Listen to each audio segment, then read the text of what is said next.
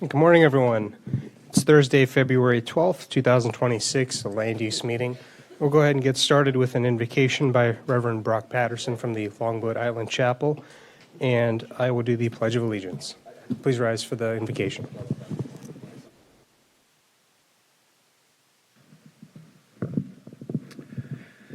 Gracious God, as always, we are thankful to be here today.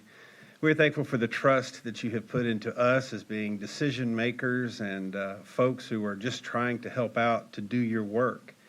We ask that you guide us in all of our discussions, Lord, and ask your blessings as well upon all those who serve us in these moments. As always, Lord, the men and women in our fire departments, police departments, medical personnel, and in our armed forces, we thank you, Lord, for putting in them the sense of sacrifice and duty that takes care of all of us. Again, we thank you for this beautiful day and this beautiful community that we serve. Help us to do the best we can do. Indeed, in your service we pray. Amen.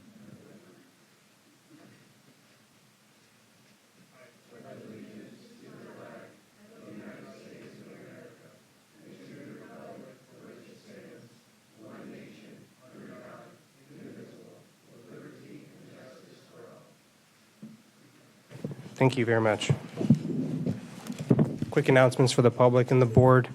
For the public, we are implementing a new speaker sign-up form just for now and going forward. It helps us to keep the meetings organized. You also don't have to stand for a very long time waiting to speak on an item. I'll just go ahead and call you up. And Nicole, where is this located in the room? It's in the lobby. Oh, it's in the lobby. For today, it's in the lobby. Once we get the digital format in the future, it will find a position in the back of chambers. Sounds good. So if you haven't signed up already prior to the meeting, and those lists will pop up on my computer once we get to the items, you can always sign one of these forms. It'll have the specific item you want to speak on, your name, county residence, so I'll just call you up. Makes it a little bit easier to move forward with some of the items. For the board, because I got feedback on this last time, when we get to deliberation, I'll allow deliberation from all members of the board so that we're not just discussing one particular motion or the other. Once deliberation is closed, I will open the floor for motions to approve, deny, continue, what have you.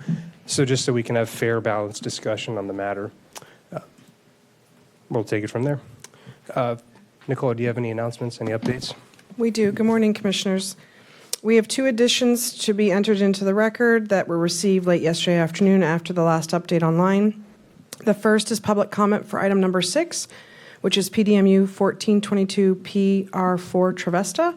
And the second is, the second of the third is public comment for item number 8, PDR 2432 ZV Lone Valley. And the third update is public comment for item number 10, which is PDR 2508 ZG Bradenton Estates 2. And that concludes your changes. Thank you, Ms. Knapp. At this point in time, we'll go to citizen comments, consideration for future agenda items. This is for anything not on today's agenda. Just come on up, state your name, county of residence, and you'll get 3 minutes. You can just line up to speak for that if you'd like, in no particular order. And Madam Clerk, how do we start the 30-minute clock? Or is that separate? Okay, I'll just take care of that. 3 minutes. I'll do the 30. It's okay. Give everyone 30 minutes now? The clock No, is it's for the totals. The 30 minutes is for the total public comment. We'll come back to public comments at the end. I'll do it on my phone. It's fine. Yeah. Yeah. So we know that we're stopping at 9:36. Yep. Oh, and one other brief announcement I didn't get to. I'm going to adjourn this meeting no later than 5:30. So 5:30? we'll get to this a little bit. You sure 5:30? 5:30. This is at 6:30 on the Oh, it says 6:30 on the agenda? Okay. I didn't know that update made it there. Okay, 6:30, mistaken. Go ahead, sir. All right, thank you. Hello again. My name is Tom Glancy, and I'm a resident of Terracea.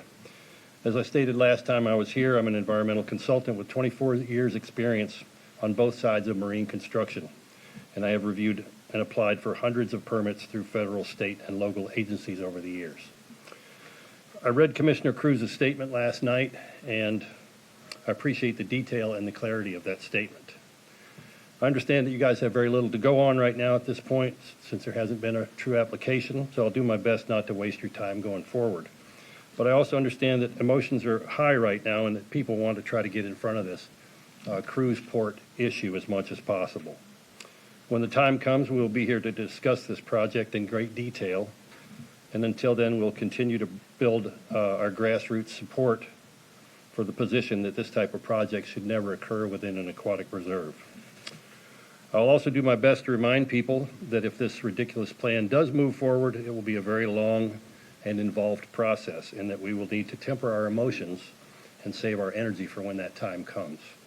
So I want to thank you all for giving us the opportunity to speak our minds and for hearing our concerns on this. Thank you. Thank you, sir.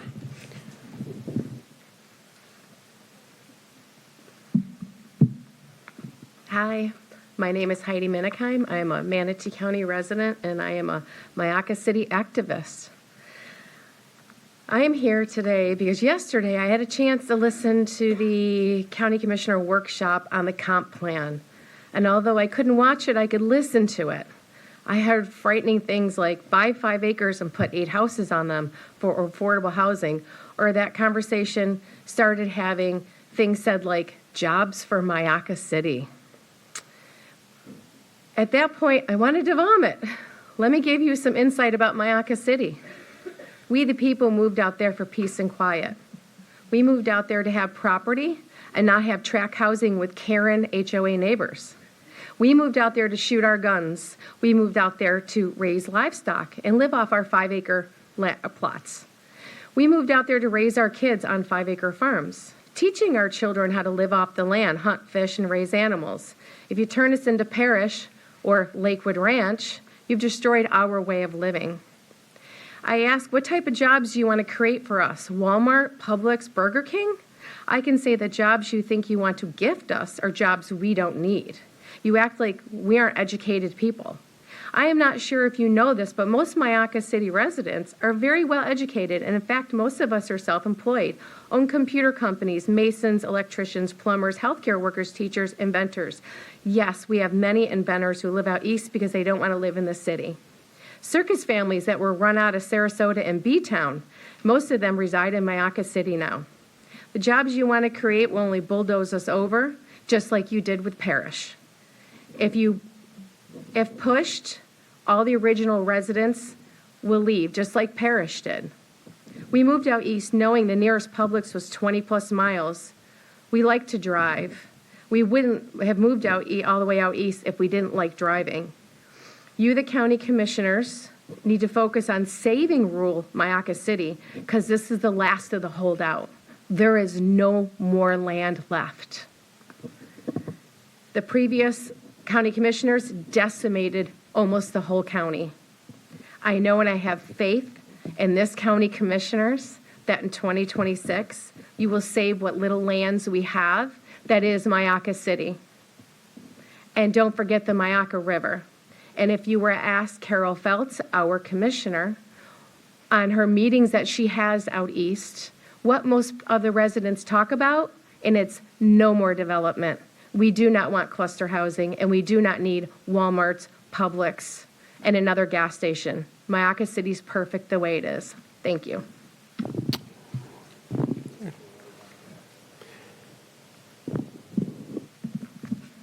Good morning, Commissioners. I'm Julie Spicer, Manatee County resident. I want to provide you with an update regarding the ditch that runs from State Road 64 to my private property. I was notified by Southwest Water Management District on Monday that they have prepared a letter of violation against Palm Grove Rangeland for unauthorized discharge into the ditch. This was issued because it was not in their water management plan. This is critical information for you as you consider development in this area.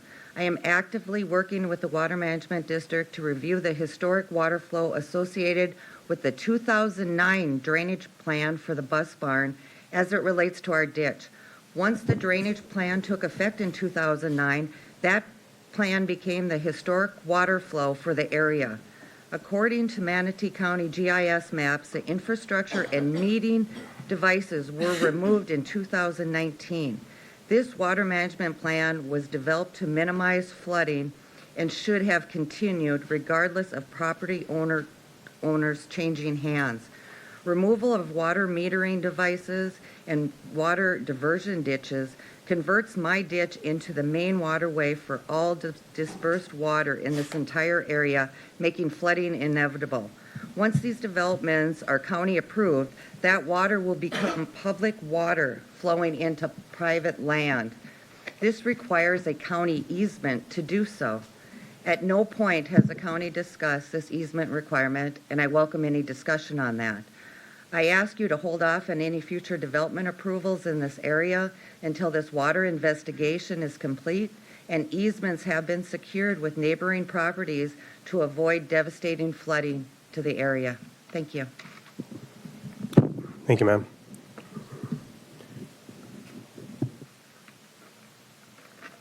Good morning. My name is Cynthia Roleski. I live in Manatee County on Terracea Island. When we knew we were moving to Florida 15 years ago, we spent 2 years looking for our home. When we drove into Terracea, we knew that our search was over. Terracea Island, the location of the proposed Knott Cowan cruise port, has an old Florida feel surrounded by the Terracea Aquatic Preserve, and it's unlike any other place in Florida. I stand here today not just as a resident, but as a neighbor who deeply values the character, the beauty, the environment, and the accessibility of our community. That stretch of Tampa Bay is important because it's open to everyone. Families fish in its waters. Children learn to swim in those calm waters. Neighbors launch kayaks at sunrise. We gather at Paradise Island, where the cruise port will sit with our families. This is not just scenery. It is shared public space, and it belongs to all of us. A cruise port would fundamentally change that. I urge all of you to come and visit Terracea and look at where this will take place. Thank you. Thank you, ma'am. Next speakers. Good morning, Commissioners. My name is Jeff Click, and I live on Terracea Island. Good to see you all again today. I read Commissioner Cruz's statement, and I appreciate him taking the time to address this directly. We fully understand that no formal application is before this board and that you cannot prejudge a proposal that has not been formally submitted. Over the past several weeks, you've been flooded with calls, emails, and social media, and yes, people like me using every second of our public comments. That engagement reflects how seriously this community takes what could impact our homes and the Terracea Aquatic Preserve. Terracea is a historic residential island surrounded by protected waters, and many of us invested here relying on the comprehensive plan and other safeguards that were already in place. There may be no proposal before you today, but adherence to the comprehensive plan isn't project specific. The environmental protections, coastal policies, and infrastructure standards already in place are standing guardrails, and it is within your authority to affirm that they will not be weakened for future proposals. Our energy is not waning, it is growing, as is our support and our reach. That energy is focused on transparency, consistency, and adherence to the policies already adopted. And to be clear, our focus isn't solely about a cruise port. It's about any proposal today or in the future that would require compromising these protected lands and waters. These safeguards exist for a reason, and once they are weakened, they are opening a Pandora's box that is hard to close. Thank you for your patience, and I ask for a little grace if not everyone fully trusts the process right now. From where we sit, we have everything to lose and very little to gain by weakening the protections that define our island and its surrounding waters. Until there is certainty that these lands and waters are no longer under threat, it is difficult for this community to relax its attention. I'll elect to cut my time short today as a signal that we are listening and that we respect your time. I could go on, but I won't for now. Thank you, guys. Thank you, sir. Any other speakers? We should provide, okay, good. Good morning, Commissioners. Elizabeth Minette, Manatee County, Terracea Island resident. I too read Commissioner Cruz's recent statement, and I understand the importance of not prejudging an application before it's submitted. Due process matters. I respect that. I'm not asking this board today to make a position. I'm asking that when and if an application is filed, it be evaluated strictly under the standards adopted in the Manatee County Comprehensive Plan, the zoning code, and your concurrence requirements. Terracea sits adjacent to a state-designated aquatic preserve and an established residential community. The comprehensive plan prioritizes environmental protection, water quality, infrastructure capacity, and compatibility of uses. A cruise port is a high-intensity industrial maritime use. If zoning amendment or future land use changes are necessary to allow that scale of activity, that alone indicates the current framework did not contemplate it in this location. The plan also requires that infrastructure exists before intensity is increased. Terracea is accessed by limited roadways and a constrained bridge. When an application comes forward, I urge you to require full modeling of traffic, stormwater, emergency services, and long-term maintenance, and ensure those costs are not shifted to the public. Longtime residents invested here based on the planning framework in place. Land use decisions create reliance, and this framework changes dramatically, the burden falls on the homeowners.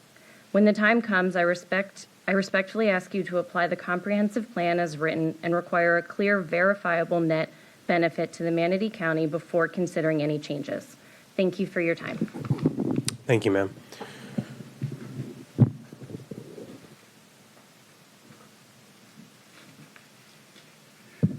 For the record, Glenn Gibelin in Manatee County. Yeah, the cruise ship line, those people are coming back, and I applaud them for that. You know, if you look at the welcome letter, oh my God, you're so glad you're here, blah, blah, blah. You need to tone that down. We got your application. We're going to review it. We'll get back to you. I want to talk about wetlands because I don't think you grasp the severity of when we disregard the wetlands. Engineered wetlands rarely function as well as the ones nature built over thousands of years, and that's true. The failure rates, you don't hear this from the developers, but there are failure rates every time they create these wetlands. The water quality, nature wetlands are hardly efficient in filtering pollutants. When you replace them with man-made pond or distance credit, the local water table in your district may suffer from increased runoff and lower quality water. We've already been seeing that, and it's not going to go away. Every time you hear the word mitigation, man, that red flag should go up because it is not helping the wetlands on that project in that area, and that's important. You know, the planning board shot down a clinic because they put a dumpster over the wetland because it connected to another wetland. These developers cannot come here and buy their way out of wetland credits. You should keep that in mind. Removal incentive to design around. If it's cheap and easy to buy mitigation credits, developers are less likely to spend time designing creative layouts that preserve existing trees and marshes. And we've seen that. They grub the land, they level everything, they put the roads in, the infrastructure, and they put some little ornamental plants. It's a bad design. Loss of wildlife and sense of place. Even if the total acreage wetlands stay the same on paper, moving them away from residential areas destroy local wildlife. And we heard that from the experts at the last planning board. You know, they take these surveys, you know, in the middle of winter. Oh, we only found one stork here or one there. Take it in the summer when life is abundant on those wetlands, and that's the migration of birds, the migration of all those migration species do use those wetlands. But amazingly, when they do the studies in the middle of winter, oh, we only found this, this, and this. It's not a fair assessment of the wetlands. I urge you, and I'll be talking a lot today on the agenda items, but keep in mind the wetlands, when they come in front of you and say, we've got some credits, it's a red flag. It doesn't do anyone good. Doesn't help downstream, doesn't help upstream, doesn't help anything. And these man-made retention ponds, have you seen them after a couple of years? They got algae, they got blooms. They do everything but what they're supposed to do, for the record. Would anyone else like to provide comment on future agenda items? I don't see the phones right now. Give it a second to pop up. Anyone on the phones? Oh, you can't see it either? Okay. Yes, we have caller 750. Just make sure to hit *6 to unmute. State your name, county of residence. You have 3 minutes.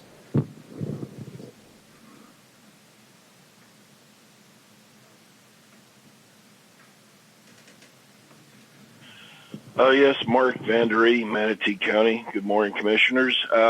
I want to follow up on what Mr. Gibolina was talking about with the wetlands, and I would like for the commissioners to reflect on some of the campaign promises and dialogue that occurred during the last election cycle, where there was a lot of concern and apparently support by some of the commissioners running for the wetlands, and to take more scrutiny on preserving the wetlands and trying to restore the buffers. Of course, that didn't work out with SB 180, but still, as proposals and rezone requests come before you, if you could drill down and look at exactly what is being requested with regards to the wetlands, you will find that many of them, although they say that, okay, we're keeping the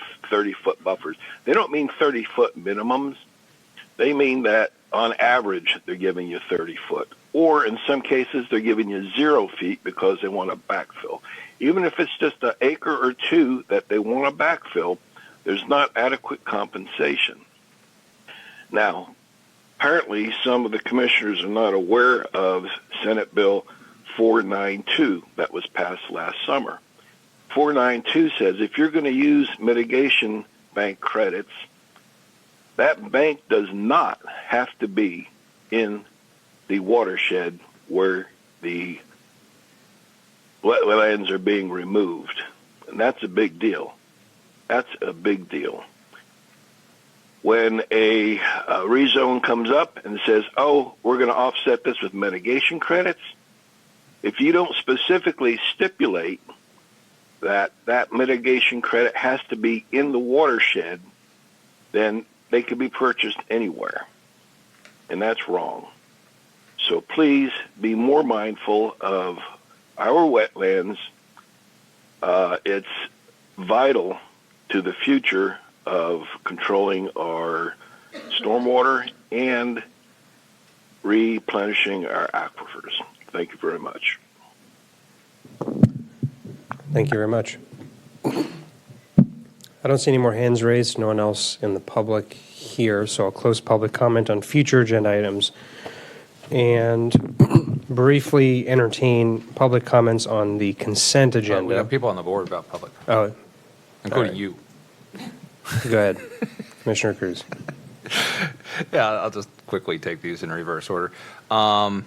First on the wetlands, we hear you. We don't discount it. Every briefing I have when a wetland's being affected, I ask what it is, and we go through the environmental report, and they have environmental people on them.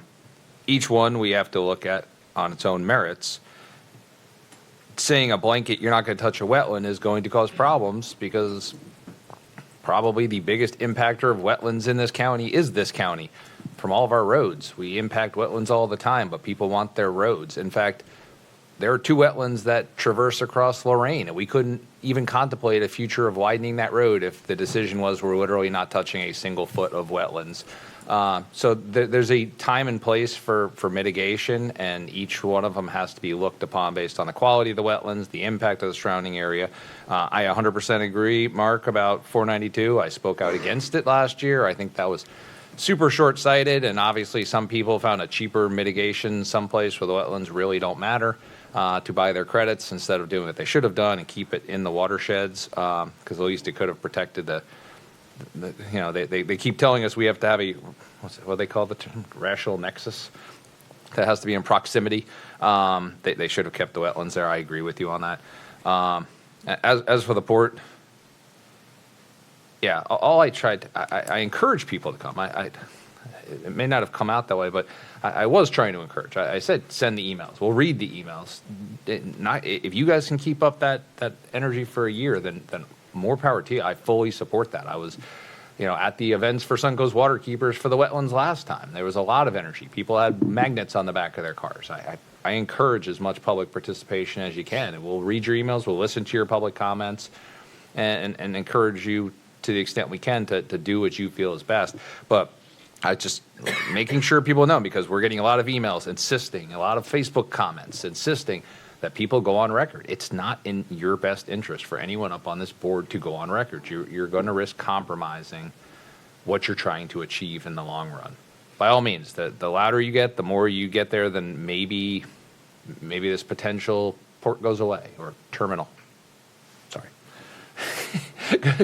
goes away. But that's all I was trying to get at, was we hear you, we appreciate it. Silence up on this board, ideally, depending on who's going to be sitting here, silence on the campaign trail, but we know that's not going to happen, is in everybody's best interest. You got to look at the end game, not the little battles along the way. That's all I was trying to get at. We fully support your activism and advocacy in either direction. We get emails both ways, but it's 95.5, admittedly, in one direction. So, keep it up. I love Tercea. I've been to VIA numerous times. I've got friends living there. I've toured around Rattlesnake Key and all these properties with Rusty Chinnis a year or two ago on his boat. I'm the one who advocated for using our code enforcement to protect excessive mangrove cutting. I'm the one who tried to implement a tighter fertilizer ordinance here until 170 killed that one. So I hear what you're saying. This board has been proactive in conservation. We just conserved almost 1,500 acres with conservation easements. I think, nobody trusts this board or any government board, and honestly, neither should you. Governments shouldn't be trusted but verified. That's just fact. But I think this board has at least attempted to do what's best for this community relative to conservation. We did pass the wetland, buffer ordinance again. It just got stopped by 180. This board has been very thoughtful in what it's doing, and I just hope that people can trust. Again, there's no reason for you to trust us, but trust that when the time comes, if the time comes, that this board will listen to the outpouring and do what's right once the facts are laid out in front of us. That's all I was trying to get at. Thank you. I'll echo some of those comments as well, especially as this is in my district. Restraint is difficult. Not something I'm known for, but it is what it is.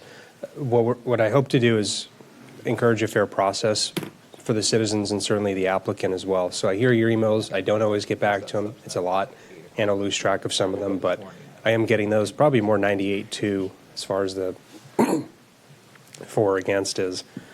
But I appreciate the feedback. I do. And I think you all have a rally or something this weekend too. So I encourage you to speak out, continue to reach out to your state delegation and federal as well, as this project will really only touch on the county. And as far as what we regulate in a minimal way, land entitlements, environmental resource, the environmental permits, but still the bulk of the work is going to be handled at the state and federal level, assuming this goes forward. So I really encourage you to reach out to your congressman and any congressional candidates there, your state delegation, because they can't forget that they also have some responsibility here too. You're talking Army Corps, you're talking FDEP, a couple of other agencies, different alphabets in there. So I encourage you to reach out to them too. Getting to my second point about wetland impacts, just reminding everyone, and I think the speakers already know this, but this is for others, the wetland regulation has been significantly curtailed from local governments. And so your best public outlet is certainly the Southwest Florida Water Management District, SWFMUD. They have public meetings. They oversee the resource permits. When someone's trying to impact a wetland, that's where they get it issued from. If certain bills pass this legislature, we may not even be able to regulate wetland buffers at all. It'll completely go through SWFMUD. So that's something to watch out for. And then your state legislators is another group of people to contact about wetlands as well. As we see a lot of bills that are preempting our ability to protect wetlands, the buffers to the wetlands, and so on. So FDP, SWFMUD, and then Army Corps at the congressional level, well, federal level. But again, I would just say stick to state. We're seeing a very preemption-friendly legislature. Other than that, I thank you all very much. Your asks are very reasonable. And so if this thing goes forward, I certainly look forward to seeing some of you back. And just know that I am looking out for your best interests and hearing the feedback. But I'm also looking to protect you guys and not being so upfront and forward about this. And I'd warn other candidates out there too, you're going to recuse yourself, or you're going to risk losing your house in a lawsuit given the excessive public comments you're issuing. But as far as what this board is doing, we're looking forward to protecting your interests and look forward to seeing you come back in the future. Thank you. Commissioner Feltz. I appreciate again the citizens that took the time to come down here this morning. Heidi, it was a treacherous drive coming in with all that fog. What I'd like to do is invite the other commissioners. I ride through your districts to get to work. I'd like to invite you all causing a to lot of ride. traffic. Pardon? You're causing Hold a lot on, of traffic. Commissioner Cruz, let Commissioner Feltz speak. Oh, Tal, don't worry, we're fine. But I really would like to invite you. I think Commissioner Ron has actually made a site visit to this area. I'd like to, as I mentioned the other day, we just paid a lot of money to get a lot of brand new drones. I'd invite the drones to come out and take a look at this area. We have been reporting issues from the FDAB move from the state park all the way to Zipperer Road for years. I think I'm counting on 8 years that we've been explaining that we have a problem out there. We're going through a drought, but when you go down 64, those ditches over there have never been empty, ever. So where is the water coming from?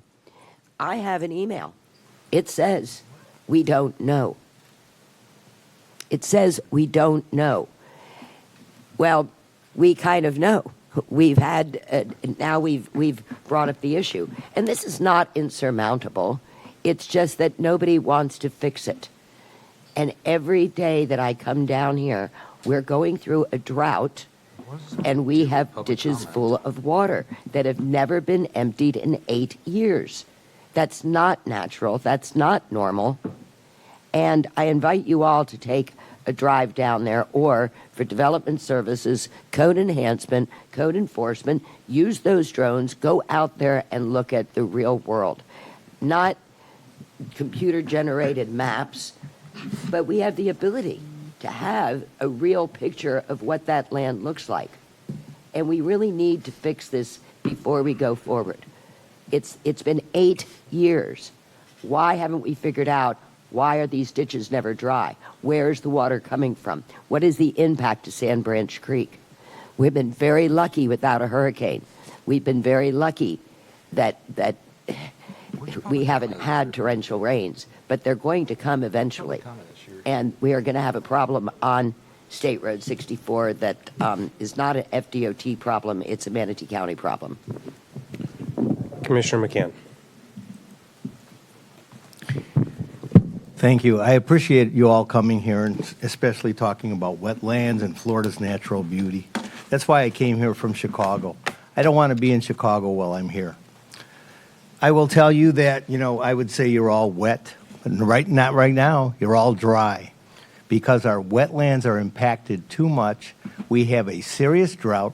We're going to have a potable water problem very soon. We're talking about buying water from other people. Their water is going away too. Manatee County is number 5 in getting rid of wetlands out of 67 counties in Florida. That's published. Okay? We really need to take a look at these wetlands for what they do. They actually filter our water. The aquifers are down right now. And as those aquifers go down, drinking water goes away, but it also causes sinkholes in the long run. We don't want to live in sinkholes either. A lot of people say Lakewood Ranch, again, I can't find the ranch. When I used to drive down, Lakewood Ranch Drive, I used to see cows. Now all I see is concrete. So the thing is, I want you to know that I want you to be loud. I want you to keep up this momentum. And, recuse me or not, I'm all for wetlands and I'm all for Florida. Because if this is going to turn into, Fort Lauderdale or Miami because you're going to put cruise lines out here, that's a real problem. We really need the people to keep talking loud, talk to your state representatives, talk to your congressmen, but keep talking to us because we need not only to hear you, we need to act on it. Thank you. Thank you very much. We'll go on to consent citizen comment on the consent agenda. It's one, it's the denial or resolution R26004, the State Road 64 Wheeline Road commercial project. This is just consent comment. Hold on, I'm going up to, we're not, it's odd, it's consent, it's one item. We're not Right. going to have a discussion about whether or not to pull that item, so we can discuss it before public. You want to go to public comment before we decide whether or not to hear it? We can do either Okay. or. We'll have public comment on this, but I just opened for public comment. All right. Any concerns there, Sarah? No. Okay. We don't need to pull. You can talk. Go ahead, sir. Thank you. Good morning, Mr. Chair, Oh, Commissioners. actually, one quick second. This is just legislative, right, Sarah? It's quasi-judicial. So he needs to be sworn in then. Okay, why don't we swear him in? Yeah, if anyone is intending to speak on any of the matters today, just swear yourselves in. Do you swear to affirm the factual statement and representation you're about to present to the Board of County Commissioners is truthful and accurate? I do. Thank you. When you step to the podium, please state your name, county residence, and that you've been sworn. Thank you, Mr. Chair. Good morning, Commissioners. Kyle Grimes. I'm an attorney with the law firm of Grimes Galvano, and I have been sworn. Here today on behalf of the applicants, Casto Net Lease and Albatross 64 Partners on the State Road 64 Uline Road Commercial Rezone, which is subject of the item 1 under the consent agenda. Prior to this hearing, I did send you a letter on behalf of our clients. I hope you've all had an opportunity to review that. But as outlined in the letter, we're respectfully requesting that this board table the denial resolution before you today and afford the applicant an opportunity to bring this matter back at a future re-advertised public hearing so that we can clarify some of the items that were discussed during the deliberations at the December 4th Board of County Commissioners meeting. We believe there may have been some misunderstandings regarding some of the evidence and testimony provided at that hearing, such as things like the permitted and anticipated uses on the site, as well as a few others. We'd also like the opportunity to present some potential solutions to some of the traffic concerns raised during that hearing. We still believe that commercial is needed in this area to serve the residential community. And if afforded the opportunity, we believe we can clear up a lot of the concerns raised at that hearing. So I appreciate your time and consideration of this request. Thank you. Thank you, sir. Anyone else for public comment on this item? Good. Now would be the time if anyone wants to pull up Oh, consent. okay. If anyone wants to pull from consent, I mean, might as well have. Kind of have at this point. Yeah. One. We're discussing it. I mean, it's more of a, I don't even know what point that has, but go ahead. Hi, Julie Spicer, Manatee County resident. I have been sworn. I spoke to this project when it was before the board. This has the common ditch that runs into the back of the property. This is also the project that did not have a retention pond to capture any of the water. Having talked with Southwest Florida Water Management, we are working to figure out the timeline of exactly when the water management plan actually went away. There was one put in place in 2009 to minimize flooding to that area. It was removed in 2019, which is opening it up to a free-floating stream that goes right in the back of private property. So what I'm asking is give the process a little time for the Water Management District to determine who and what and how to move forward. I will be reaching out to the county with their findings so that we can all get on the same page, because there is a flooding problem back here, and the way it's being presented is it's not, we're going to solve all your problems. Well, that's not necessarily the case. And once this water becomes, if you approve these projects, it is public water, and easements are required. And I can assure you that all the neighboring properties are going to require easements from the county. And it's not going to be easy work to get through these wetland areas for an easement to flow to flow the water through. So either we can look at the development containing their own water and putting in the streams that they need to get it east to west, as the Water Management Plan of 2009 puts it. The water is flowing east to west, not to the north to go east to west on private property. That is the whole scenario here. If they contain their water on their property, none of the residents will be impacted. But if they continue to flow it north, it hits all the residents of the back lots on Waterline Road. But the county is going to need to come up with assessment or easements for these properties if you don't make the developers responsible for their water. And it's a decision of you all. I want to be involved in the process. I do think it's going to have a major effect on the beauty of my property as well as everyone else's. But we are not going to be able to handle the volume of water. Thank you for your consideration. Thank you, ma'am. Any other comments on this item?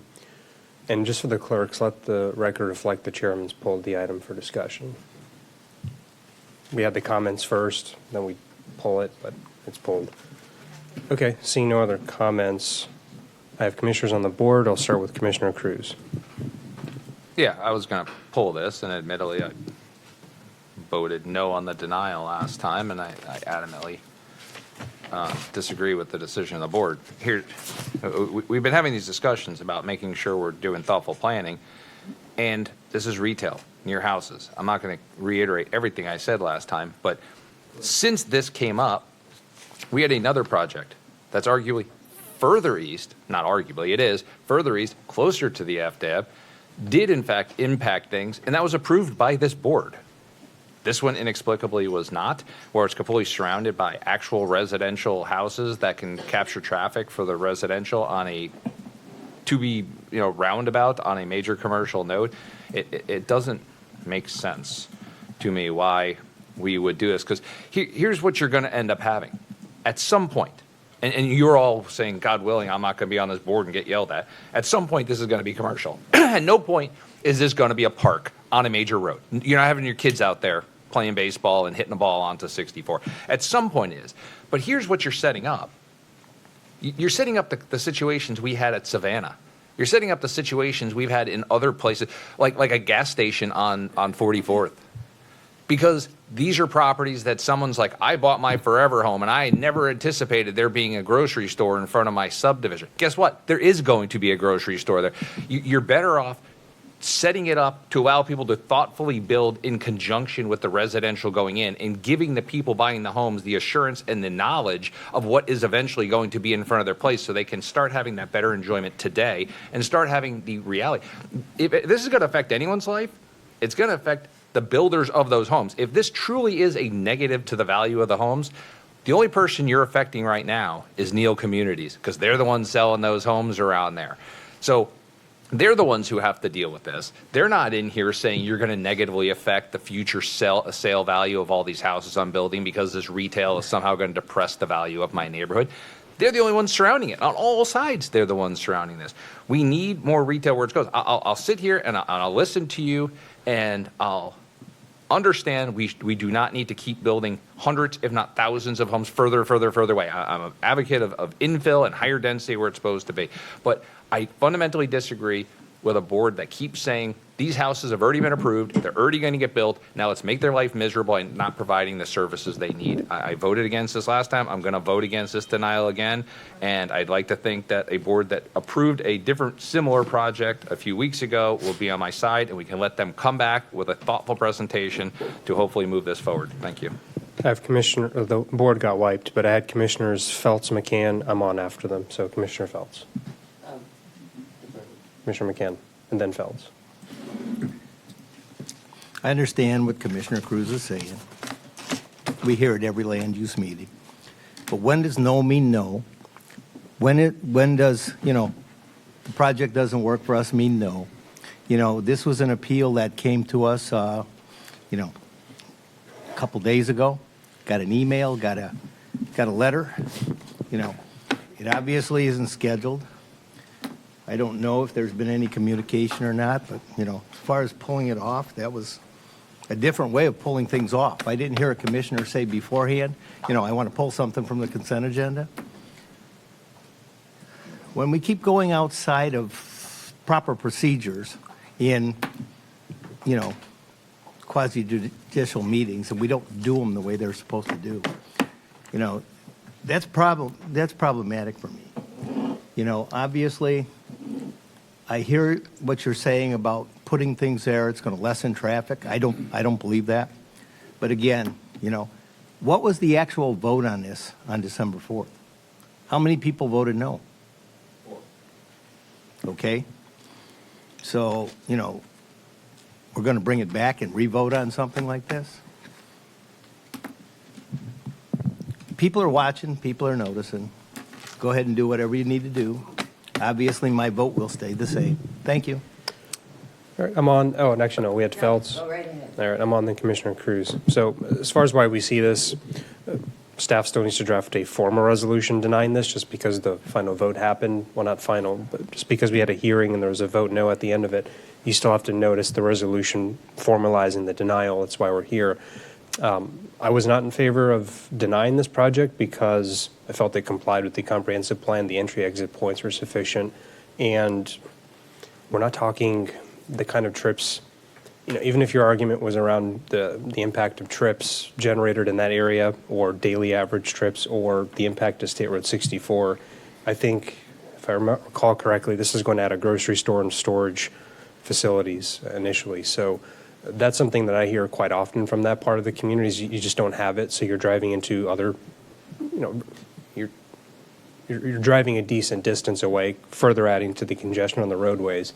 And I just don't, that's just not smart planning to me. So if we had this commercial opportunity and I supported it then, I'm not going to support the denial today.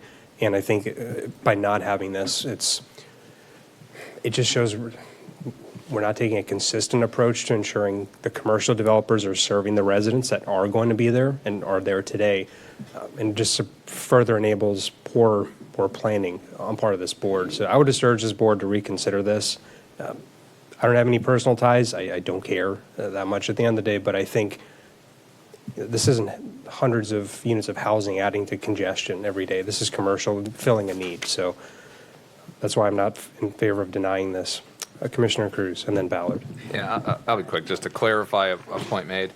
One, the letter came in yesterday. First off, I got a letter arguing against the project this morning. It doesn't mean I discount any less based on the timing of when it came in. The letter came in yesterday, but last Friday I had my briefing, and I specifically talked to the county attorney and to Land Development about what process I can take to reconsider this. So this was a discussion I was having predating any request about even an inquiry about that letter from yesterday.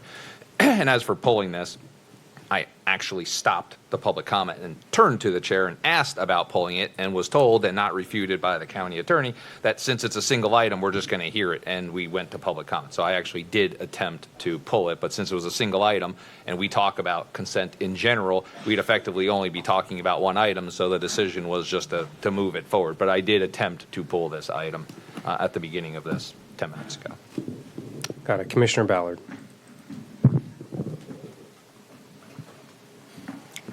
So I voted no on this item in December, and I felt that it was largely extremely similar to another item that we denied.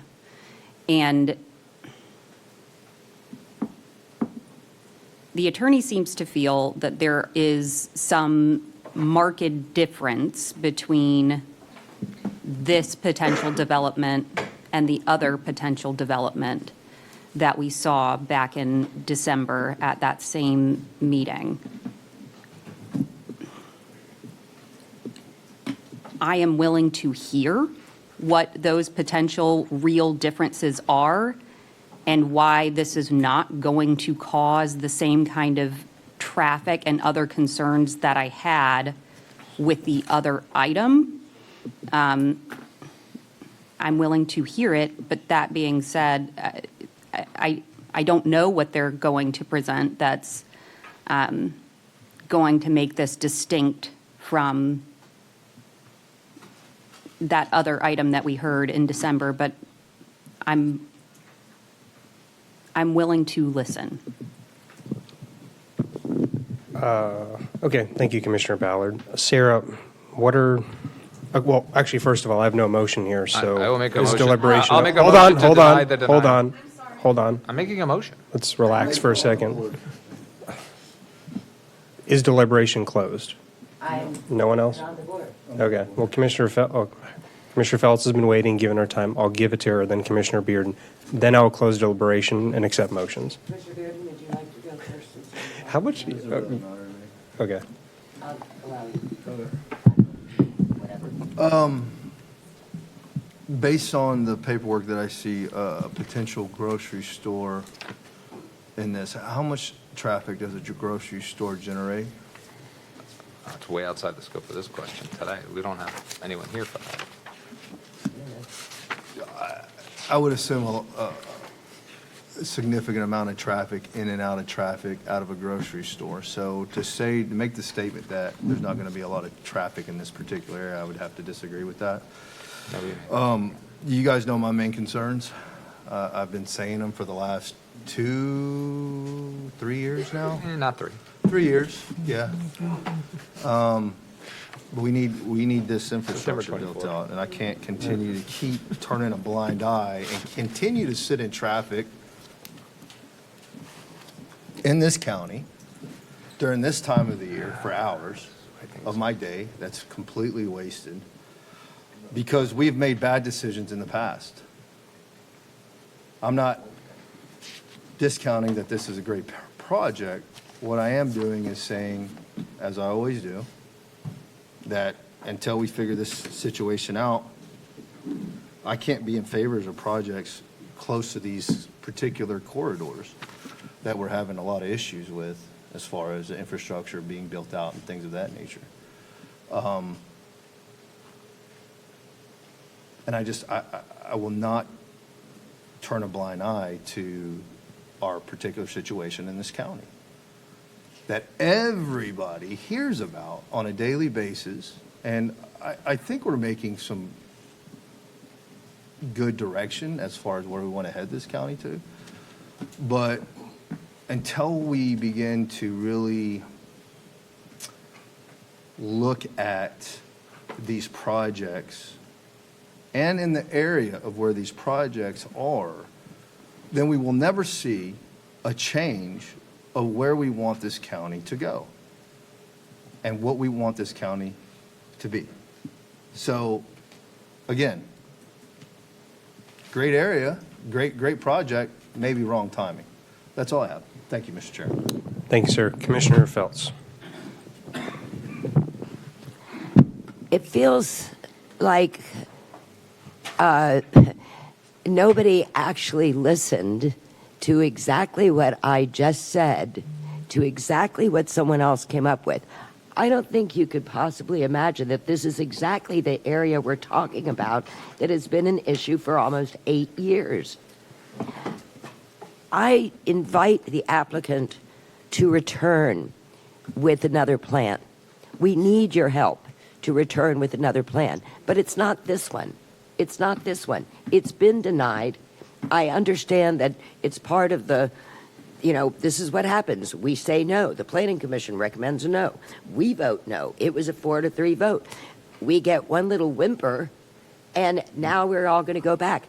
This is not about a quality of life based on whether we have a Publix nearby. This is about a quality of life that is a lot bigger things.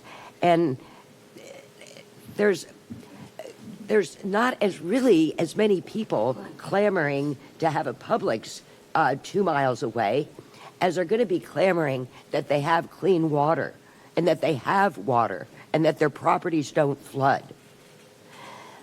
I cannot put this more distinctly to you that this is a district that's shared by this commissioner and this commissioner. We know this area. If you got up and you took a drone shot right now of what this looks like, instead of computer-generated pictures, we'd be able to show you these things. We have created a bit of a monster from the move of the FDAB, from the abutting our state park all the way to Yuleen Road. I want to say no to this. I encourage you to say no to this. Why? Because it's the only way that we're going to go back and we're going to be able, that applicant can come back tomorrow, the next day, or whatever. We've said no. Why do we allow this? And all the time that we spend with this, we could be working on a better plan. We have a problem. When you guys have got to ride out there, you've got to see for yourselves. At least Commissioner Ron knows exactly what I'm talking about. We've got a problem from abutting the state park all the way to Yuleen Road. And we keep ignoring it, and we keep being worried about whether we have a Publix. We need to worry about whether that road is going to flood, whether those properties are going to flood. That's what I'd like to say no to this for. Let's come back and work together on a better plan for that area. And it has nothing to do with whether there's retail in the area. What we have is we have a land and water problem in that area, and we want to solve it. And unless we say no to this, there's no incentive for people to work on a better plan. And I think with working together, we can resolve this issue. But to keep adding more issues to it when we've said no twice with two boards and then to change your vote, I want the applicant to come back with another plan, but it's not this one. Commissioner Cruz. Real quick, I'm on just to make a motion, but let's remember to follow rules. If you decline a quasi-judicial item, they can't come back for 12 months. Your request of them coming back, unless it comes back materially different, is impacted. What they're requesting is to deny it so they can come back with something more thoughtful in the context of what they were doing. So you're asking them to do something that they're willing to do, but you need to deny this denial in order for them to do what you want them to do. By denying this, you're prohibiting them from doing exactly what you want them to do. That's the rules of this board. So let's make sure we're on the same page here, that they're willing to do it. They're literally listening to everything you say, and they're willing to do exactly what you want. So since I'm on the board, I am making a motion to deny this denial Hold and on. have them come back. I have the floor, and you entertain motions. I'm making a motion to deny this denial to have them come back. I'm not opening the floor for motions. Deliberation's not closed. Respectfully, I will go to Commissioner McCann. That's your second time speaking. That's Commissioner McCann's second time. Can someone find me a But there's copy of really Robert's no Rules of new Order? information at this point. You can't just So make it up, man. It's not being made up. Deliberation happens. Actually, he's following Robert's Rules of Order to a T here. He's doing very well with that. First off, he already said I'm entertaining motions. He No, I said that. I'll He can't entertain- he's not rescinding that. When I tried to make a motion, he said you don't have the floor. Okay. The other Okay, thing okay, I is don't care. I don't there is some more information we need before we vote. Commissioners, let's chill out for a second. There is more. So, Go ahead. too many of you getting too heated. This is not a matter of life or death here. So Really? let's Really? take a pause. I said I'd open the floor for deliberation. I'd close it, then open the floor for motions so that everyone has the fair opportunity to deliberate something. And if I recall, Commissioner Cruz made a comment that people didn't hear about why motions are being entertained before deliberation happens. So going to Robert's, you literally said that at the 1 a.m. meeting. So I'm going to go to Commissioner McCann to close us out, hopefully, and then I'll entertain motions from the floor. The question I have is, we're talking here about a year if they come back, if they're denied. But we don't know when they want to come back now either. I mean, the thing is that this is an open-ended thing. We don't have enough information to actually vote on a motion right now. We need to know when they want to come back. I mean, this is not something that's going to come back next week, right? No. So we need to know that ahead of time. And, again, what are our rules on something like this where they actually say, okay, we want to come back? Sarah? Mr. Chair, well, if I could just lay out how I was thinking about these motions, and it helps me think to respond to that question. What I was proposing to do was offer out a motion to table the resolution R26004 and see if that passes. So that's preserved. And then if that passes, the second motion would be motion to allow a scheduled duly noticed public hearing to be held on application PDC 2417ZG is maybe amended by the applicant at a date yet to be determined. And to Commissioner McCann's comments, obviously the applicant has to submit a new application. It would have to be reviewed by staff, a staff report prepared, and brought back to you, and that takes a number of months to advertise. And there are other applications ahead of it that have to be heard as well. So we don't know what date, so we have to leave the date open. There's always, by tabling the denial, we can always bring it back to the table at a point if there's a big delay on the other application. But that's my comment. Okay, Commissioner McCann. Anything else? No, that pretty much gives me the whole thing here. So we're not actually denying the denial here. We're actually, the motion, and the motion he's asking for is to table this, okay? So the thing is, we can deny based on the fact that it's already there, but his motion was to table this. And, he actually asked us to table this in his letter. So if the motion is anything other than tabling, then we're making a new motion. So, again, if we're going to follow the quasi-judicial procedures, the applicant asked for this to be tabled, nothing more. Commissioner Feltz, your second time. Commissioner Cruz, you've already spoken twice. The applicant has asked us to table this. This has gone through 2 denials. We are spending time and money on something that has gone through the process. The applicant has not asked for a definitive date. I believe that gives them up to a year. I understand it would be a new application, but they have that ability. They have the right to come back to us with a new and better plan.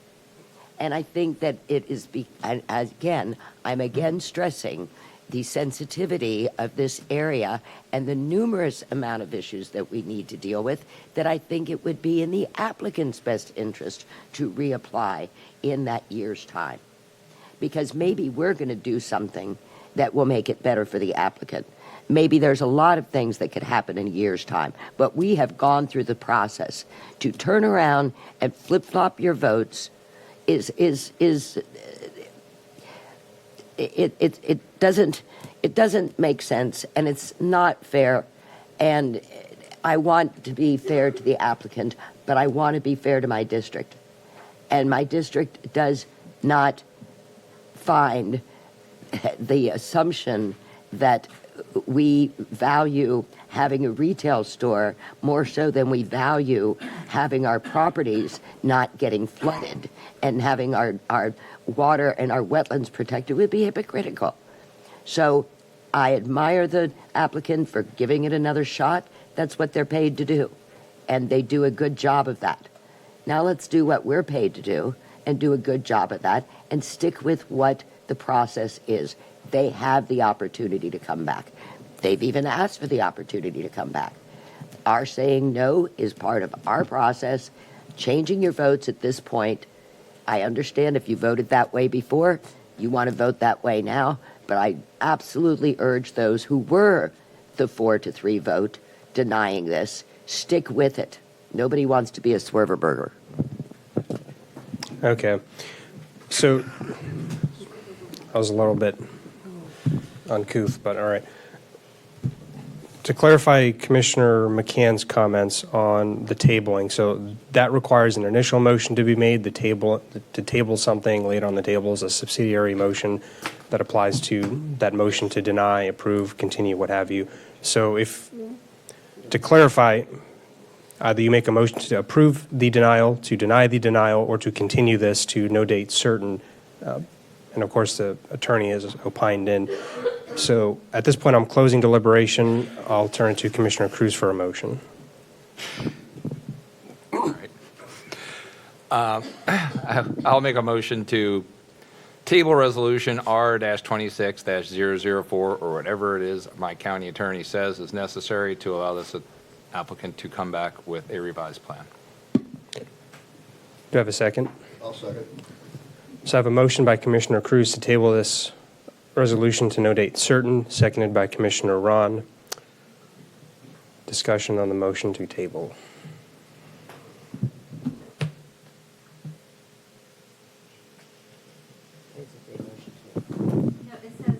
She.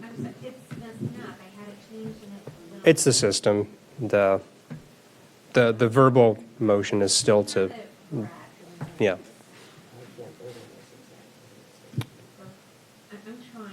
That's okay. I'm not rushing you. It's a very terrible system. I've literally advocated. I've advocated IT to just spend whatever you need to get something new. Rachel, what do you have? Oh, more paper. Can we just make this electronic? How much money are we wasting on a sheet of paper in there? We're supposed to be efficient. In any event, I don't see anyone on the board for debate, so just cast your votes. Is there public comment on this? Is there public comment on this? Does anyone want to comment on tabling this? Seeing no one, then I will close public comment. Thank you, commissioners. Well, this is a comment on the motion to table. I still have to open it up. But it doesn't say that on the blue chip. So I will clarify this because the system's not quite acting appropriately. So the motion is to table this to no date certain by Commissioner Cruz, seconded by Commissioner Ron. Why don't we just cast your votes in here? That's the motion. I don't think so. Just for a quick clarification, again, does this mean they have to go back to the planning commission? They have to go back to the procedure? That's here. Staff makes a determination depending on what they file. If they make substantial modifications, there's a totally different plan. It goes back to Plan Commission. If it's, It's got to be a different plan because they're obviously asking, to clarify and amend and do all kinds of things so that it's. Microphone. we'll have to, staff might make that decision when they submit it, so I can say at this Okay. point. If I may, Chairman? Yes. I would just like to say that the official record is the minutes that we take. The minutes are correct. At times, the system that you are seeing may not let us change it, and I apologize for that. We are doing our best, but the minutes are correct, and we do have the correct motion to table. I just want to assure the commissioners that we always have the correct motion. Thank you. I appreciate that, Vicki. And then if you just look on the screen, there's I move to table resolution, that language, the second paragraph. So that's what you're actually voting on. I'm just waiting on Commissioner Feltz and McCann to vote. All right, the votes are cast. And that motion to table passes 5-2 with Commissioners Feltz and McCann in opposition. Sarah, do we need another motion or is this sufficient? I think it's sufficient. Okay, it's sufficient. We'll take a 5-minute break, come back at 10:04, call it 10:15. I'll see you all here.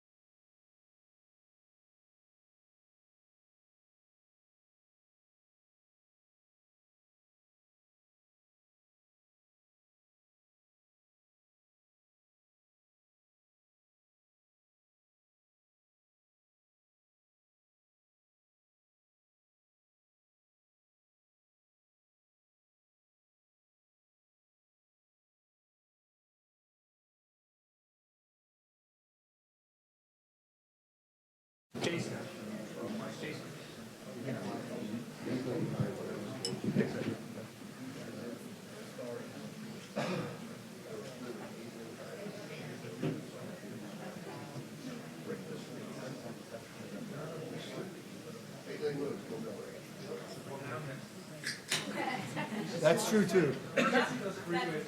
You could drive all day and not get out of Texas. Straight line. It would literally take you all day. What? Oh, okay. I can't say Texas this week. It's Florida Cracker Trail week. You guys. All right, we have everyone here. Welcome back. We'll go ahead and get started with, get back to my agenda here, the legislative matters. So just a quick note for the public and the board.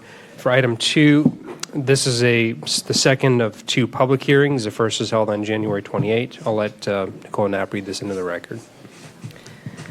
Item number 2, LDCT 2509, ordinance number 2602. It's a county-initiated land development code text amendment.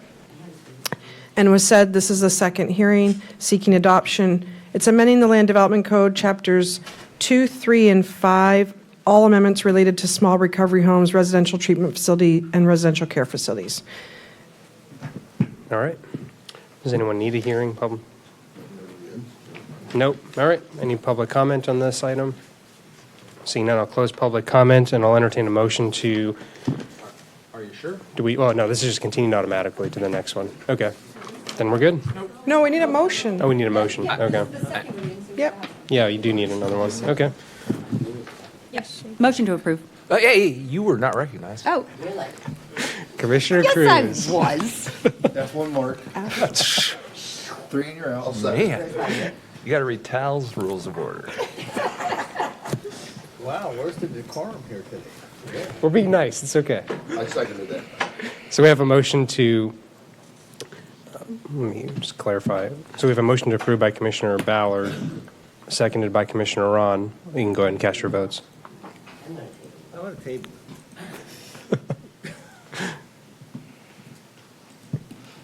All right, just Gotta waiting stay on a couple in more votes. compliance with Florida statute. All right, so that passes unanimously. Thank you very much. Same story for the next item, second of 2 public hearings. The first one is held on the 28th of this year. Ms. Knapp, please read into the record. Item number 3, LDCT 2506, ordinance 2605. It's a county-initiated land development code text amendment. Again, this is a second hearing, so there's a motion necessary. It's amending the land development code, chapters 2, 4, and 5, all related to RV parks in mobile home parks. Thank you, Ms. Knapp. Any public comment on this matter? And then Commissioner Feltz on the board. So to state your name, county of residence, you have 5 minutes. Not going to take 5 minutes. For the record, Glenn Giuliano. You know, I've been coming here 18 years. My statements have not changed. My position has not changed.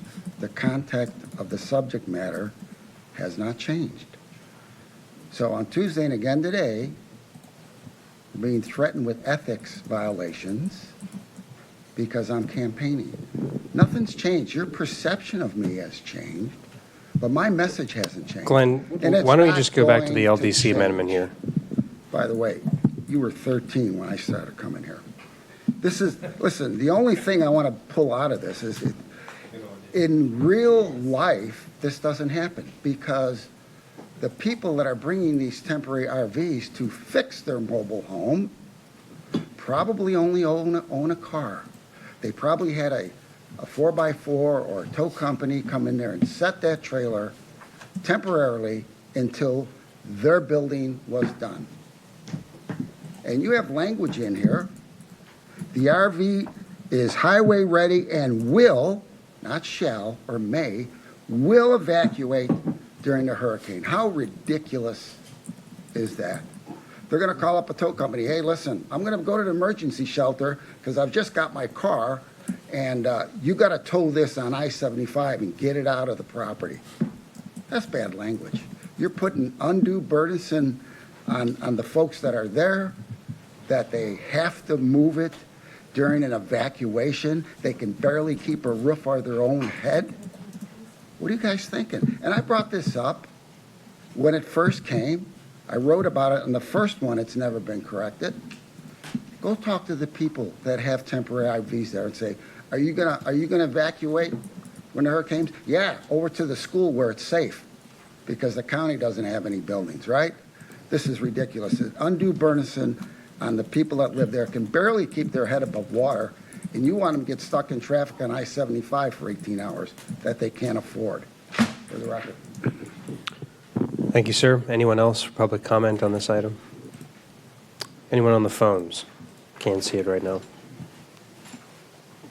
No one? Yeah. We'll just wait for that to pop up. There is no one on the phone. Thank you very much. So I'll close public comment. I have Commissioner Feltz on the board, and then once she's done, I'll open the floor for motions, and the motion will be to recommend adoption for this item. Has the motion been made to adopt? If you want to deliberate anything on this. Has the motion been made yet? No, no motions. Because I'd like to make a motion to table this, and let me explain why. Well, why don't you deliberate then we'll get to Okay, motions. I will deliberate in that. Here's the thing. I had a lot of questions coming in from the public about this, and the issue is this. One is that we can make this county issue, but what the problem is that we're running against there are rules within some of these mobile parks that are basically kind of making this, we're having a little bit of a difficulty. It's making it a little bit moot, because actually we could make this an allowable thing to happen, but most of these parks are governed by their own bodies. So we could make this an allowable thing. The problem is that these mobile home parks, these manufactured home parks, all of these places have their own sets of rules that basically kind of makes ours moot, okay?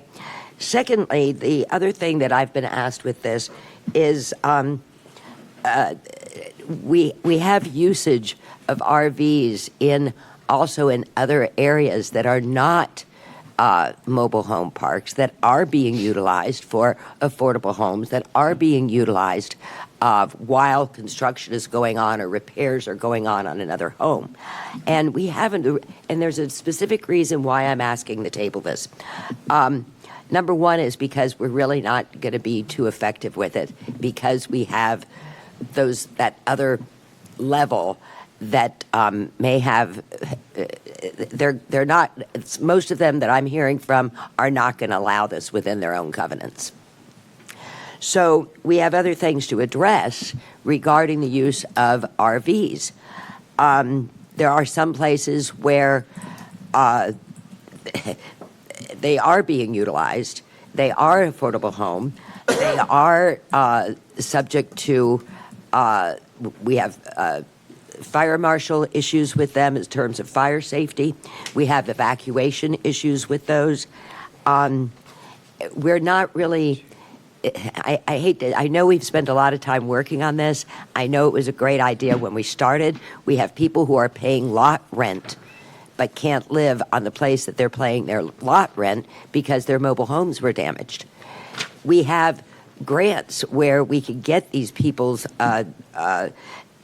homes repaired. We have so many other avenues. The problem is this ordinance is going to be absolutely ineffective for what the purpose was, because you are being usurped by those community rules. You've got to kind of work with those communities first that are making our point with this quite moot. So I would like to table this because we have other issues with the use of RVs that we could address in a more effective manner, and perhaps work with some of those properties that are not going to allow this. And you also would have to have, as Glenn said, saying that these things are going to be evacuated or have to be mandatory evacuated. You know, do we have those set aside places in our shelters for them? Where are they going to put these units? Are they going to take them on the roadways? There's a lot to think through with this. This was a great idea to begin with. There was a good reason for it. But you're not going to be able to solve the problem that the intention was, because you have another band of bureaucracy or whatever you want to call it, this is not going to help the people that we are trying to help. But I think that if we table it, not only can we make this more acceptable to these communities, and you have to show them what is the benefit for them, and you're going to have to make provisions for these people to evacuate. Telling people to evacuate is a great idea, but if they can't get on the road, they can't get on the road with an RV, then we're not really solving the problem. The RV is probably going to be demolished, and then we start all over again with it. So I'm just asking you, and I'm really asking the board this. This can be a good thing, but it hasn't been thought through thoroughly. It hasn't. We could do much better with it if we put a little bit more thought into it, and maybe not just solved one problem, which is not going to be solved because we're going to be usurped by HOAs and mobile home park rules and things like that. But I think we could get there and have an effective ordinance, but it needs a little bit more work. And I think it could do a little bit more better for us. And I think we need to put a little bit more thought into it. And I respectfully would like to make a motion to table this until we can do so. I'll consider that once we're done with discussion. Thank you. Commissioner Cruz. Here's where I'm going to respectfully disagree with both you and Glenn, and I hear what you're saying. I don't think what you're saying is unfounded. I don't. But here's what I'm hearing. First off, anything. If the argument is, let's table this to perfect it, you can make the most perfect ordinance in the world. You're going to be usurped by those parks. They have a right to do that. It's like we can make any rule you want, but an HOA has a right to override it in terms of their lot sizes, whether or not they have ADUs. So we don't just say, let's not have ADU ordinances because some HOA may not allow them. We still passed that. And what I'm hearing is, because this isn't perfect for everyone, let's make it so nobody can do it. There are people with roadworthy RVs looking for a place to park in, an affordable place to live, that can take advantage of this ordinance today. There are parks that will allow that to happen today. Is it everybody with every RV that needs to be towed because it's not roadworthy? Is it every park that isn't going to usurp it? No, not in the least bit. And I don't think anyone believed that. That's why we have 2 hearings for these. We had this exact language last hearing, and nobody brought up any issues. The reason we have 2 hearings is to bring up these issues the first time so we could fix them for the second time. So the second time is usually a little bit more of the fast one. But I'm trying to help as many people put roofs, affordable, attainable roofs over their head as they can. This is not going to solve everyone's problem. No ordinance we ever pass is going to solve every problem, but this is going to solve some people's problems, and ordinances can change, resolutions can change.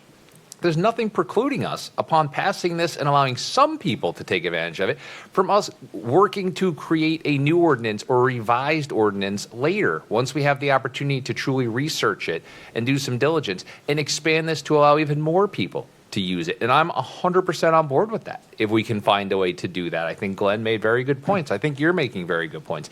But I also think we're trying to throw the baby out with the bathwater here because we haven't come up with the perfect ordinance. So I support this, and when I am permitted to, I will make a motion to do it, because I think this is going to help some people. I think this is going in the right direction, even if it doesn't get us all the way across the finish line today. And I'll be more than open to discussing revisions to this ordinance to expand it to even more people in the future.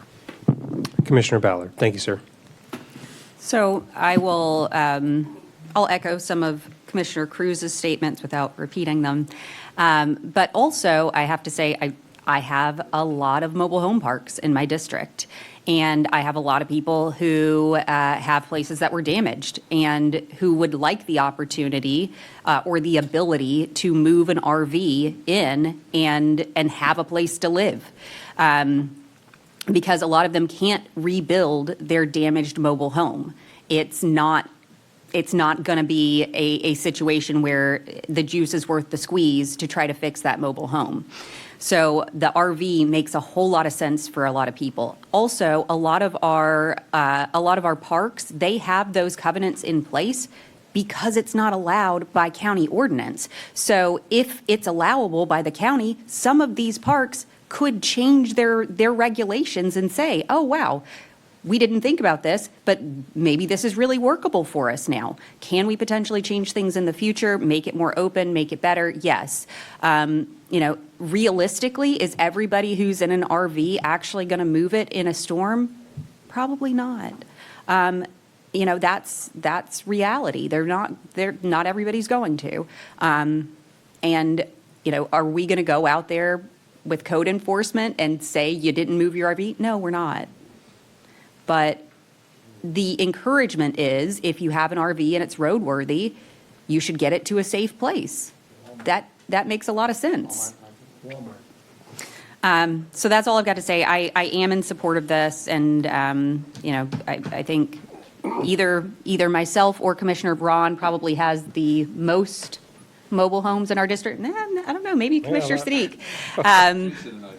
But yeah, that is true. That is true as countywide people. But I am in support of this, and I'm hopeful that it will help some of our residents who are in tough situations and looking for somewhere affordable to be as quickly as possible. Thank you, Commissioner. I'm up next, so perspective I'll throw in there. All right, the system will handle itself. Obviously, I have a lot of mobile home parks. I was on the Affordable Housing Advisory Committee when staff and the board brought this item up as an option to allow, especially after the 24 hurricane season, folks to come in who the park really wanted to. It's really an opt-in, not an opt-out for mobile home park operators who wish to, for whatever reason, because most of them they cannot repair those damaged mobile homes, or the homeowner cannot, but in order to use that space more efficiently, want to allow someone to bring in an RV park. That's really the problem this is solving. And I will tell you from experience, my family owns a mobile home park. No, I don't benefit from this financially, just letting you all know, nor do they. But they try their best, and a lot of people try their best because they know these are probably amongst the most affordable types of properties in this county. And historically, have just been a fun way to come to Florida, visit, and go back up north. It's difficult to repair these homes, and a lot of the folks that live in these places don't have much. I'm trying to help one resident in one park try to connect her with cell phone resource. Some folks have helped her with turning points. These people don't have much, and they can't afford to fix these properties. And so, if someone is even a mobile home park operator wants to bring in a trailer park, an RV to help these folks, it's a solution to allowing some of these lots to be utilized to allow for a quicker turnaround for that lot. And of course, Commissioner Cruz and Commissioner Ballard's point to allow folks to be housed in an appropriate manner. It's not going to override what the mobile home park operators their rules and their covenants say. They don't want an RV in their home. Many of them don't. Many of the vacation-oriented ones have rules limiting RVs. But if you want one, you have the option. If we don't do this today, what happens is if you allow an RV park to be in your mobile home park, you're not up to code. Code enforcement, they can cite someone for this. It's just one of those things I don't think is fair, and we should allow them to bring an RV home. So I'm in support of this, but I appreciate your comments. You have valid comments, Mr. Gibolina and Commissioner Feltz, but I think perfect is the enemy of the good here, and I think we'll do more good with this than without. I'll turn it over to Commissioner Feltz, Commissioner Ron, and then I'll open the floor for motions. Very appreciative of you having an open mind about this. I just want to make sure, because I've had some comments from the public, we may need to clarify some other things just to keep this clear. This is only about allowing RVs in established mobile home parks, okay? It does not have anything to do with RVs out in East Manatee at a specific location. It has nothing to do with whether you have an RV while you're reconstructing your house. It has nothing to do with any of that. It is strictly in mobile home parks. My concerns, of course, are with our Colony Cove area, Shadowbrook, some of those repairing these mobile homes, it's very difficult. Even replacing some is very difficult because of getting it in or out. So, and also let's remember, when we go into evacuation, what is it, a level A is you're out of there. And we're not talking about, in my district, we have a lot of full-time. These are not vacation homes. These are full-time dwellings for people. So I really appreciate the fact you've had an open mind on this. I think we need to work harder at making sure, and here's the thing, no, people do not it's voluntary evacuation. We do not have the resources to force mandatory evacuations of these places. But I think we do need to work a little harder at how do we get, and vacation homes is one thing, full-time residents that lose their homes. We have so many resources to help them out. But there are some difficulties when it comes to replacing manufactured homes, getting financing and things like that. So I appreciate your open minds on this, and perhaps we would like to add, not at the end of this meeting, but at the end of a future meeting, that we look into some of our other issues that we've mentioned with RVs in other areas. So I appreciate y'all. Thank you. Commissioner Ron. Thank you, Mr. Chair. Commissioner Feltz, I appreciate your comments. During the 2024 storms, I visited many mobile home parks, both within the district and within the county. And granted, this ordinance is not perfect, but it gets us to where we need to be at to help these folks. I do have a high propensity of mobile home parks in the district, and I've spoken with them specifically regarding this ordinance. And while they see it as some help, they also have to make the decision too that if they're going to allow this in their parks. But like Commissioner Cruz stated, even with HOAs, we make a lot of ordinances that HOAs override us on our ordinances. And this is just another ordinance that gives some opportunity to help with housing within these parks for the folks that can't repair their mobile homes because they've been damaged beyond whatever rule. And so I'm in support of this. I think it's a good ordinance. I think it gets us there. Can always ordinances be tweaked? Yes. We can see how it's working. And if it works, it doesn't work great, we could tweak it to something better. But I'm in support of this, and I'll support whatever motion is made. Thank you, Mr. Chair. Thank you, sir. And just to clarify something Commissioner Feltz mentioned, irrespective of the level, your elevation, when a state of emergency is declared for storms, all manufactured home residents have to evacuate, irrespective of whether you're east, county, west. Obviously, wind damage is going to destroy that home at a certain level. But I'll open the floor for motions at this time. And just to clarify, the motion is to recommend adoption for this. So, or continue if you like, but I'll just wait for anyone to speak Not up. recommend, just adopt. Just to adopt, sorry, to adopt. I make a motion to adopt. Motion to adopt by Commissioner Cruz, seconded by Commissioner Ron. You can cast your votes now.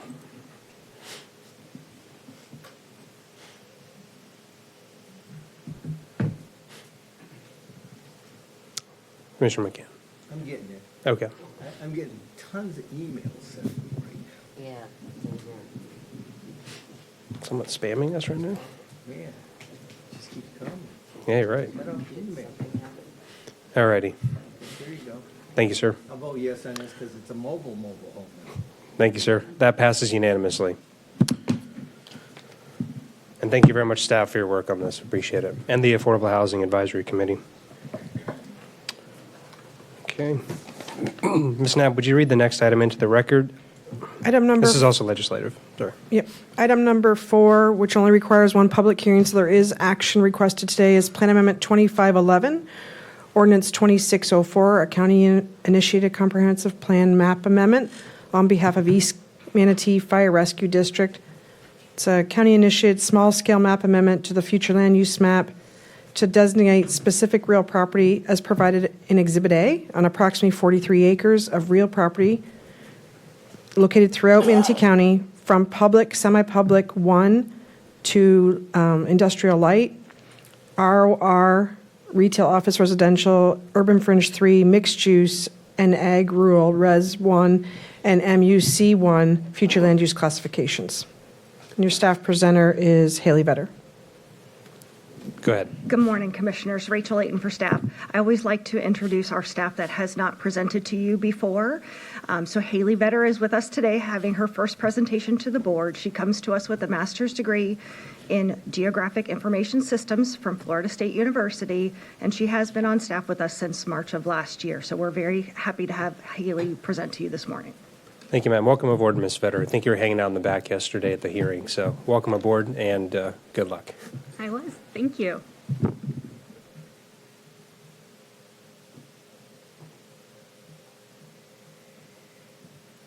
All right, my name is Haley Vetter and I'm with staff. Today we are going over the county-initiated comprehensive plan map amendment on behalf of East Manatee Fire Rescue Districts.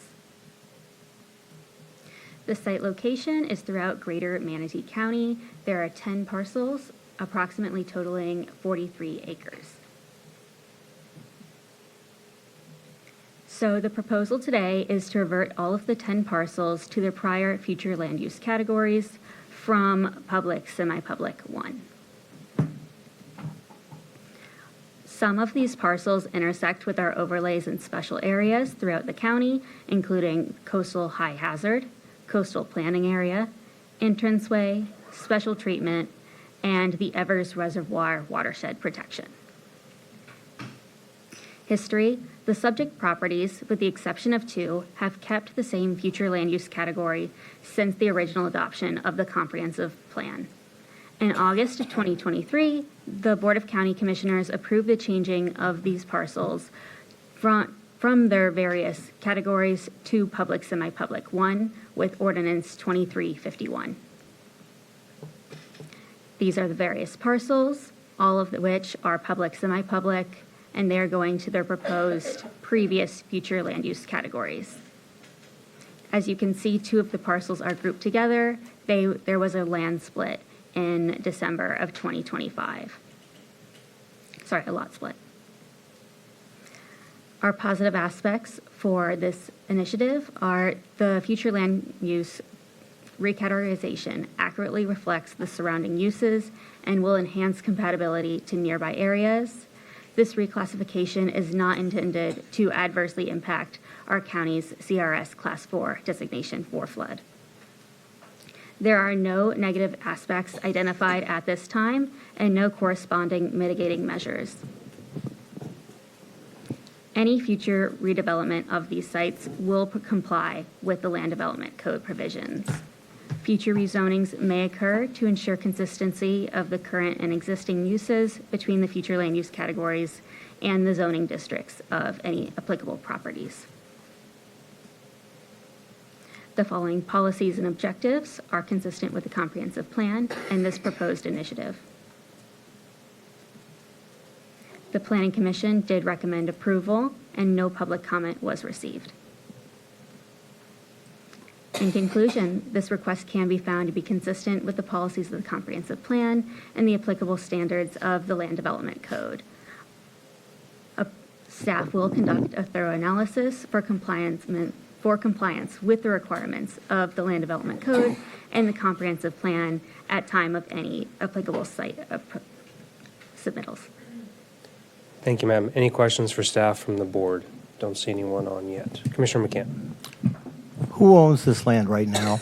All of it is owned by East Manatee Fire Rescue District. And is the intent to sell it, or is the intent to just give it back to us and rezone it? The intent is not to sell it. It is going to be held by East Manatee Fire Rescue at this time. Okay, thank you. Of course, thank you. Thank you, sir. Any other questions for staff? Seeing none, I will open to public comment, and I know we have some folks from East Manatee Fire Rescue District here. If you'd like to speak, you're welcome to come up too. But any public comment on this matter? All right, seeing none, anyone on the phones? There's not. Thank you. I will close public comment, and there's no real response or summary at this point. So, don't see anyone up for discussion. I'll entertain motions to approve. Moved by Commissioner Bearden. Seconded by Commissioner Ron. You can cast your votes when it's ready.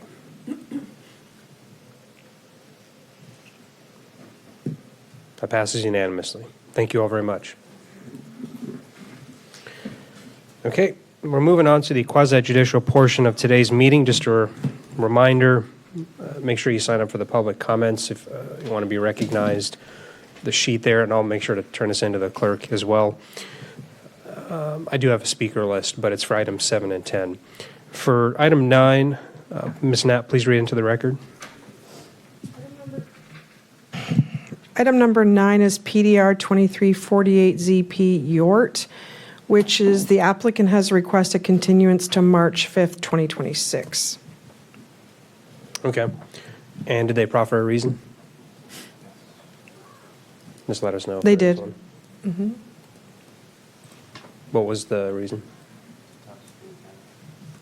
It's Just to state attached it to for the the record. agenda. I'm trying to get there.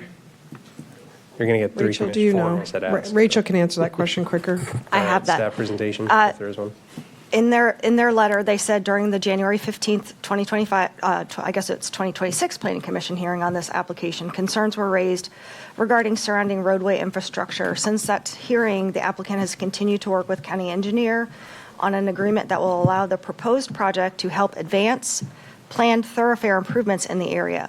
However, more time is needed to finalize that agreement, which we believe will directly address the transportation concerns discussed at the Planning Commission hearing. Accordingly, the applicant is requesting continuance of the rezone hearing to the next available land use hearing date of March 5th, 2026. Okay, would anyone like to disclose ex parte communication? Seeing none, we'll just go into staff presentation. Well, there really isn't one, so. Applicant? Someone's going to, anyone want a presentation? No? No presentation, okay. So I'll entertain motions to approve or deny the motion to continue, request to continue. Is that a motion to request to continue? Second. Okay. So that's a motion by Commissioner Bearden to approve the continuance to March 5th, 2026, seconded by Commissioner Cruz. You can cast your votes. All right, that is approved unanimously. Thank you very much. Ms. Knapp, please read item 5 into the record. And just for the public, we'll break at 11:35, so we'll try and get as much done until then, and then be back at, call it 1 p.m. Item number 5, this is the second of 2 public hearings. The first one held November 6th. It's approval and execution of LDA 2403, Local Development Agreement for Lazy C. Any ex parte communication to disclose? Seeing none, we'll go into the applicant presentation. Name county residents, you got 15 minutes. Thank you, Mr. Chair. Good morning again. Kyle Grimes, attorney with the law firm of Grimes Calvano, Manatee County resident, and I have been sworn. Here today on behalf of the applicant Pulte Homes for the, as mentioned, second reading of the local development agreement for the Lazy C Ranch Planned Development Residential Project.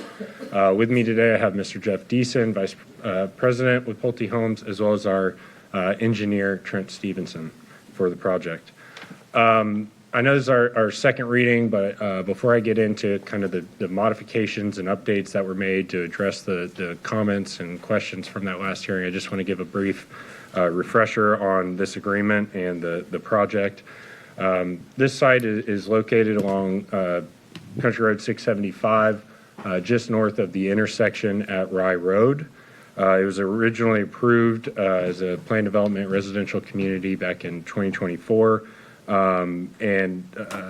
Since that time, we've been working with your staff on a local development agreement to establish the construction of the infrastructure needed to serve this site, as well as the thoroughfares for this area. And so as we presented at the first reading on this, the basic terms of this LDA are primarily regarding the thoroughfare of Rye Road that traverses this site. Rye Road is planned in your Manatee County Thoroughfare Plan as a 4-lane divided roadway. And so we wanted to work with your staff on how that would be developed through this project. As required by the requirements for the applicant would be to construct 2 lanes of that within the developed area as needed to serve the project. But as they were coming through their final site plan and working with your staff, staff recognized an opportunity to go ahead and advance some of the improvements now and request that they they go ahead and do essentially the full cross-section, but only building the outside 2 lanes. That way, when the time comes that the 4-laning is warranted, they would be able to go back in and add the inner 2 lanes. And as we talked about at the last hearing, doing the outside 2 lanes, all the infrastructure to serve it, the stormwater piping, all of that up front, ends up with some cost savings, significant cost savings to the county in the long run, compared to, if you just do the eastern 2 lanes and not doing the full cross-section. The agreement also provides for how they're going to provide the right-of-way for Rye Road from the southern point all the way through the project, as well as the future road, East-West Road BB, that's identified in your county thoroughfare plan. It also requires to incorporate the stormwater needs for those roadways in their full future build-out condition, so not just for the first 2 lanes, but for when it's ultimately 4-laned. So when the 4-laning is warranted and the county's ready to 4-lane this roadway and ultimately connect it up to State Road 62, the stormwater infrastructure will be there to serve it. The agreement also provides that the applicant will need to construct all of their utility lines within the project at their own cost. The major transmission line that will be in 675 is being constructed by another developer, and that was part of our stipulations in the original approval. So this project will pay its normal FIF fees and utility fees. The improvements that they're doing to the utility system inside the project is not something that would be creditable or reimbursable.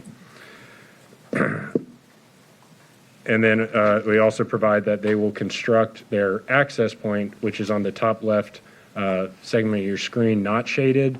That access point and eventual traffic calming device, whether that be a traffic light or otherwise as determined with the county, that'll all be constructed at the full cost of the applicant.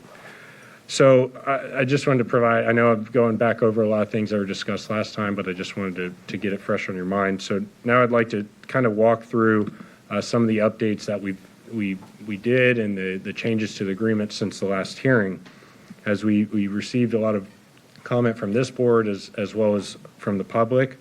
We did the changes, and the red line was in your packet, but I want to just kind of utilize the Exhibit B to the agreement that'll help visualize the changes in the agreement.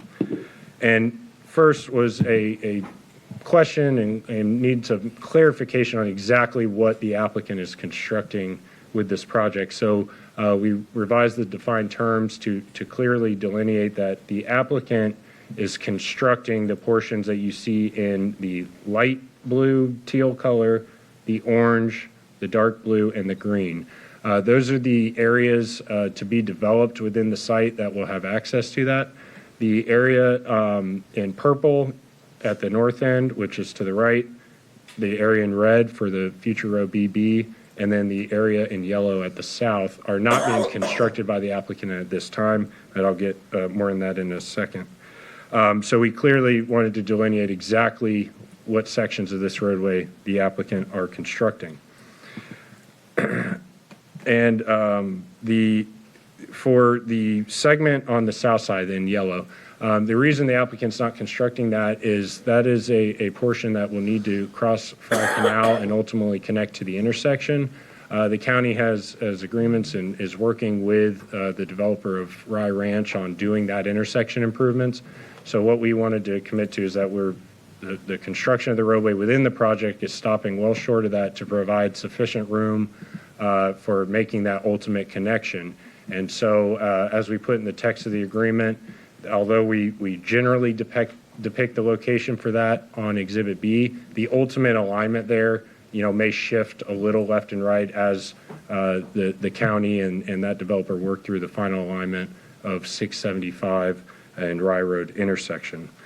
And then there were some questions with regards to the timing of dedication of the right-of-way where we're not constructing the improvements. And what we discussed last time, but we clarified in the agreement that those segments where the applicant is not constructing because they're not developing that area, not connecting to that area, we put in the agreement that those will only be dedicated when requested by the county. So those will just maintain with the current ownership and will only be dedicated when the county requests those right-of-way. That's the area in yellow, the area purple, and the area in red.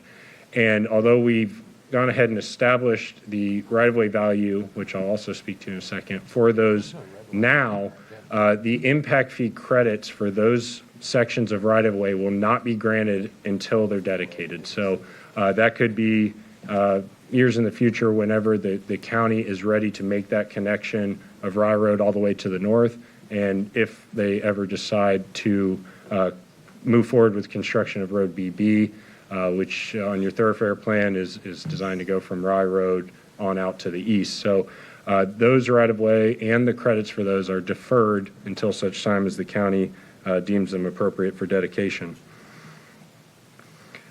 We also, there were some questions from the public on the stormwater infrastructure that's being constructed, and we made it very clear in the text of the agreement that the stormwater ponds that will be built with the project will accommodate the full future build-out of the entire Rye Road segment that goes through the property, as well as the four-laning of Road BB should that ever happen. So there will be no need for additional stormwater ponds for the segments within the project, where they will be sized appropriately to serve those in the full future build-out conditions. There was also a request last time from the Rye Ranch developer who's constructing that intersection improvement at 675, that the county may need some additional land for stormwater ponds to serve that intersection. So we added a provision that it will reserve that corner at the far left of your screen now, the southeast corner. There's a little area in there where they identified might be appropriate for a pond to serve that intersection. So we did provide for that will be dedicated or the appropriate easement granted should the county have a request for a stormwater pond in that location. With regards to the right-of-way value, since the last hearing, we did commission a appraisal, and we've provided that to the county. I didn't see it in the agenda item.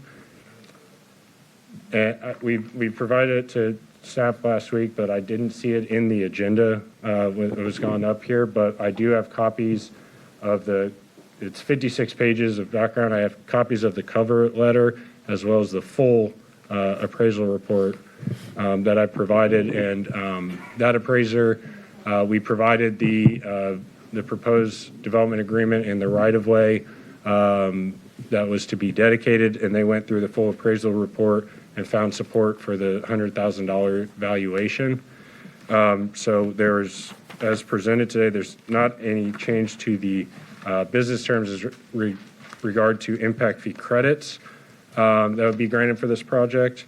But we did go through that and have that appraisal done. To my understanding, this is an appraiser that works with the county on a very regular basis, Mr. Talby with Lee Pallardy. And during this appraisal process, is my understanding that he communicated with your public works staff and coordinated with them as well.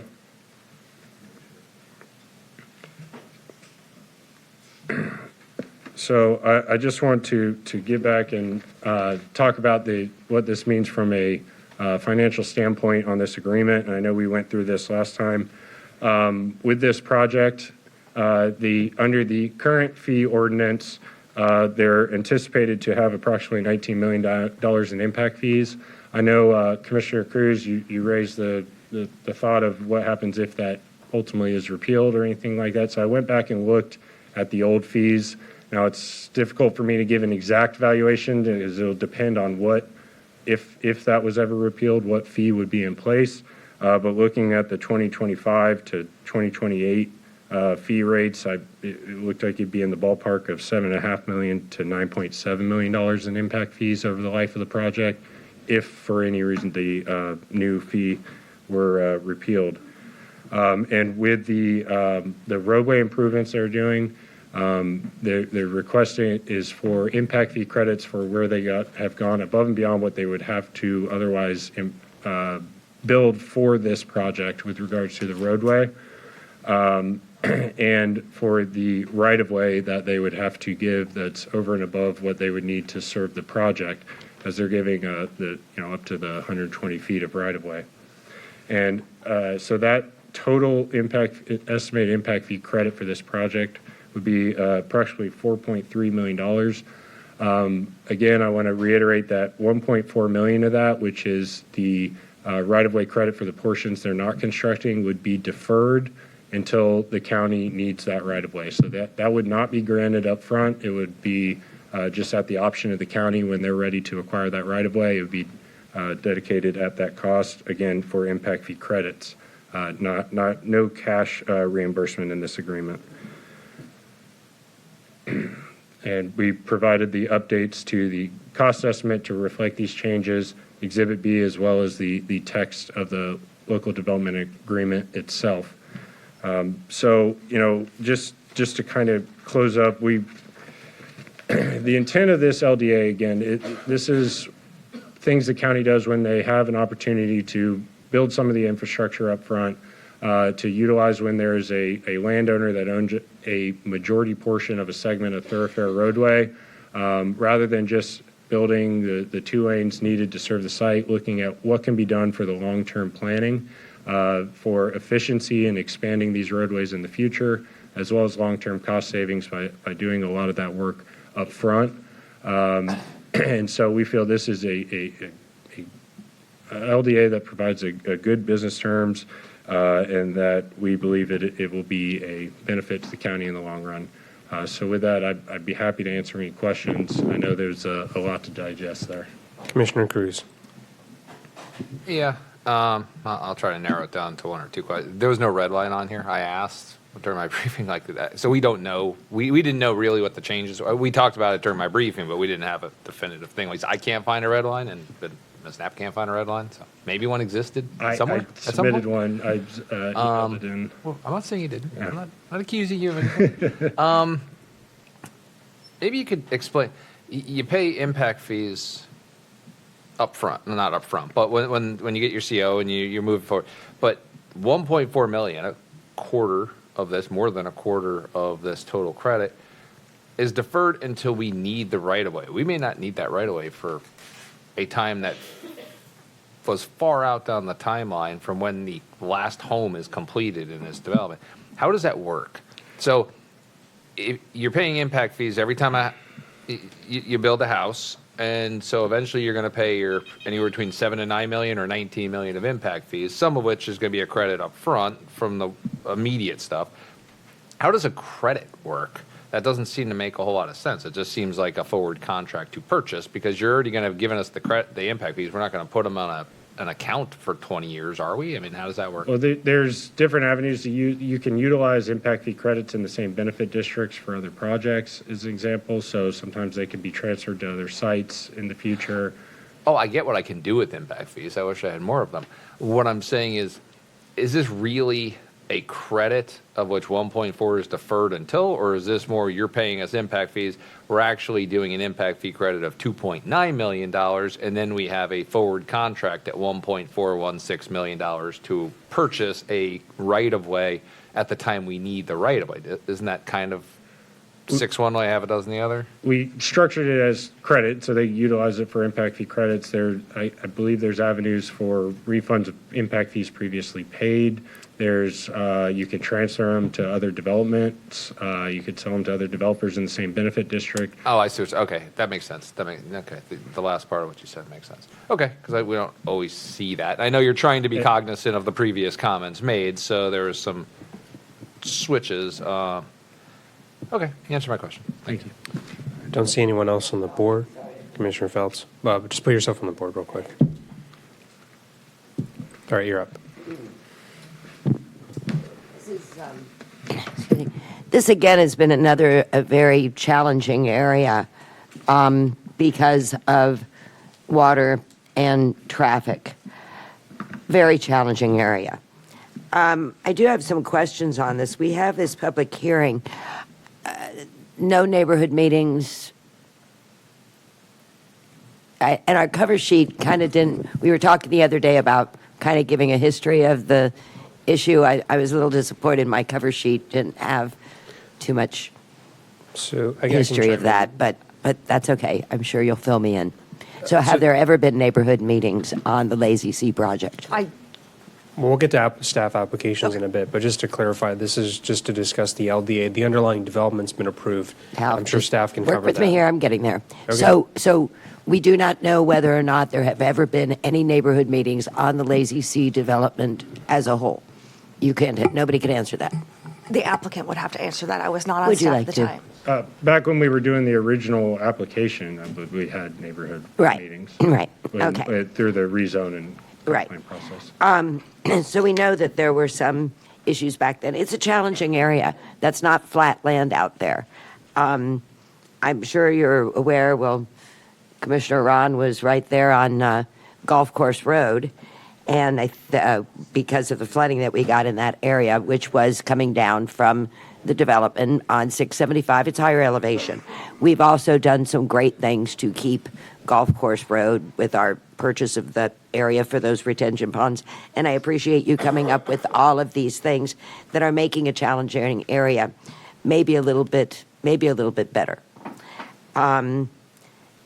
What is any kind of plan that this affects at that intersection, Fry Canal, and how are we working with Fry Canal? So with this application, with this agreement, we're staying out of that area with Fry Canal because the county is working with another developer on how they're going to potentially cross Fry Canal and how to tie in that. We're working and staying in communication with the county on it, and we'll help collaborate on that. But that's a segment that's going to be built. So that right away that we are dealing with an issue on right now, is that part of this or the other development on the other side? The unapproved bridge.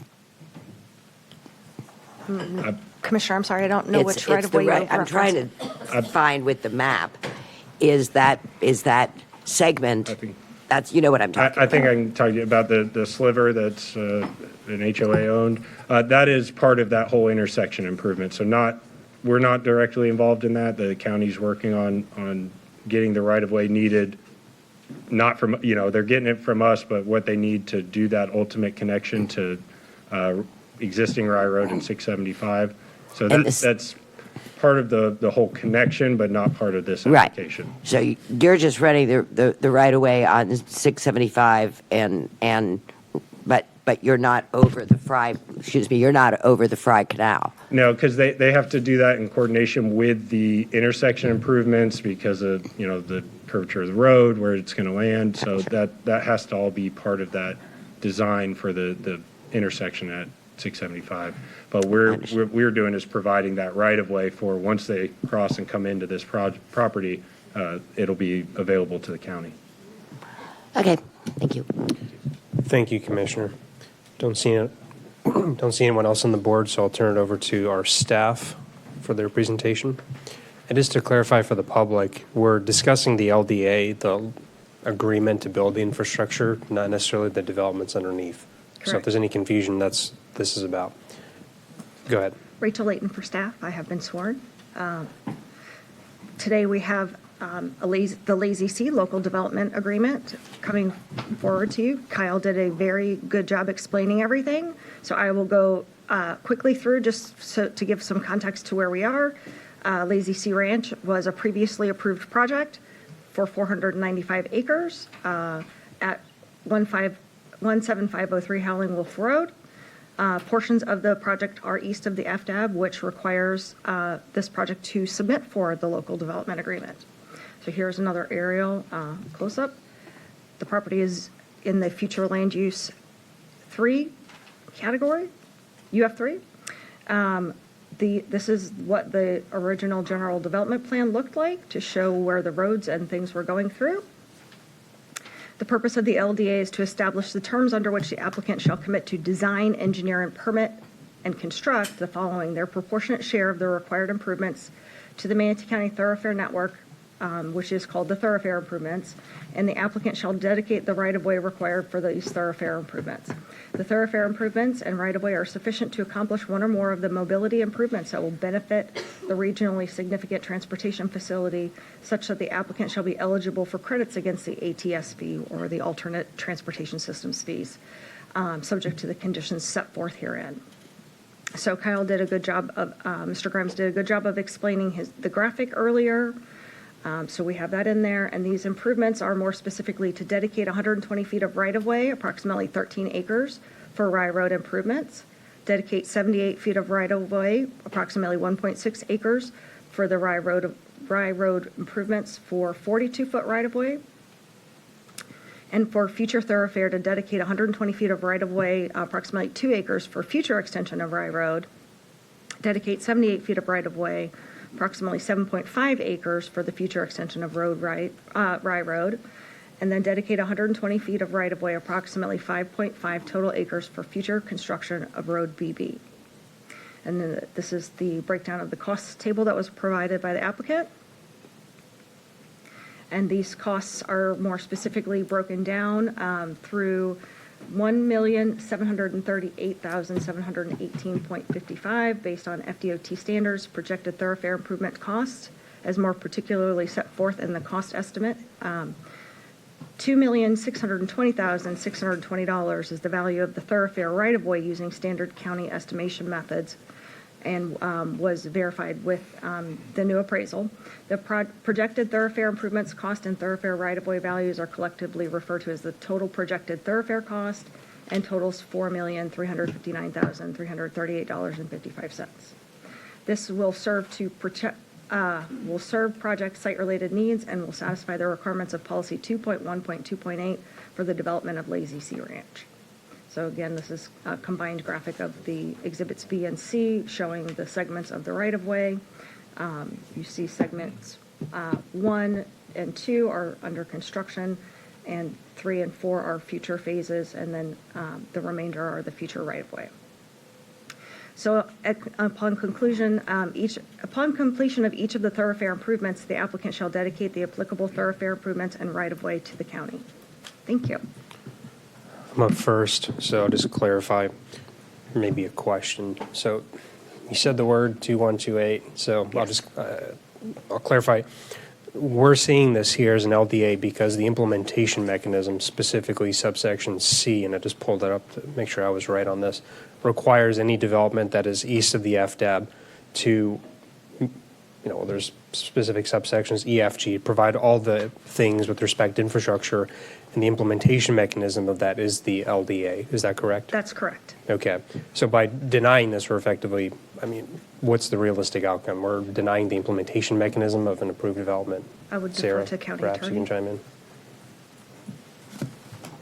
Yes, in essence, yes. Okay. All right. Just wanted to clarify that for the board, especially, and for the public too. Like, this isn't an approval for the development. That's long gone. So this is really just about us following a comprehensive plan and allowing the applicant to build the infrastructure to support the entitlements that prior boards have already granted them. With that, I'll turn to Commissioner McCann. I just have a couple quick questions. When was this heard before? When was the first hearing? November or December? November 6th. November 6th. Okay, and when was this approved to be built, the housing, the rezone? January of 2024. Okay, and how many houses are going to be built there? 1,100. Okay. And the last thing I have is, what happens since they're only building part of this road, what happens with the rest of the road? That's our responsibility? And at what cost? They will dedicate that right of way, and then it will, I don't know how to answer the rest of the question. I guess the rest of the cost would be borne through impact fees. Okay, so in other words, we would have to build the end of the road. Correct. Okay, thank you. Thank you, sir. Commissioner Cruz. I just want to point out, and I think, the most vocal against this project when I first came, and the LDA the first time we heard this. Just to clarify the road thing, and We have a thoroughfare plan. This road was always contemplated to be built way predating Lazy C existing, 2128 existing, any of us existing on this board. It's there. My point is, at some point, the county, decades ago, agreed to build this road. But it's at some point. We're not committing, as part of this agreement, to build this road when they want us to. We're not committing to build this road the day after they finish their portion of the road. This road, hypothetically, could never get built. It's at the sole and absolute discretion of the county. All they're doing is promising, when the time comes, to transfer over the land we need to do it, which has becoming more and more of the biggest problem. When you see all the traffic in downtown Braden, it's because they didn't get right-of-ways when lockup storage was built, like when they should have. So we're basically forward-thinking and getting the right-of-way to allow a future hypothetical road to be built, yes, with our money, but it was always intended to be with our money. In fact, the portion they're building was intended to be built with our money based upon a thoroughfare plan that we have access to having discussions about, but that's in the thoroughfare plan now, just so people know. We're not building roads for a development. We're not building roads tomorrow. It's not a priority of moving CIP money to assist in building this road today. All we're doing is pre-purchasing at arguably the lowest cost we're ever going to have an opportunity to purchase the land, so that sometime in the future, and that future maybe 2 decades from now, we have the land to build that road. Thank you. Thank you for the clarification. So I don't have anyone else to ask questions of staff. For staff. Go ahead, Commissioner Phelps. So we're purchasing. Mike. When you say purchasing, this is for impact fee credits. Is that what you just said? You said we're purchasing this today. Well, I mean, it's kind of semantics on whether or not we give them $1 or we give Or them we give them an $1 impact off of fee something credit. else. That was the discussion I had with the attorney a minute ago with Kyle, saying, hey, how does the mechanism work? Because typically impact fee credits are immediate and you just don't give us the money.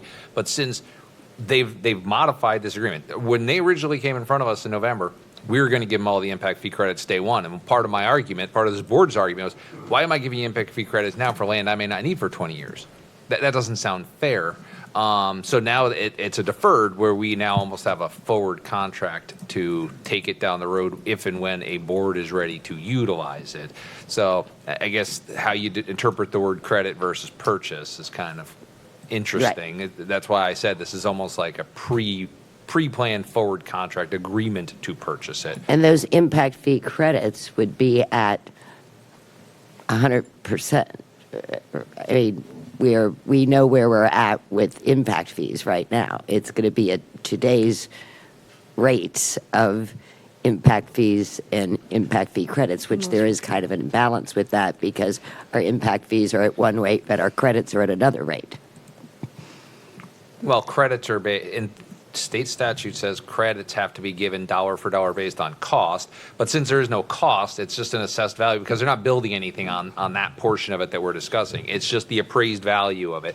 We have to give them dollar for dollar, yes, and they're giving us impact fee credit dollar for dollar. Since this isn't a one-for-one house to road, I don't think that math calculation is quite as relevant as previous discussions about it. Yeah, but it is relevant. But they get the advantage of doing it at today's impact fees. 20 years from now, impact fees may be $50,000 a house. They don't have to pay it then. They get to pay it on today's. On the flip side, we don't have to pay them for the land right now either because it's a forward purchase. So, where that comes, it depends on how you want to look at forward curves of yield rates. And I think that's a little outside the scope of the discussion of an LDA. But it's pertinent. It's not impertinent. That's why the discussion was had last time, and I believe that they made a good faith effort to meet some of the needs, at least the concerns I had. I understand. Thank you. Good. All right. I'll open this up for public comment. I didn't have anyone sign up for this. Go ahead, sir. Did he turn in his form? No, Glenn did not turn in a form. Neither did this I didn't gentleman. turn in a form either. Go ahead, sir. Name, county, residence, 5 minutes. Yes. Good morning, Commissioners. Scott Rudisill. I'm a Manatee County resident. Here today on behalf of Rye Ranch LLC.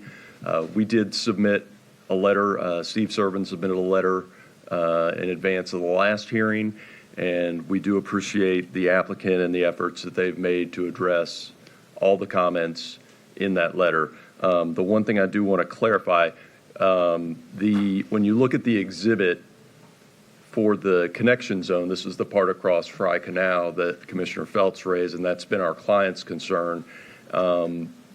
It shows a roadway in the area where it calls for a connection zone. And so our initial concern was, well, this is depicting a roadway as opposed to flexibility, but our understanding from talking to the applicant is that roadway that's shown is only for illustrative purposes.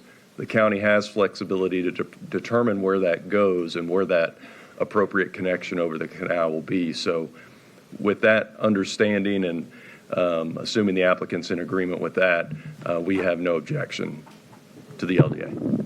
Thank you, sir.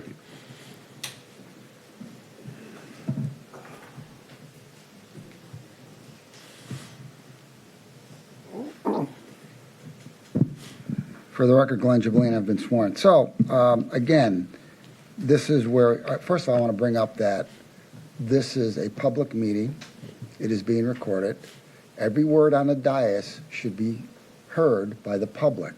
So when we have commissioners cross-talking and the public cannot hear it, that's a violation. So be mindful that every word needs to be heard. So moving on. Added value. It never comes into play. This is a perfect opportunity and say, well, we're going to upzone you and we're going to take that farmland at, $1 an acre and make it 100,000.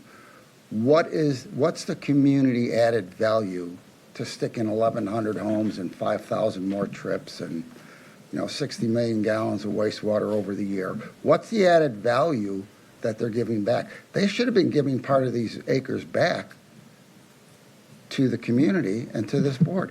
You added value when you upzoned it. You've never taken it. George thinks it's socialism. I call it giving it back to the community because we're taking the added burden without any benefit. So that's all I'm going to say. You need to think about it. Follow the Florida Housing Coalition on added value. Thank you, sir. Anyone else for public comment? Seeing none, I will close public comment. Any final thoughts, questions from staff, the applicant? No additional questions or comments from staff. Okay. Board questions for applicant, staff, the public? Make sure I don't see anyone. Okay. And I'll close public comment, and there's no rebuttal. Is there one, sir? No rebuttal, just confirming what Mr. Rudisill said is accurate, and we put that in the agreement, that's flexibility for that connection to be determined by the county for the exact alignment. Got it. Thank you. All right. Close rebuttal. Open up deliberation. Commissioner Cruz. May I make a motion? Would the district commissioner like a comment? Anything in there? No? Okay. Then I'll just close the floor. Well, I'll just open the floor for motions then. Make a motion to approve. I have a motion to approve the approval and execution of LDA 2403 for Lazy Sea Ranch by Commissioner Cruz, seconded by Commissioner Bearden. Any discussion on the motion? All right, seeing none, then we'll just wait for this to pop up and you can vote. No rush. It's fine.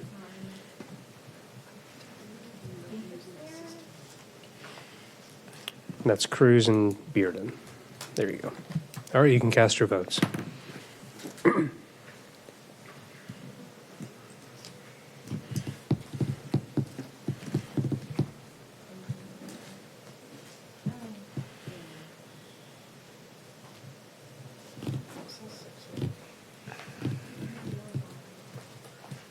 Ours doesn't. Votes are cast. We're just waiting for this thing to populate. You have a fancy. That's okay. That passes 6-1 with Commissioner Felt in opposition. We'll just go ahead and take the break now until 1 p.m. Do you want? Or you have Since you haven't questions? gavelled, we have since you have a few minutes, we have two quick things, an impact fee credit agreement and a planning commission thing. Do you want to bang those out just in case we start bumping up to your 6:30 time later? Mr. Chair, just on the impact fee credit agreement, we've got to wait until the public hearing on another one. If you don't approve the project, then it don't. Oh, I didn't know it was tied to it. Yeah, Low it's Valley. tied to that. We have the So- planning commission one. But the PC can do. I'm happy to entertain that. No issues with the board, I don't think. Commissioner Feltz? You had something? I'd just like to caution the board about changing up the order of the agenda because we do have interested parties in the Planning Commission position.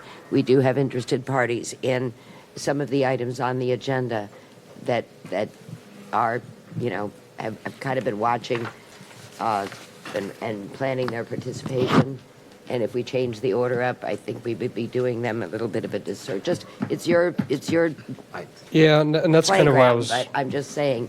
That's that fine. we have I'll people- rescind my recommendation. Everybody, I would you love watch to. Tallahassee, they do whatever order they feel like it based on. I No, was we're just, nicer my that way. only concern, again, I'm fine with waiting.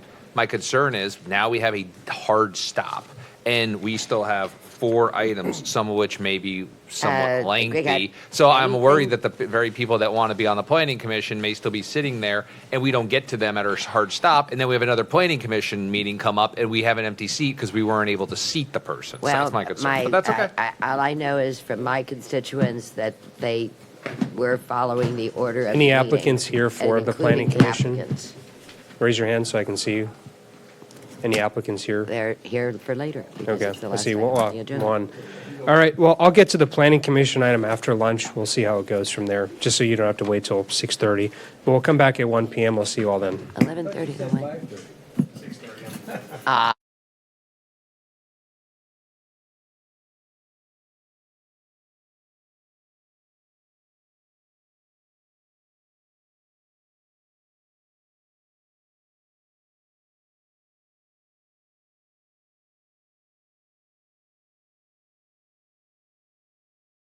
One.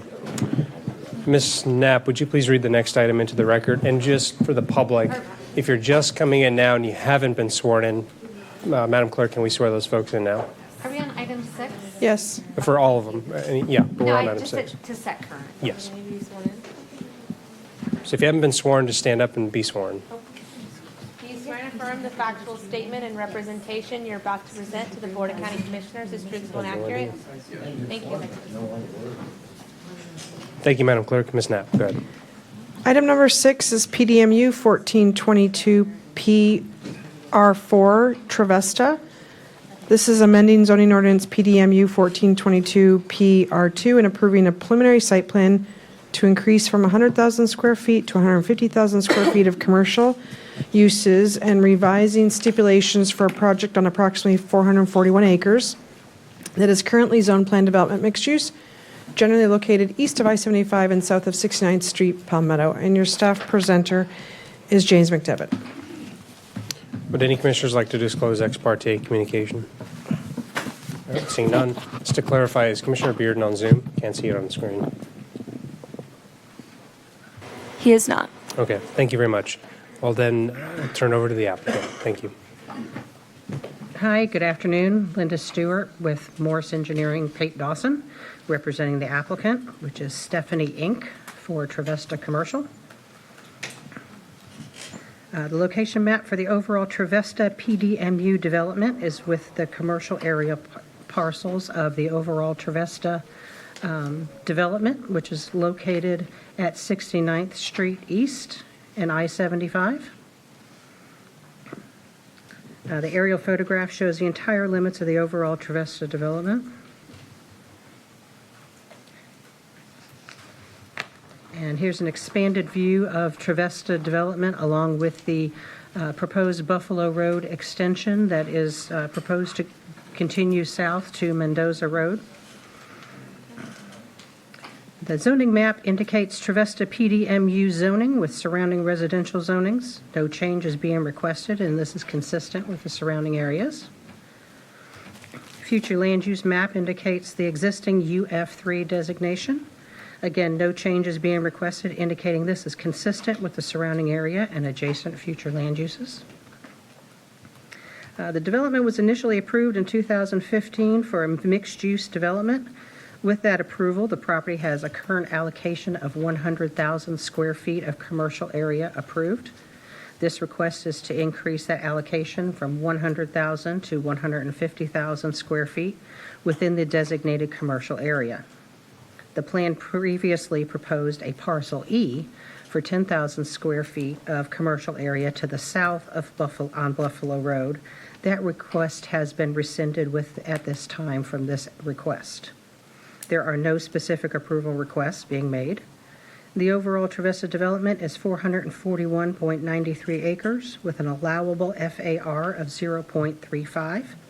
The previously approved FAR was 0.14, and with this request, it increases that to 0.21, still well below the allowable commercial intensity use. The required open space within the overall development is 20%, and we are providing 53% open space, more than double what is required. The preliminary site plan being requested for modification indicates the location of the commercial area along 69th Street at the northern end of the development. The existing internal infrastructure is shown and the existing access points onto 69th Street. A current aerial view zoomed into the existing commercial area with the internal roadway and connections to Buffalo Road and Trevista Place, as well as the external connections to 69th Street to the north. The commercial area ownership at the southern end of the parcel shows the property line in red with an existing fence for buffering and separation. Within the open area behind the fence will be the code-required landscape buffering for adherence to the 20-foot wide buffer between the commercial and the residential uses. The landscape plan for the landscape buffer along the south side of the existing fence is outlined in red, showing the code-required vegetation to be installed. The landscape buffering and fence will aid in visual and audio buffering for the adjacent properties. Development trends in the area of this infill development show the area surrounded by residential developments. The property is west of the FDAD. This existing mixed-use development is compatible with the surrounding area and will provide neighborhood commercial uses to the mainly the residents within Trevista and the surrounding area. The residential subdivisions approved within the immediate vicinity of this request include Fresh Meadows, Oakleaf Hammock, Crystal Lakes, Covered Bridge, Heather Glen, and Kew Gardens. Again, the location of the neighborhood commercial uses in close proximity to a large residential population aids in reducing traffic trips on the roadways and travel times to uses such as groceries, barbershops, and daycares, providing for internal capture of those residential areas. Other similar commercial uses located 2 to 3 miles to the north along Moccasin-Waller Road and south along US 301. Baycare Hospital is also located approximately 2 miles to the north. The red circles indicate the 2 and 3 mile radius points from the existing Trevista commercial area. You can see these commercial uses are useful and beneficial to the large residential population in the area. A photo aerial of the site shows the location of the existing commercial uses and the open area where the additional commercial will be located. Anticipated plans include expanding the daycare use, relocate and double the square footage of the Alpha Martial Arts, and adding more local retail shops and restaurants along with the 35,000 square foot gym. There are currently 17 stores open, and 16 of those are independent local owners and franchisees. The applicant will seek similar vendors for the additional uses to be located in the existing commercial area. Future considerations may also include office uses with Baycare Hospital located in close proximity. There are existing utilities in place to serve the existing and proposed commercial uses. The water and wastewater will be supplied by Manatee County. The residential areas have their irrigation supplied through private on-site sources. The applicant for this request has engaged a contractor to put in an irrigation well to serve the commercial area separate from the residential areas for their irrigation needs.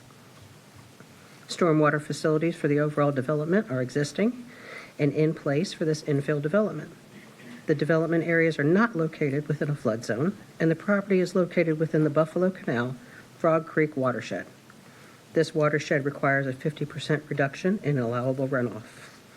This development has been and will continue to be constructed in accordance with all local and state regulations. The property is not located in a FEMA flood zone. The areas noted in purple are the existing lake areas. A traffic report was prepared by Kimley Horn indicating the increase in trips for this request will result in a total of 102 p.m. peak hour trips in and 120 total PM peak hour trips out of the commercial area. The current level of service on 69th Street East is noted as D, and the future Buffalo Road link also has a level of service D. With the future project, the LOS for each would be an E, D, and a C. No additional infrastructure is required due to this increase in request. The aerial view shows the existing transportation infrastructure, access points, and turn lanes on 69th Street East. Internal roadways and striping and existing sidewalks are all in place for the commercial area. A traffic signal has been installed and is operational at the intersection of Buffalo Road and 69th Street East. Buffalo Road is slated to be extended from its current location south to Mendoza Road. As noted in the Manatee County CIP, this extension is funded and expected to be completed in December of 2027. This is an aerial view of the expected Buffalo Road extension to Mendoza Road. An overlay of the roadway extension has been placed on the aerial for a visual view of the improvements. An environmental report was conducted by Ardura, where they found no listed species or wetland area impacts within the commercial area. A virtual neighborhood workshop was held on February 4th in order to present the requested changes to the neighbors. Notices were sent out in a 1,400-foot radius. 1,029 certified notices were sent, and we had 5 attendees. Concerns expressed by the neighbors included irrigation, location of the existing commercial use area to residential, parking, and lighting. Proper notices of the neighborhood workshop and the BOCC public hearing were posted in accordance with the LDC. In my expert opinion, the development is in compliance with the Land Development Code and is consistent with the comprehensive plan and the future land use as designated by Manatee County. And with that, we are available for questions, and we ask for your approval. I have Commissioner Cruz for questions. Yeah. 2, one a clarification, one a question. We received an email specifically stating that you were asking for exceptions to shrink the buffers. Are you asking for any exceptions whatsoever? We are not. So this is being built exactly in accordance with how it was already pre-approved? Correct. Just with more square footage. Second question is, what was the decision to remove that remaining parcel from there was A, B, C, D, E, right? And you pulled E out. Why did you pull E out? Yes, E was from a different applicant, and it was a large concern to the neighbors when we had the neighborhood workshop, as well as they came out at the Planning Commission in opposition to putting 10,000 square feet of commercial use that far down Buffalo Road. So the decision was made to remove that. Okay, thank you. Any more questions for the applicant? Seeing none, I'll move. Oh, Commissioner Ballard. Yeah, just a couple of questions about the landscape buffer and the lighting. So you're backing right up to those few houses in Trevesta. And it looks like, although that area is actually not their property, Correct. they've got their fences that back right up to it, and they are probably using that and considering that as their yards right now. So have individual conversations been had about that? I had one neighbor call me earlier in the week, and I sent her 2 of these exhibits showing that they're 20 feet on the back side of the fence. And she said, what kind of landscaping are you guys going to be putting in? So I sent her the landscape plan, and we discussed it at the neighborhood workshop. And the one neighbor that did contact me, I went over that with her. Okay, and then, so just from the perspective of how is this going to be kept up in people's yards, just from a logistical perspective, how does that work? Well, unfortunately, this is, I will let Matt have that discussion with you. Good afternoon. Excuse me. Matt Morris. I've been sworn with Morris Engineering, Faith Dawson. So I've been involved in this project since its inception back in 2015. There have already been discussions. I believe there's information in the Homeowners Association documents as well regarding the maintenance It was decided by the home builders at the time to go ahead and extend people's fences just because it didn't make sense to let someone build a fence and then, have a fence and then 20 feet away have another fence. So the decision was made to go ahead and run the fence back. But there are provisions in the homeowners association documents regarding maintenance. I believe, if I'm not mistaken, it's the homeowner's responsibility to do the maintenance within their fence. And then if that's not maintained, then the HOA has a right to go in and do that maintenance if the homeowner's not maintaining it. Okay, that makes sense. And then my other question is about the lighting. Obviously, residents are going to be concerned about light intrusion with, this commercial property being so close to their yards. Sure. And with that, when we go to the FSP, which have actually already received some FSP approvals, as you can see, there's portions of that are already built in the commercial. We'll have to provide those photometrics plans that show that the light level is at a 0 at the property line between the residential and the commercial, so that there's not that light spillover. So that is something that's been done with the portions of the project that are already constructed and will be done to make sure you don't have that light spillover. Okay, and so my understanding is you have approval already to build 100,000 square feet on this property. And so basically, whether we approve this or not, they're going to have that buffer in their backyard and they're going to have the light.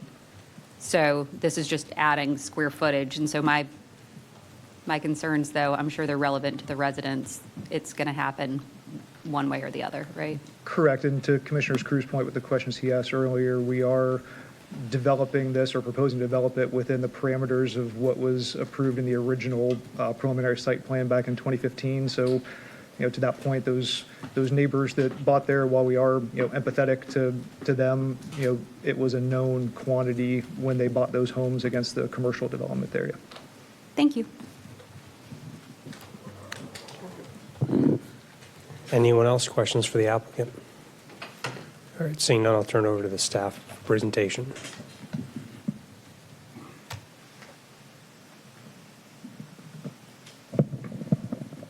Good afternoon, Commissioners. For the record, James McDevitt with Development Services. I have been sworn.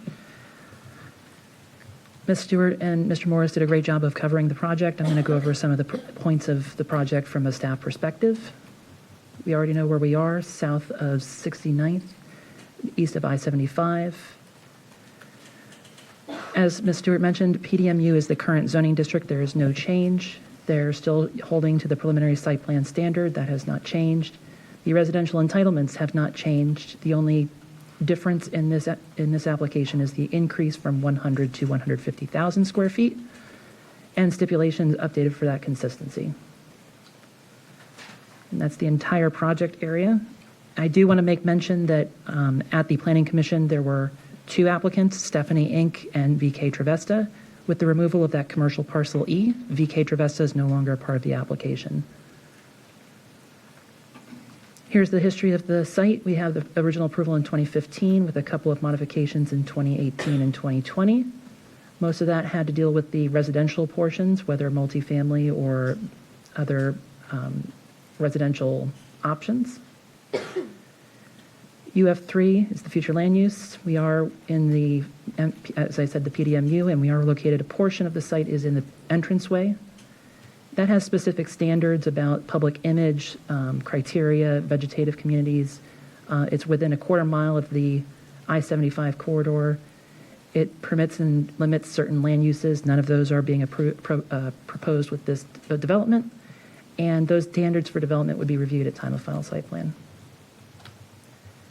There is existing water and wastewater. There is private reclaimed water, which the applicant has indicated is through a private agreement. There's no impact to schools, as this is only touching commercial entitlements, and the public safety for Manatee County and North River Fire District are EMS and fire, respectively. For the transportation link capacity analysis, the adopted level of service of 69th Street and Buffalo Road is D, and with the future level of service with the project, it's E or D for 69th Street, based on an arterial analysis, and C for the future links of Buffalo Road. Positive aspects. Proposed increase in intensity is below the maximum permitted for the UF3 future land use, so they're plenty below the maximum. The potable water and sewer are available on the site. The project does have frontage on 69th Street, which is an urban collector. There are no new specific approvals. The only specific approval for this site was for the multifamily number of parking per units.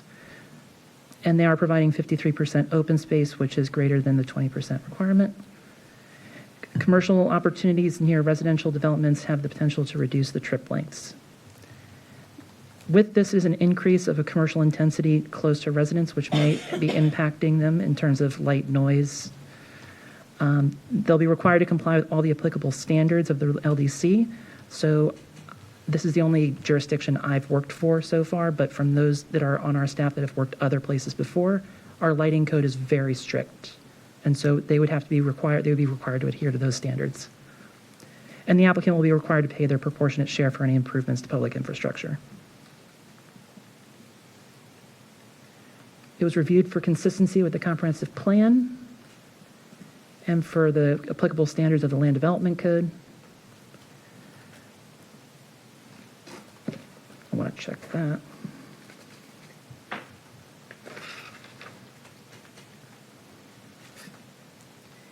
That's correct. So the recommendation for denial was 6-0 with concerns about no specific end uses identified, the concern about water and irrigation, appropriate timing, and the size of commercial development. And as the applicant stated, they changed their application by removing an applicant and also removing commercial parcel E. The request can be found to be consistent with the comprehensive plan and the applicable standards of review for the land development code. Additional analysis will be done by staff at time of final site plan. And we are here if you have any questions. I'm on the board for one question about level of service for 69th Street. Noticing the asterisk there, is that a result of other projects along that roadway collective impact, or is it just this project? I will defer to Peroni with transportation planning. Okay.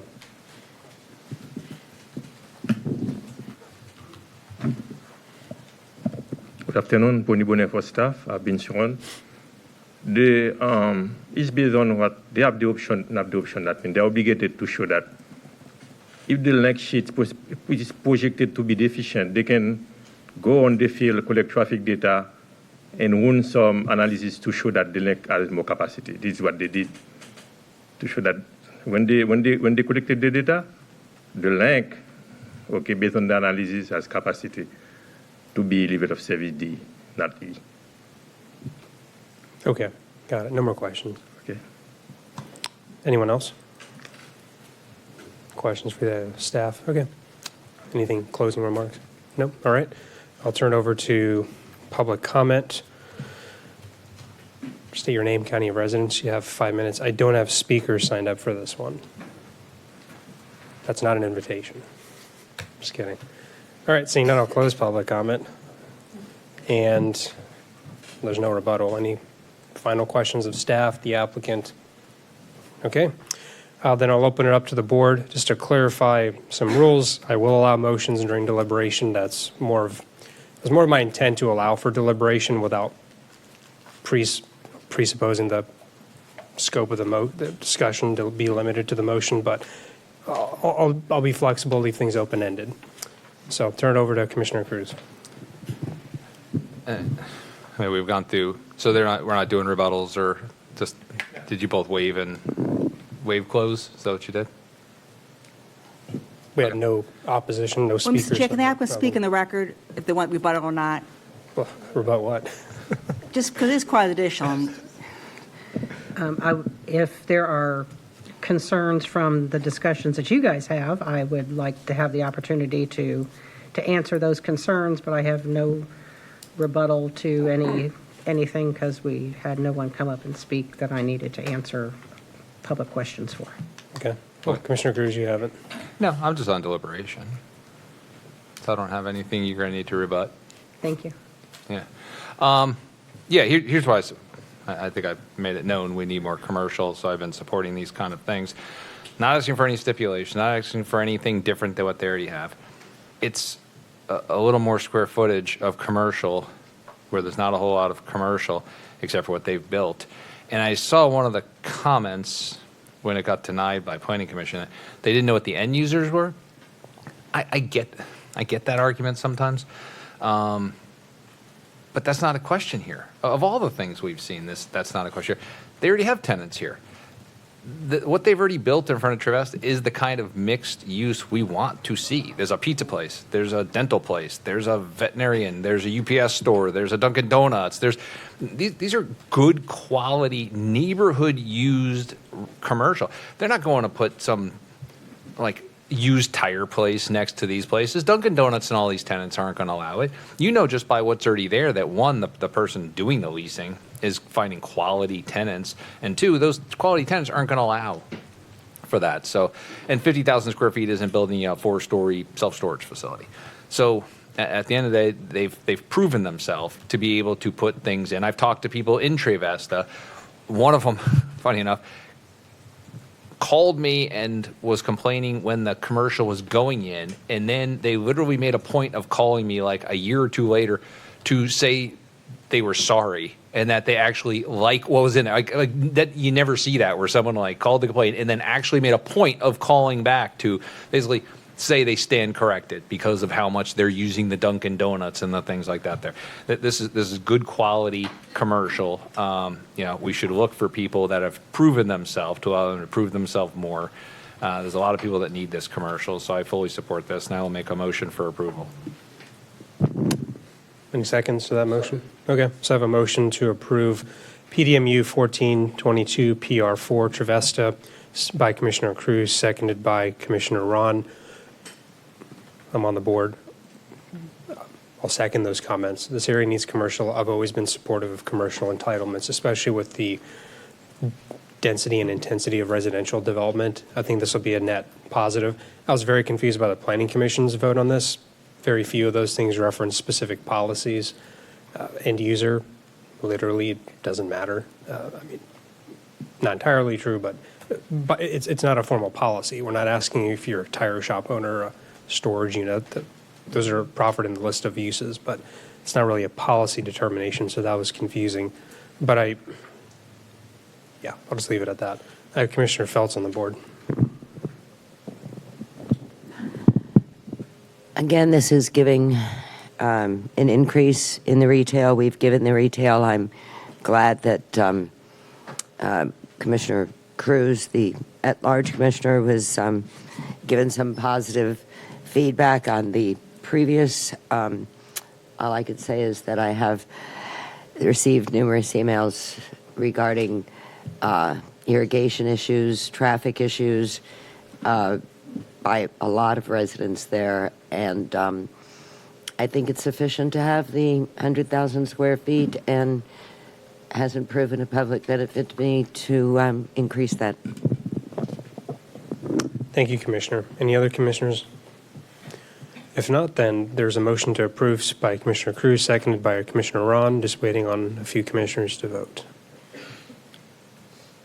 And just to clarify, on Zoom, we don't have Commissioner Bearden there. I don't see the screen.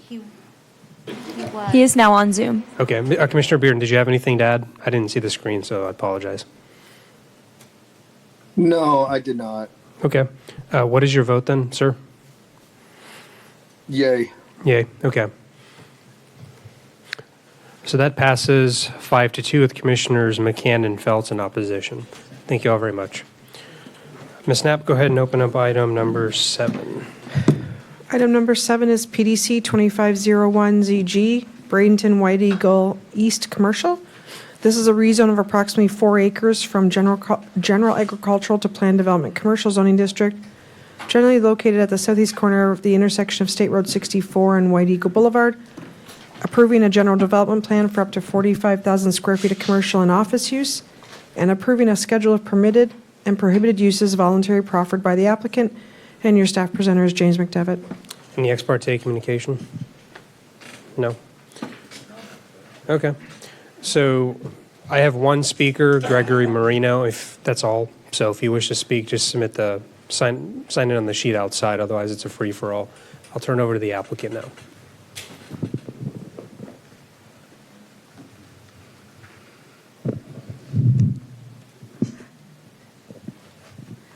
Good afternoon, Commissioners. For the record, Ria Hunter with RBI Planning and Landscape Architecture. I have been sworn and I'm a resident of Sarasota County.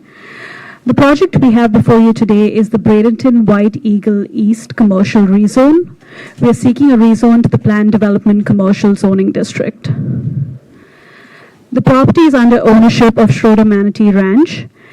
The applicant and developer for this project will be Casto Net Lease Properties. Here with me today, we have a team of consultants available to answer any questions regarding the project. So the project is located at the intersection of State Road 64 and White Eagle Boulevard in Lakewood Ranch. You can see it on the aerial before you. The property is 3.94 acres in size, with direct frontage on State Road 64 as well as White Eagle Boulevard, which are both thoroughfare roadways.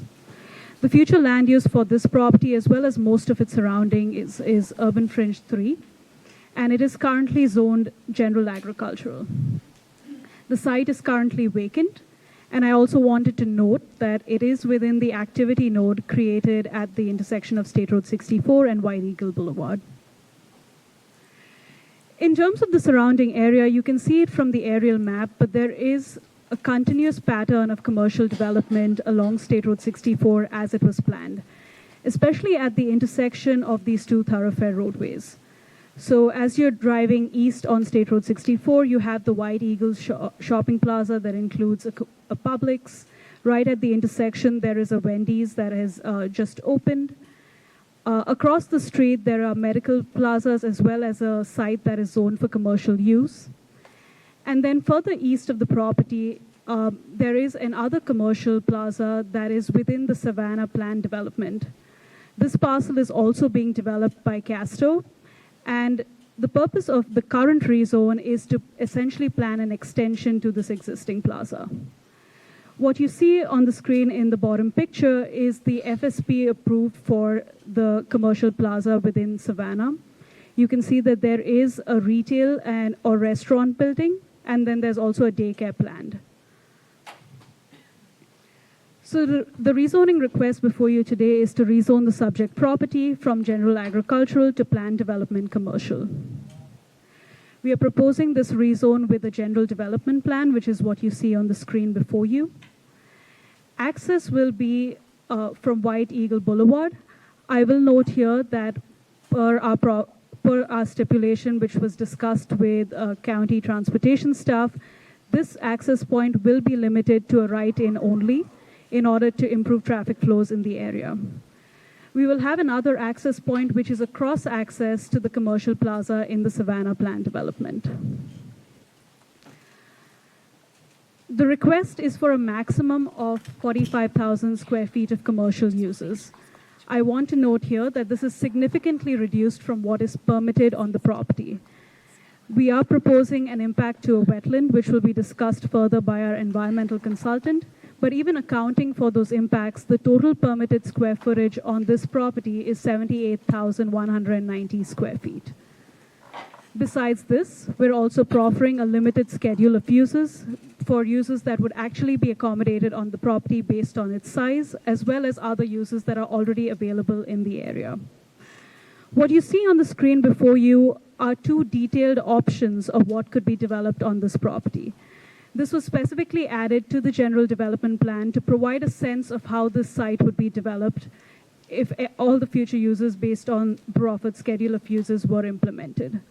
So you'll see an option where there's more of a dispersed different retail buildings, and then there's also an option of having an anchor grocery with a smaller retail component. We're also proposing design and development standards with the GDP. Open space will be provided at 20% of the total site. Native plant communities will be protected at 0.28 acres. And what we've shown on the GDP is we're trying to protect the native plants within the buffer areas that could create continuous streetscapes along the two thoroughfare roadways. Setbacks and perimeter buffering will be in accordance with the Land Development Code based on final uses. We are proffering a height restriction of up to 3 stories. And overall, the development will meet or exceed requirements of the Land Development Code. I will now hand it over to our civil engineer to discuss the stormwater management for the property.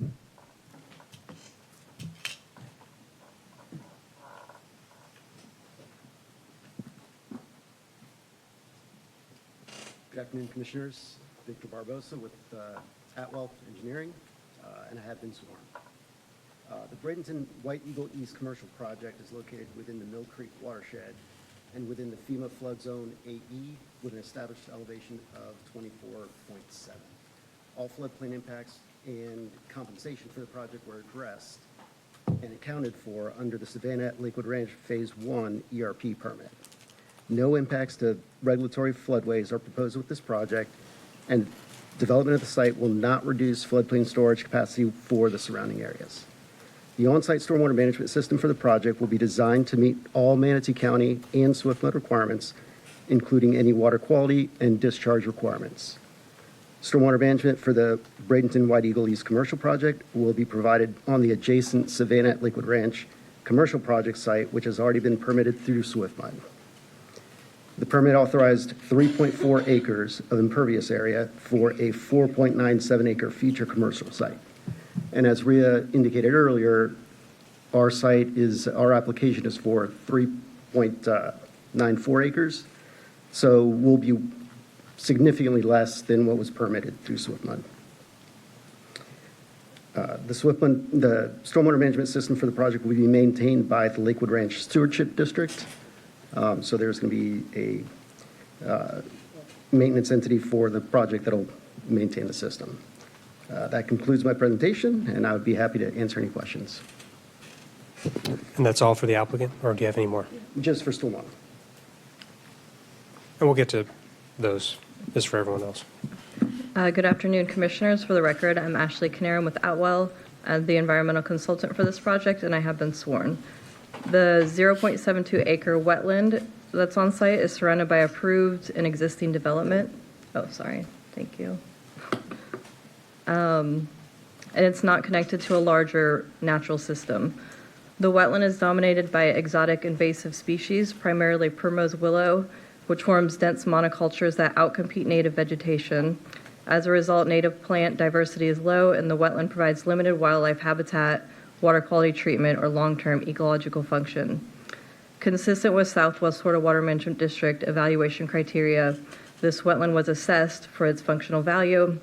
Due to its small size, isolation, and invasive dominance, it provides relatively low functional benefit compared to a higher quality wetland in this region. The wetland impacts are unavoidable due to size constraints of the site, and all impacts will be fully mitigated through the purchase of credits from a mitigation bank within the Manatee River watershed basin.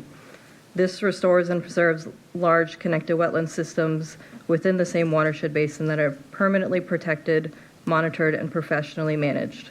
This mitigation results in a net regional gain in wetland function and provides greater long-term environmental benefit than attempting to restore the isolated, degraded wetland. I'll turn it to Yuri with traffic. Good afternoon. For the record, Yuri Baika with Tier Transportation Consultants, and I have been sworn in. So we prepared a traffic impact study for this application. As part of our analysis, we prepared our typical level of service analysis on the surrounding roadway network. In this case, we analyzed SR 64 and White Eagle Boulevard, and the results of our analysis indicate both roadways will operate at acceptable level of service C in the future build-out traffic conditions. In other words, there's sufficient capacity on SR 64 segment adjacent to the site as well as White Eagle to serve this project. One of the benefits that this project will provide is that it will provide shopping opportunity for goods and services in closer proximity to residential. As you know, this area is predominantly residential, so by providing a commercial opportunity closer to residents, that reduces the vehicles' miles traveled in the surrounding roadway network. So again, the shorter trips that people have to take to get their commercial needs, the less vehicles' miles traveled on the surrounding roadway system. Another benefit of doing so, it encourages walking and biking. So, for example, if somebody lives in Savannah residential community to the south, they could easily walk or bike to get some of their little commercial needs that they need without using their vehicles. So that's another benefit. Another important point I want to mention is that a lot of traffic with commercial developments is a good portion of it is not necessarily new traffic that's being added to the roadway network. In our traffic world, it actually captures a lot of traffic from the existing commuters along the roadway, and we call that pass-by traffic. So for example, if somebody lives on the eastern SR64 and uses this road every day to go to the west towards the central Manatee County, and for example, we develop a coffee shop, they can easily come in and come out and continue to go on their initial destination, which was work, and we call that pass-by traffic. So again, it's existing drivers that already use the road today. And again, this is not the only time we do a traffic study. We still have to go through a PSP and FSP process, and during that time, we'll be preparing a much more detailed traffic analysis that will get into operational analysis, safety analysis, the need for turn lanes, et cetera. So again, there's plenty more traffic analysis to be done before any vertical development occurs, and that future traffic study would be actually prepared on actual development that will be developed on this property. So at this time, our traffic analysis looked at the worst case scenario in terms of traffic and was done in a very conservative manner. Thank you. Thank you, Yuri. So to close us out, I just want to note again that this property sits in an area where there's already existing development on all sides, and so it's readily served by public facilities. The project is consistent with the Manatee County Comprehensive Plan. It meets numerous policies of the future land use district, as well as speaks to other policies in the comprehensive plan as it relates to commercial development that should be compact within activity nodes. I also want to note here that there is vast residential development in the area, and so the commercial that we're proposing at this critical location is truly neighborhood serving and responsive to existing demand. So in conclusion, what we're proposing here will reduce vehicle miles traveled and provide a true amenity for residential that is already existing in the area. We're using this plan development mechanism to offer protections and safeguards to ensure that the development will be compatible in all scenarios with the existing surroundings. The stormwater design has already been designed for this property with the Savannah PDC. Besides this, what we're proposing will meet or in many cases exceeds the requirements of the Land Development Code. We have also received unanimous recommendation of approval from the Planning Commission. So with that, we respectfully request for the board's approval, and my team is available should there be any questions. Thank you all very much. I have a few of us on here, myself, Commissioner McCann, Commissioner Ron. Mine's brief. The reduction in commercial entitlements, is that because the space constraints, wetland impacts? So I think I mentioned two numbers. So what we're requesting is 45,000 square feet of commercial. With the wetland impacts and based on the comprehensive plan policies as well as the LDC policies, what's permitted is 78,190 square feet. The reason we are proposing the 45,000 square feet is just also because of the size of the property, and Castro is well plugged into the area. They've seen what's been developed around. So that's what they think is the feasible amount of commercial that could accurately be accommodated on this size of property. Okay. That's all I have. Thank you. Commissioner McCann. Are you intending to build a gas station here? So the gas stations is a permitted use in our schedule of uses. Okay, because but there no was final uses have been determined at this Yeah, time. but again, you can build a gas station here, correct? Yes. So again, we've looked at the schedule of uses and really looked at what could be neighborhood serving. A gas station is one of those uses. But again, looking at the area, the size of the property, we've really limited the schedule of uses. So for example, car washes are not on the list. Similarly, we've not allowed for any self-storage, which are also neighborhood serving but could not be accommodated in this location. So we've tried to be more deliberate about it, but yes, gas stations are permitted. Well, that's obviously a problem with the people that live there because, we had a big backlash on that. We had a lot of people talk about the fact they don't want a gas station there for safety purposes. I understand that there's a school right by there. I understand that a gas station would actually increase the traffic and, you'll go in and out. So, there's been a lot of backlash about that. I'd like to see that come off the permitted list. Now, you're only asking for 45,000 feet there, so why do you have to build over any wetlands? So just to show you the positioning of the wetland. So the wetland is located basically where we're proposing access through the property via the Savannah PDC. So the idea there is to have cross connection between these two commercial plazas, because that's what really relieves traffic off of major thoroughfares. So again, in order to provide accurate access just in the configuration that the wetlands exist on this property, those impacts are necessary. I see. Again, the thing is that we talked about that this morning. We are number 5 out of 67 counties in getting rid of wetlands. And, we have a water problem here, and, I don't think building over wetlands is in our best interest at all.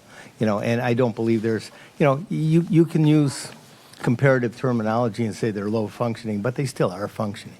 So, I have a definite problem with that. I don't think there's a traffic problem here unless it becomes a gas station again, because then you're going to have people going in and out of the road, and this board turned something down on that before because you had traffic going in and out of the road. So, this could be very problematic, if that gas station is there, and, just advocating for my people, they don't want a gas station. So That's all I have. If You I can may respond. address just a couple of things. So we did conduct a neighborhood workshop for this project. We did have attendees from the Savannah project that is right adjacent to the site. And there was not an express concern raised regarding our schedule of uses in terms of also including the gas station. We've actually been in contact with the Savannah HOA throughout this process. In fact, when we were scheduled to come before this board in November and actually sought a continuation at that time to continue those conversations with them as far as access is concerned. So we've been working hand in hand with residents living in this area to arrive at this project as we're presenting it today. The other thing that I wanted to note was just in terms of the traffic study that we've completed, our traffic consultant is, and hand in hand with county staff, uses the worst case scenario for analyzing the project. So what we're presenting today essentially shows that the roads would be functioning at their designated level of services with the worst case scenario, and so that would include the gas station use as well. Commissioner Ron, I saw Bearden's hand first, then I'll go to Commissioner Cruz. Commissioner Ron.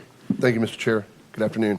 A couple quick questions. With regards to access, White Eagle, you have right-in only, but it'll allow a right-out only also, correct?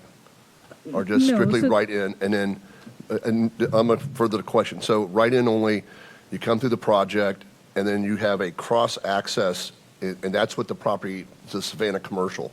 Are they two separate property owners to where the Savannah Commercial and you guys will do a cross easement that allow for that access? And then one more, let me finish, and then you can answer all three. And then I got one more question after that. Then the access that comes through Savannah, so you're going to write in, come through this project, cross access in the Savannah Commercial. Does that have access directly onto 64? So yes, and I'll explain. I mean, this. in your plan, I didn't see how that, where the actually traffic flows. So that's why I'm asking these questions. Yeah, and we can clarify. Thank you for the question. So typically with the general development plan, we would not look at turning movements of the axis. They're typically just proposed access points, which are then detailed when you get into detailed site plan. But here what we've done is it's a stipulation that we've coordinated with county transportation planning staff, understanding how some of these intersections are functioning.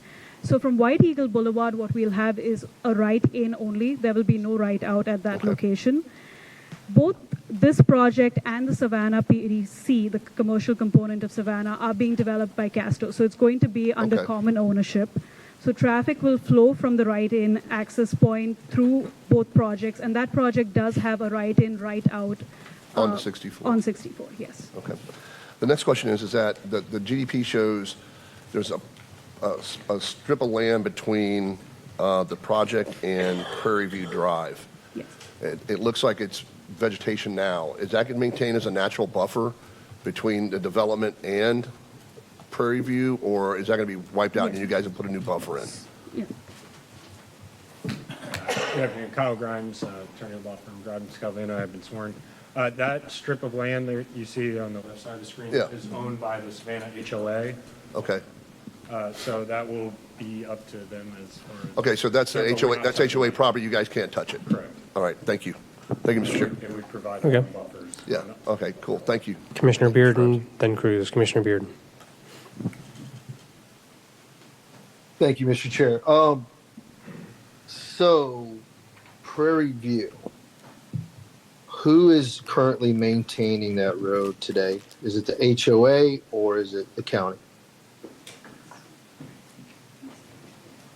So Prairie View Drive is a private roadway that's maintained and owned by the HOA. We're not providing any access to Prairie View Drive. Okay. Okay. Okay. Anything else, Commissioner Bearden? That's all I have at this time. All right. Thank you, Commissioner Cruz. Yeah, two things. One that kind of goes along with what Kyle said, but I also just want to clarify, not to opine on this, but I just think everyone needs to make sure we're on the same page because we all have the same emails. The gas station you're referring to that we got all the blown up on emails was on the corner of White Eagle and 44th across from Morgan Johnson. This is White Eagle and 64. This is a wholly separate parcel of land. So it's neither here nor there. You have other relevant concerns, but just to clarify, we were getting all those emails, different parcel. But going back to the road, because that was one of my questions that Commissioner Bearden just asked. The one in front of Savannah came in front of us a couple of times, got declined first, and then you all worked diligently with Savannah. In fact, you brought their HOA in to give you a blessing the second time around. And part of it had to do with, the main part of it had to do with that access to the road. So you've now been given some level of easement and access point and utilization of that road from Savannah for the first piece, correct? How are you accessing your first parcel? Just to State Road 64. So you have no access no to access to either of the Savannah locations. Okay. Or their main entrance. And when we came back last time, there was nothing continuous. We said we were working with them to Sure. Okay, then your answer to my question is just simply due to my ignorance then. So, so you have no access to this road, and since this parcel can only be accessed partially through White Eagle, and the rest of it through the other parcel, which also doesn't have access to this, at no point in time would anyone directly be using this, unless hypothetically if they went through the roundabout and bypassed it and said, oh geez, I want to get to that, and then they cut down through the entrance of Savannah and then backtrack all the way to White Eagle and then cut. That's the only Hypothetically, way I can see it. am I wrong? Is this not? No. Okay, thank you. Hypothetically, yes. I would say, But you, agree that we have no direct access. Understood. Okay, so you answered my question. That was my. For some reason, I thought I remembered some access because there was discussion about the bus stop and all that stuff. Yeah, but and we had talked okay. about looking at it last time, but that's just. Okay, so this because of its cross access is also not going to have access. So that road is not going to be impacted. And the HOA's private road is not going to be affected. Okay, thank you. All right. Thank you, sir. No other commissioners are on the board for questions. Actually, I Or- do have my hand back Go ahead, up Commissioner Bearden. just for another quick question. Go ahead. So I've seen that particular intersection backed up. And so I'm trying to kind of piece how people are going to be getting out, how it's not going to get so clogged up right there, because I have seen that particular intersection around that traffic circle backed up. So how are we going to continue to flow people in and out of this? I'm just trying to, I need a little bit of help on how that's going to flow. For the record, you're invited to your transportation consultants. Maybe I can find a good slide that kind of shows the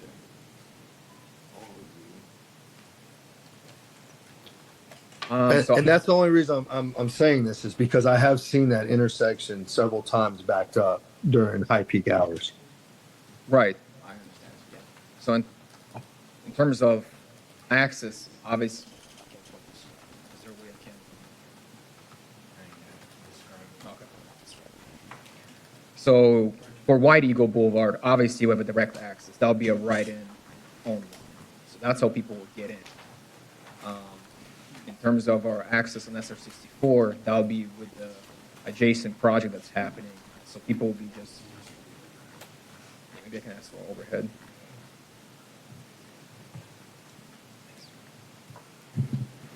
Give it a sec.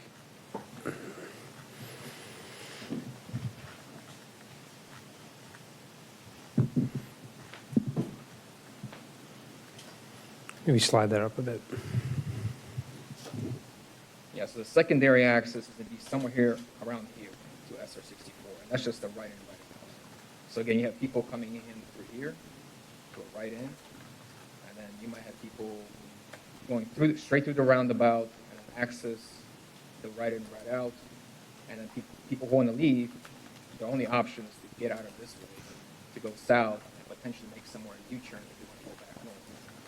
So obviously it's a little complicated to get in and out of the site due to our constraints. It's a very small site, but Yeah, have you guys tested that as far as like if traffic does get back? Because like I said, I've seen it backed up, kind of like both sides there. yes, we've done a preliminary intersection analysis at the request of staff at that roundabout. Right now, there are some issues during those peak hours, particularly when people commute. So yes, there were some issues identified with that roundabout. In the future, we'll probably need to go back to a traffic signal or something.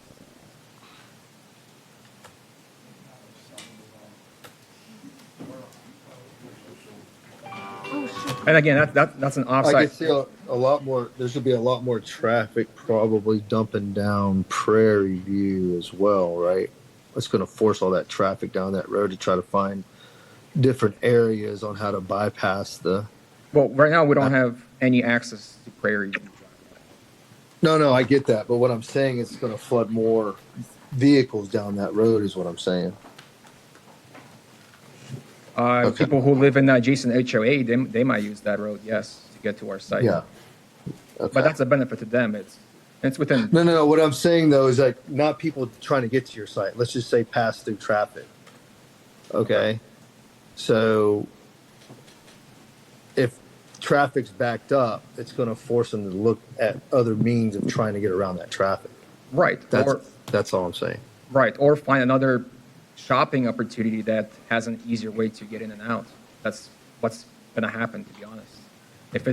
If some drivers are having difficulty I mean, I getting in think and out, it's they'll find a definitely different beneficial opportunity. for you guys because you kind of, people get upset, they're going to stop in and whatever they got to do. So, no, I understand how you guys designed it. Okay. Yeah. That's all I have. Thank you. Okay. Thank you. Commissioner Cruz. Okay. Now I may have an issue. Let's look at your picture. Keep it up. We just had this conversation where I half jokingly, but not really, explained the roundabout way of how everyone's going to use that HOA road, and everyone kind of giggled a little because I was making a joke. You bypass it and you come all the way around. That's not true, though. That there is a path where this road's going to be used a lot. Look, if you're telling me the only exit is on 64, correct? Yes. And then you're saying anyone who's going south, which east, for lack of a better term, which is almost nobody right now. I mean, there's a lot, the houses are being built, but most of it's coming from the other side, like where I live. And you're like, now they're going to make a U-turn. Very few people are making a U-turn in front of 60-mile-an-hour cars. They're much more likely to make a right-hand turn into that Savannah entrance and then make another right onto Prairie View and then take that road back to 64 to get where they're going, because it's going to be a lot of people who live in all those neighborhoods down there in that quadrant of Lakewood Ranch using this corner. This is the closest commercial to all those neighborhoods. They're going to take White Eagle all the way up here to whatever you're putting there, and they're going to have access in, and then they're going to be stuck like Hotel California over here. And there's no way out except for on 64. When they get on 64, they ain't driving all the way down until they get right near Bayside and then gunning it as a U-turn and hope some semi with a bunch of oranges in the back don't T-bone them as they're all turning in front into Savannah. 100% of them, maybe not 100, 75%. I would. I'm not making a U-turn. Maybe at 2 in the morning when there's no traffic, you're fine. But any normal time of the day, there's a pretty steady flow of traffic on that road in that area, and we're building up more of it. Most people aren't going to want to risk making that U-turn. Most people are going to turn right, which is a much safer way of doing it, into the Savannah entrance and make a right onto Prairie View and take Prairie View down to down to White Eagle. And they're either going to make a right to get to that U-turn to go west on 64, or they're going to make a left most likely to where their house is. I think that road's going to get used way more than you're giving it credit for. Maybe when it's a daycare, it's not going to be used quite as much because it's a little less traffic, but that gives me pause on the gas station now because that's a steady flow. That's not like peak here and there. That's not a veterinarian. That's not a dental. If it's a 7-Eleven with a taco place, where I'm not saying it's a 7-Eleven like 5 feet from here, but if it's something, that is going to be a steady flow in if you put a Wawa or something there, and a steady flow out. And that steady flow out is going to have some portion that's larger than what we're all anticipating coming down that road, which is going to pile on to White Eagle, and White Eagle, to I think it was Jason's, Commissioner Bearden's point, backs up well past this during peak hours, well past this. I think you're creating a mess if that's a heavy traffic. If it's not, if it's like a self-storage facility or something, this is everything I'm saying is not a big deal. But if there's any contemplation of something that's higher traffic there, I'm all for putting commercial over here where commercial needs to be. And that's why we're seeing it all now, because commercial waits for rooftops and then commercial comes in. That's why we're seeing this. I joked it was Groundhog Day. I'm on everyone's page now. With this ingress egress, I think this is a problem if you have anything on there that would allow for heavy traffic, including that gas station. I'm on everyone's page. I know that's turning into deliberation, not question, but it was kind of leading to a question of how have you contemplated this? How are you got comfortable with this traffic count relative to what you're potentially putting in this? Yes, and I understand that there might be some people who'll be using that Prairie View Drive, but there is a full... A lot of people. Potentially, yes. But there's also a full median opening just to the east of this, opposite of the Florida Operations Center, and there's nothing on the opposite side of the road, and it wouldn't be too difficult to make a U-turn. I'm not saying it would be difficult. I'm just saying I personally am a more cautious driver than maybe my wife would like at times. I would almost always make the right-hand turn into Savannah unless I knew it was a completely clear, because those cars drive very fast on that road. Like it's a racetrack. I don't know if I'd be comfortable gunning a U-turn in front of there. I remember having to do that when all the traffic was going on for the roundabout at Lorraine, and we had to all make U-turns down there. I mean, I think you guys need to either figure out better ingress egress on this, or think about what your potential uses are to take away some of the potential high traffic uses until you figure that out, or you get permission from the HOA to use that road, which you're not going to because that's the holdup last time. And if I may address a couple of things. Wow. That thought of the access through Prairie View Drive and that roadway was certainly brought up a little bit in the first zoning hearing on the adjacent property. In working with that HOA, Casto did make contributions to them before potentially gating it. You can't put that gate in, but it's up to that HOA whether they would like to gate it as it is a private roadway. And then I'm talking with Dan Moyer, who's here with Casto. Gas station was something they were looking at, but that's a significant concern. They're willing to go across that from the permitted schedule of uses. I mean, again, we're not up to deliberation, but if gas station is still an acceptable use here, then you're going to have a hard time convincing me until we hear better plan. I'm telling you, we're going to revise the schedule of uses. Also, I think if we're going to let you pave over wetlands, I don't think gas stations and underground tanks are the best solution when you're paving over wetlands. Let's be a little more thoughtful about our wetland paving. But, okay, I'm done. All right, go to our staff presentation. I got a quick question Or go ahead, Commissioner Ron. Mr. Grimes, on Commissioner Cruz's point, are you guys proffering that you would remove that schedule of use? That's my question. We're proffering right now that we will remove gas station from the permitted schedule of uses. All right, thank you. All right, thank you.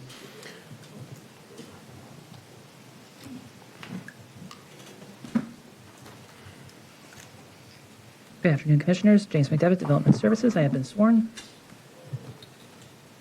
The applicant's team did a good job of presenting the project. I'm just going to go over a few planning perspective and staff perspectives.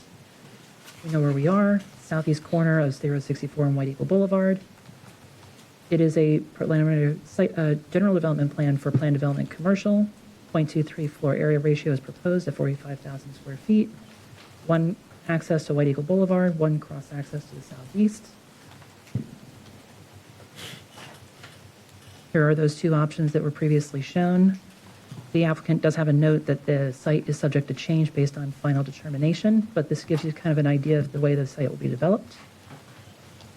There are no specific approval requests with this application, so they'll have to be in compliance with all the buffering, screening, setbacks, and all the other standards of the Land Development Code. They did host a neighborhood workshop virtually, where concerns about traffic and potential commercial uses were an issue or a concern. And this workshop was held prior to the memo issued by the department director concerning neighborhood workshops.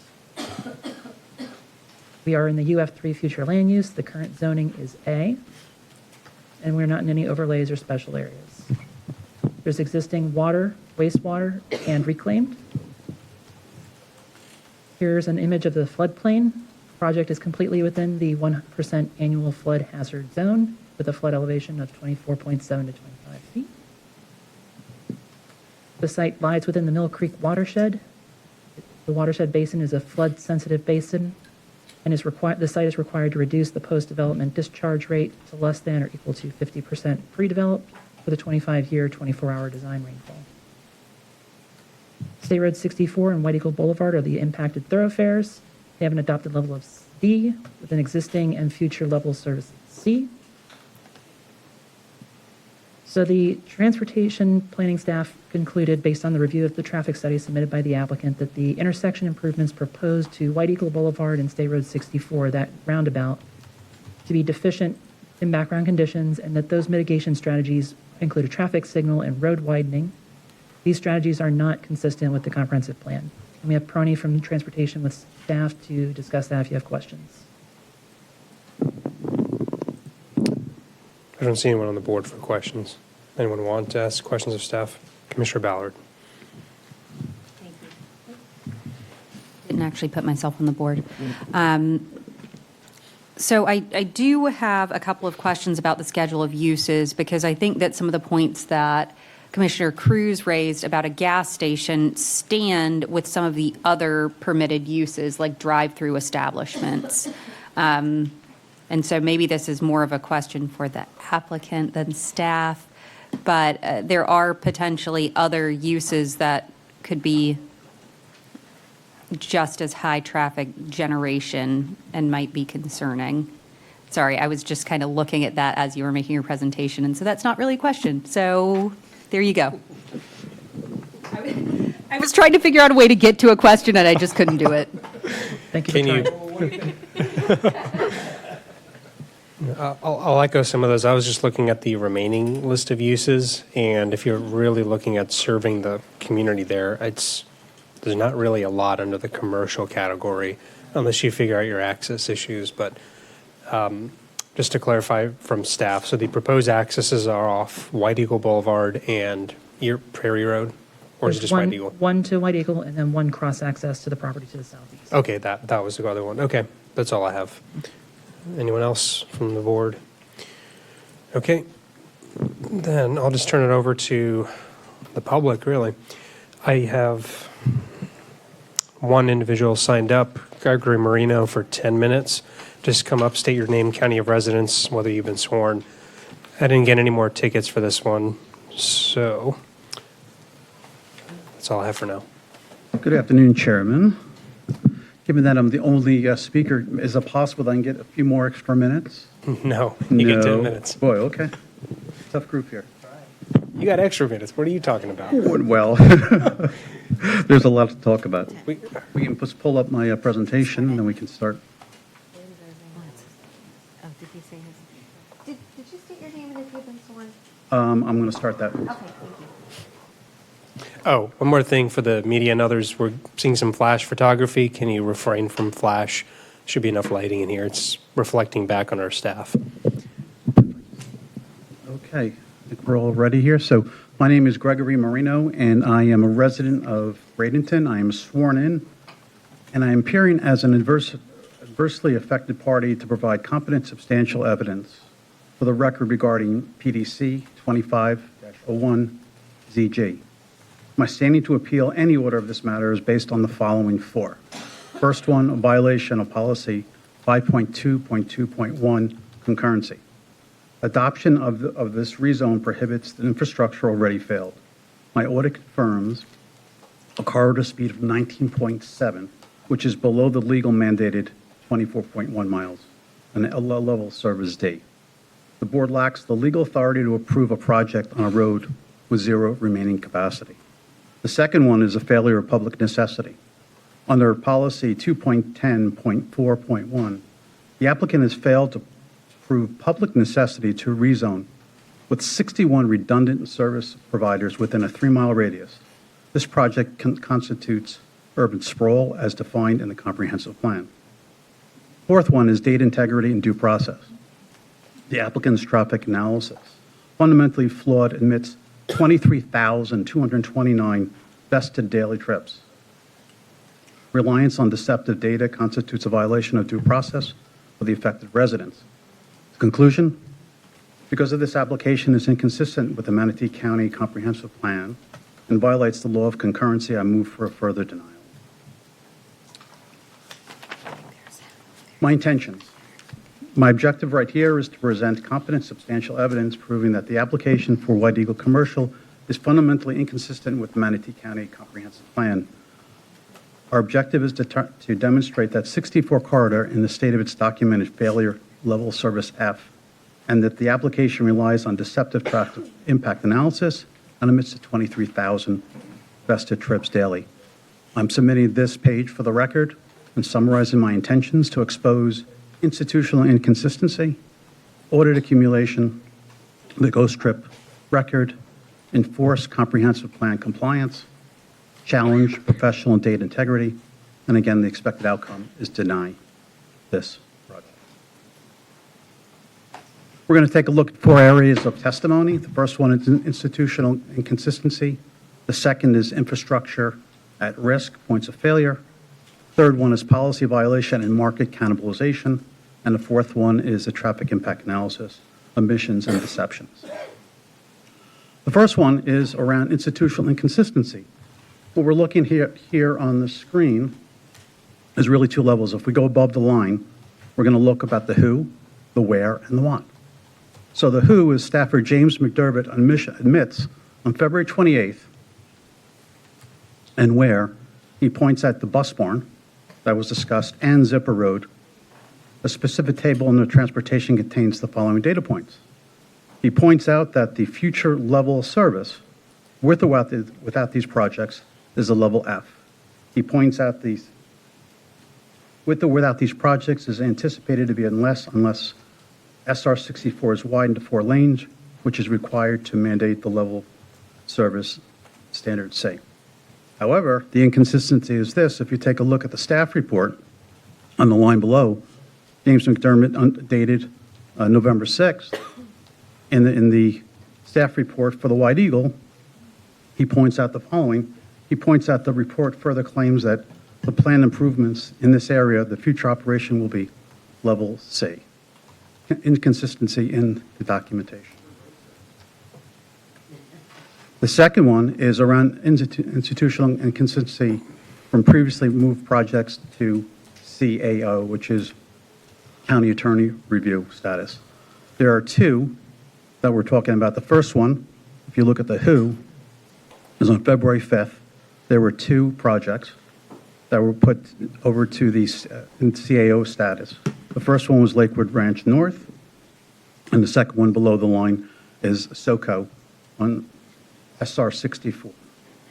Both of them, in the first one at the top, they admit that the roads are failing level F, and for other projects, approving an ER of failing roads is a massive liability. And then the second one talks about how James McDermott has provided conflicting reports for that. So again, the point that we're trying to get across is that there's complete inconsistency. The roads are at failure, but the different reports show that they're healthy. Second area is around infrastructure at risk. I have provided 7 exhibits to demonstrate real-time, real experiences around the 64 corridor, which I'm submitting for the record. Because of the timing, I will submit these 7 items and then summarize them. So just going back to the exhibits. The exhibits are A through G. A is arteries heading towards Rye Road have the same time failure comparative stress test. The second is a morning commute on Rye Road. C is the fire rescue traveling 3 miles on Rye Road towards Mill Creek. The D is evening rush in Lorraine, which the commissioner on the phone pointed out with the long tail. E is experience from Route 64 to Clear Roundabout. F is making a left-hand turn on 18th Street to Rye. And the last one is Waterline.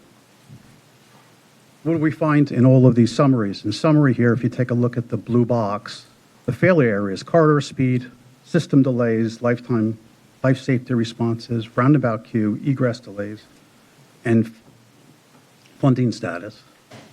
All of those areas, and I'm submitting this to the record, they all have failures. So the entire corridor is at risk and at failure, so adding anything in addition to this would be against policy. I'm now submitting Exhibit A, Exhibit B, Exhibit C, Exhibit D, E, and F for the record for evidence. There are 3 videos and digital recordings of the associated exhibits. And that is G for the record. The next one, with only 2 minutes left, is the policy violations and market cannibalization. Violation of policy 2.10.4.1. The mandate is commercial rezoning must prove public necessity and satisfy the unmet demand and the immediate needs. The reality is there are 62 redundant service providers, retail gas services within a 3-mile radius of where the applicant is looking to build. The audit, this project offers 0 new utilities to the residents. It's cannibalistic sprawl that dilutes the visibility of existing local business while adding 100% infrastructure burden. The second is a violation of 5.2.2.11, preservation of capacity. The mandate says that the county shall minimize the number of curb cuts and conflict points where to preserve the capacity of the major thoroughfares. Reality is the proposed right-in, right-out access of the U-turn loop and already saturated Rye Road. The impact, the design of the actively destroys the thoroughfare capacity to serve redundant commercial sites, directly violating the intent of the comprehensive plan. Here, I'm submitting for the record, proffering for the record, 64 services and retails in a 3-mile radius. We don't really need to go far to get on the road, 6 minutes to go anywhere and to get anything. And the last one is the emissions from the traffic impact analysis. There's 4 areas, 30 seconds remaining. There's a mathematical emission. They emit 23,000 ghost trips. And the other one is deceptive operating model. They talk about the U-turn fallacy.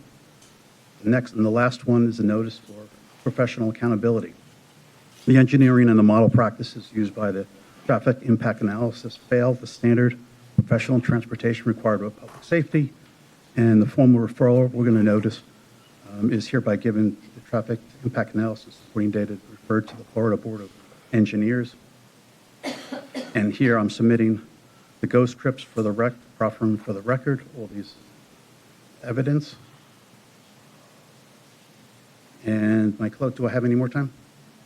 You got 26 seconds. I got 26 seconds.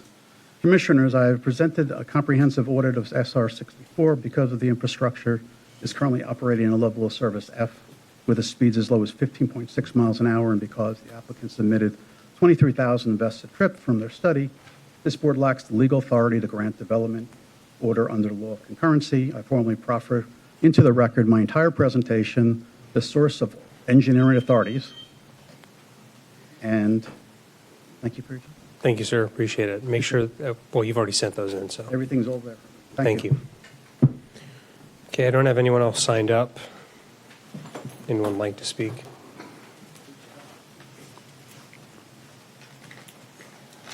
All right, state your name, county of residence. You have 5 minutes. For the record, Glenn Giuliano, Manatee County, I have been sworn. What an excellent presentation. Thank you so much. So, a couple of things. One, talked about it this morning, mitigation of wetlands. Red flag. when they buy credits and they push it someplace else, it is not helping that immediate area. That's a red flag. Do not pass go. That's it. They should go back and sharpen their pencils up and leave the wetlands alone. The second thing that I found strange was, the other side, they leave out a lot of stuff. They do. Oh, did you have a neighborhood meeting? Oh, yeah. It was a Zoom meeting. There were a few concerns. One, that's all hearsay, and I'm sure it was more than a few concerns. So when you do a Zoom meeting, you should be able to write in comments. You should be able to bring something to the floor and say, yes, we had a Zoom. These were the concerns. We took them under consideration. And quite frankly, it doesn't look like they addressed any of them. So that is a problem. I think these town hall meetings should be in person. And we know the track record of the Zoom.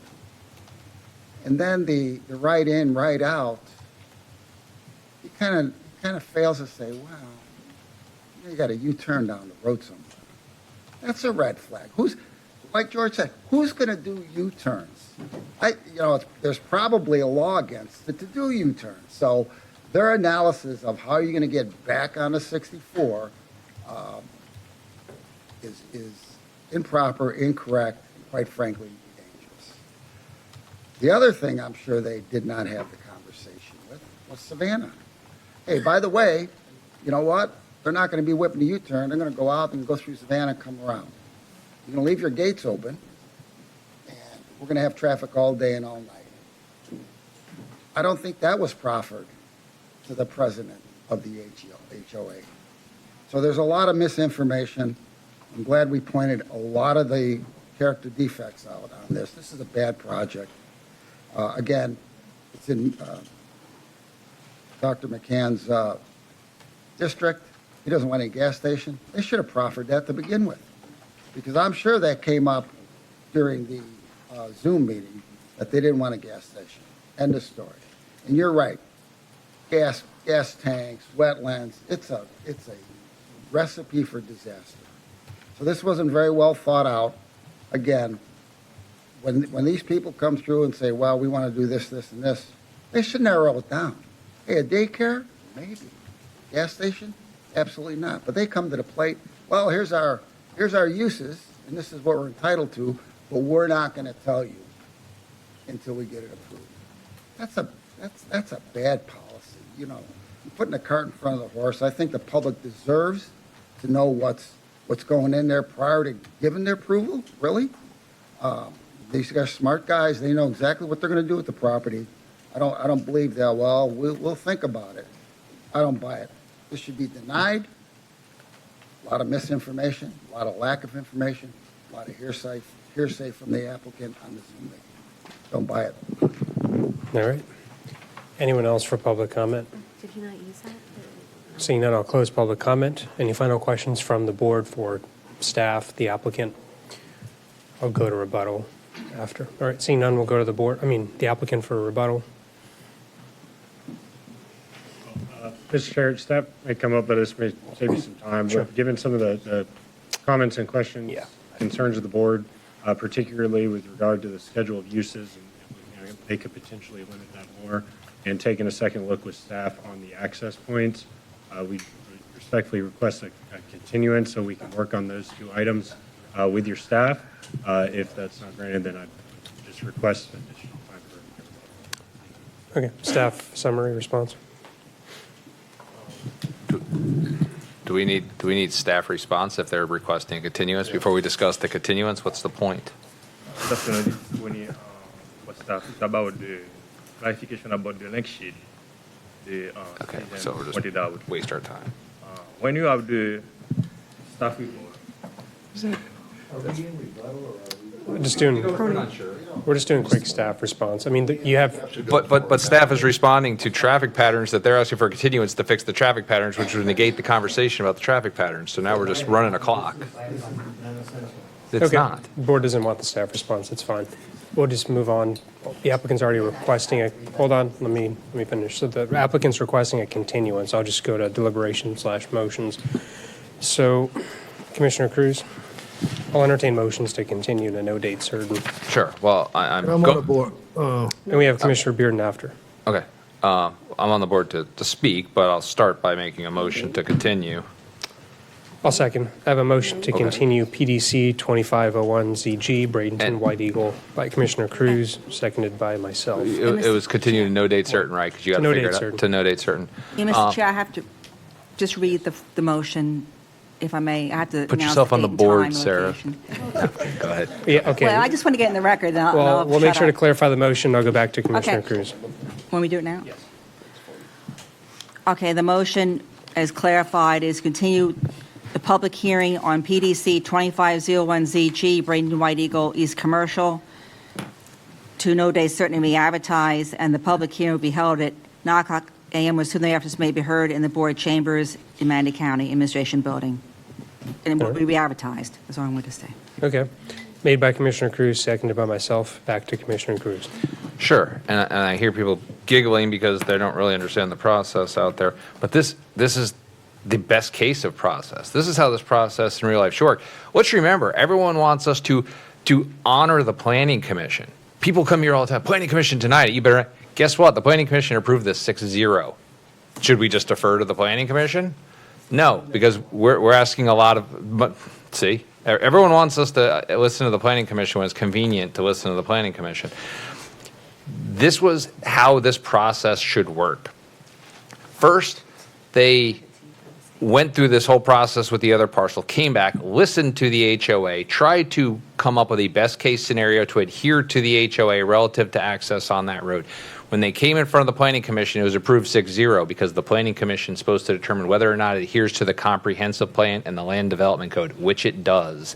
However, there's concerns that are outside the scope of those two things relative to traffic, safety, and general well-being, as well as the wetlands. This board asked real questions. Everyone did. I'm proud of everyone on this board. There were some very good questions that were brought up that spurred other questions.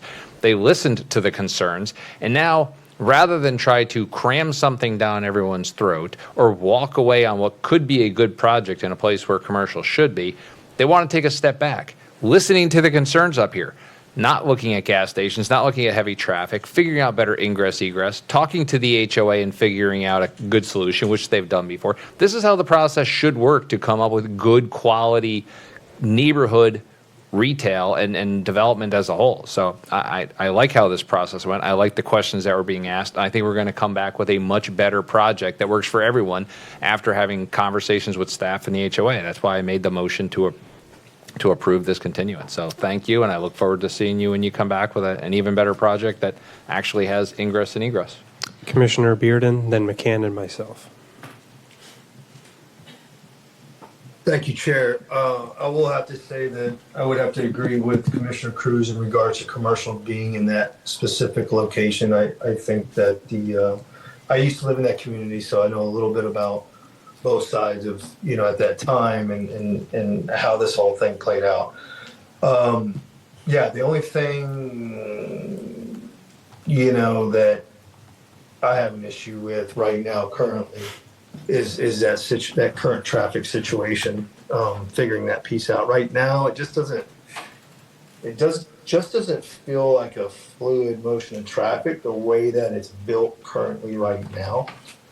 But I do agree that we do need some commercial there. So hopefully you guys can bring it back and show us the corrections and what you guys propose to be putting there when you guys bring it back. Thank you. Thank you, Commissioner McCann. I appreciate you wanting to work with us on this and making sure the gas station doesn't come back. But, I do want to say in support of the Planning Commission, the Planning Commission, makes their decisions based on what's there in front of them. And Ed Vogler, Pat Neal's attorney, said that that's competent, substantial evidence when it's in his favor. But he's never said that it's 6-0 either. So, it's not fair to say that people are expecting certain things, because it's coming out of both the applicants and the staff. So again, we really need to watch our comments on the planning commission because they're doing the best job they can. All right, I'm on the board. Yeah, I'd love to see you work out alternative means of access, Prairie View Drive, something else. And I understand, it'd be nice to have an access on Route 64. That's not the reality today. Perhaps that would help you maximize commercial entitlements. Maybe we can negotiate in or out the gas station use, but the community is not served if we're just cutting down uses to nothing, and you have to figure out how to market this because you didn't want to or could not figure out another entry or exit way out of this property. I'd like for you to maximize your commercial entitlements, that community, give them what you think the market can deliver to them without having to cut down on what you potentially could do because of a little access issue. But hopefully you can figure that out, and wish you luck doing that. Commissioner Felt, you're up.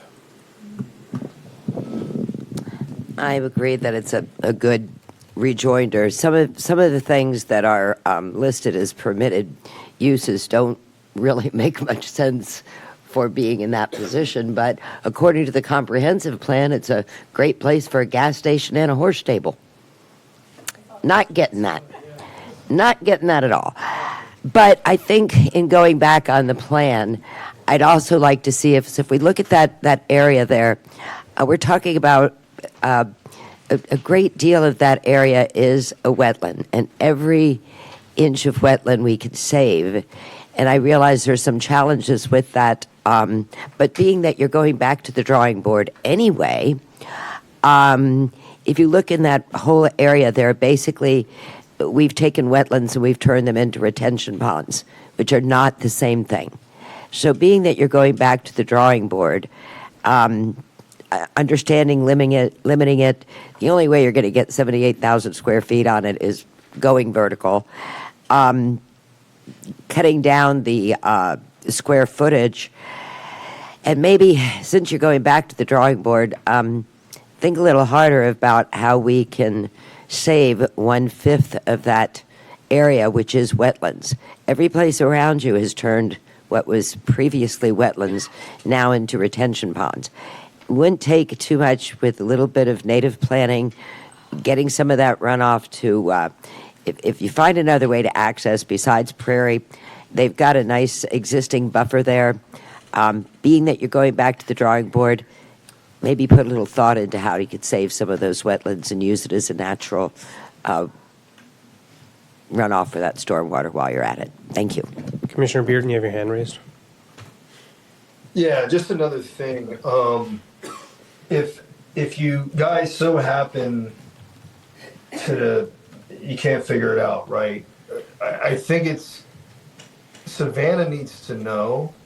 I mean, it's just common sense that there's going to be a lot more traffic dumped onto that road.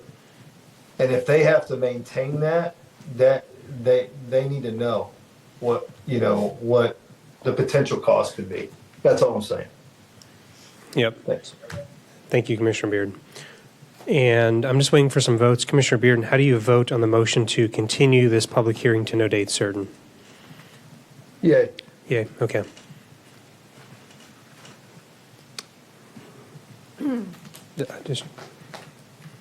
All right, that passes unanimously. Thank you very much.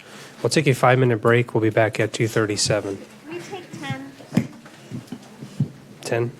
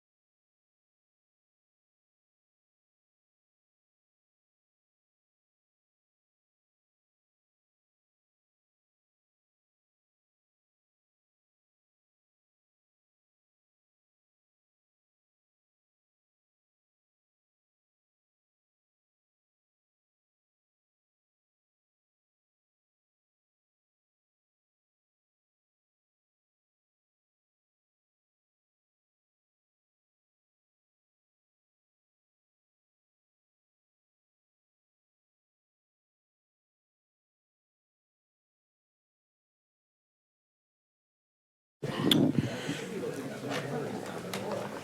right, welcome back, everyone. Ms. Knapp, would you read the next item into the record, please? Yes, and Chair, we're going to open item number 8 and 12 together. Yes. Okay, so item number 8 is PDR 2432ZG Lone Valley GDP.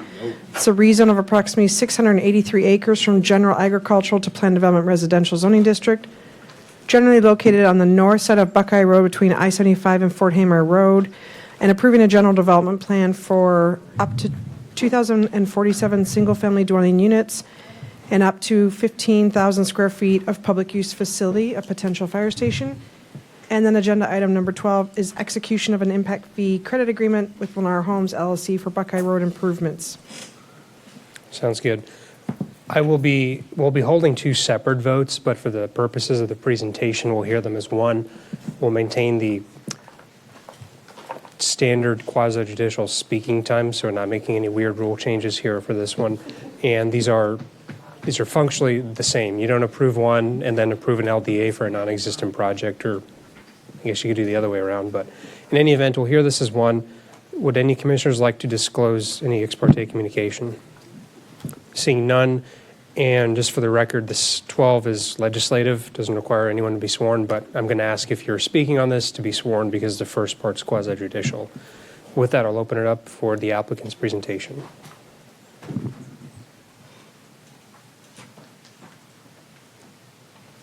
Also, I don't have anyone signed up to speak on this, so just go ahead and sign up outside, or it's a free-for-all. You can go ahead, ma'am. Okay, thank you. Good afternoon. My name is Kayla Witkowski. I am a certified planner with Clearview Land Design. I am a Hillsborough County resident, and I have been sworn. We are here today to present a rezoning and general development plan request for a residential plan development.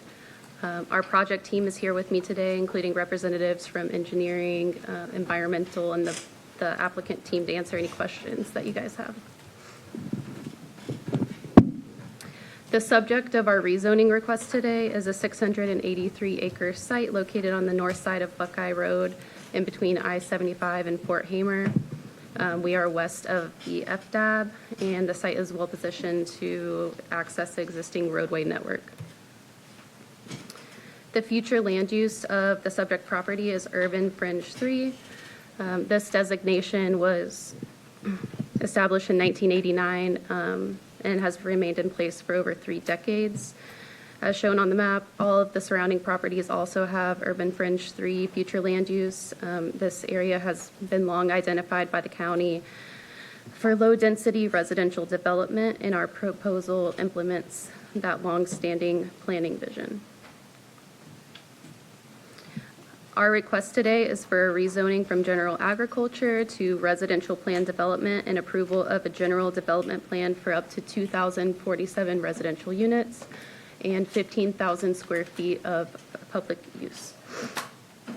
As a part of this request, the applicant is committing to dedicate land for a fire station.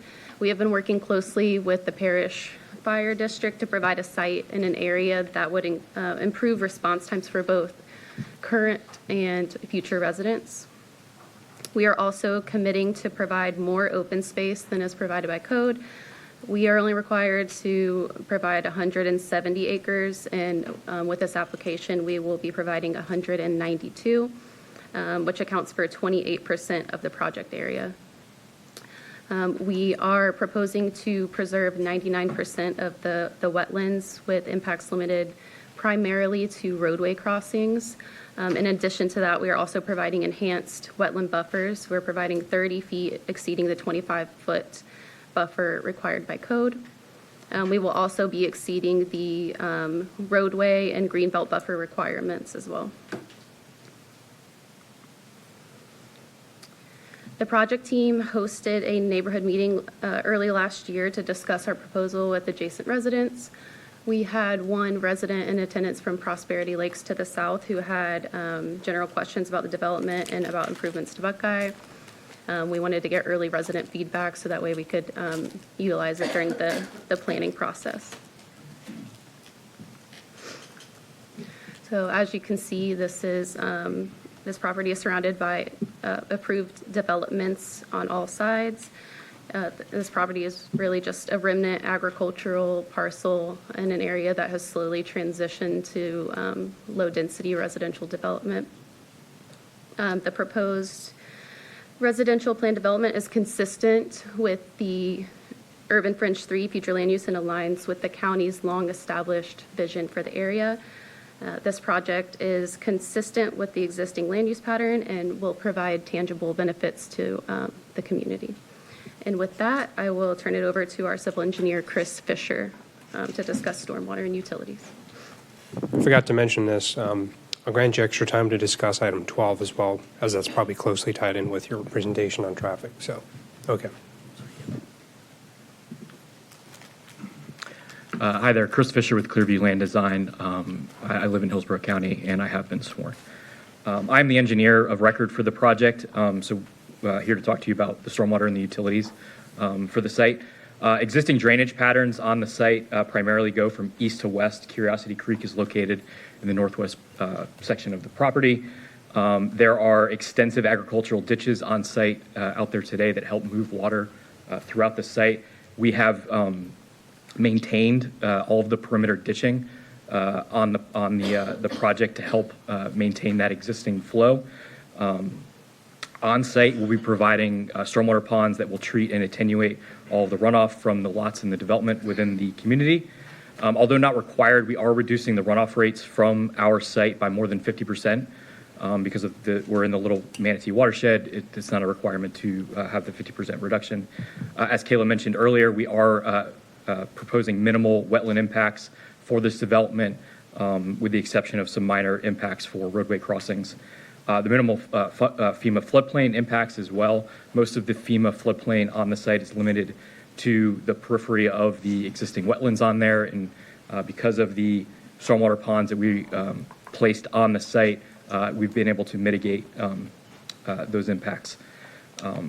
Also, and actually this just happened yesterday, we did get our swift mud permit from the Water Management District for the first half of this project. So one of the things that's a little bit unique about this project is our client has spent significant money doing very high-level design for this project. We've gone through both swift mud and the county.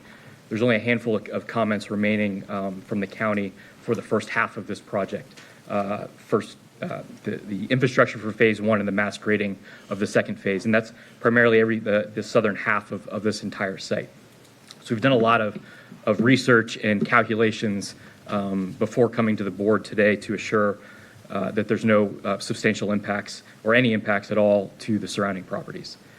From a utility perspective, again, our client developed the project just south of here and actually installed all of the mains, oversized the mains within Buckeye that we will be tying into with this project as well. There's an existing 18-inch water main and an existing 16-inch force main located within Buckeye Road. And this site was also master planned to have this unit count in it when Carollo did the master plan several years back. One thing to note, I forgot to mention, when we started the design of this project, the county was just starting to implement the new rainfall data that Tom Grissenberger wanted future projects to use the NOAA Atlas 14 rainfall data. We have not designed this project with that updated rainfall data, although I have made a concession that we will update our plans to incorporate that new rainfall data. So that is a stipulation that I believe, working with staff, will be added into the report. And with that, I'll turn it over to Kyle Grimes. Thank you, Chris. Mr. Chair, Commissioners, again, Kyle Grimes, attorney with Grimes Galvano. I have been sworn. Just lastly, that commitment to the NOAA Atlas 14 was in the update memo, I believe, that with the red line. Kayla and Chris did an excellent job talking about the on-site work with this.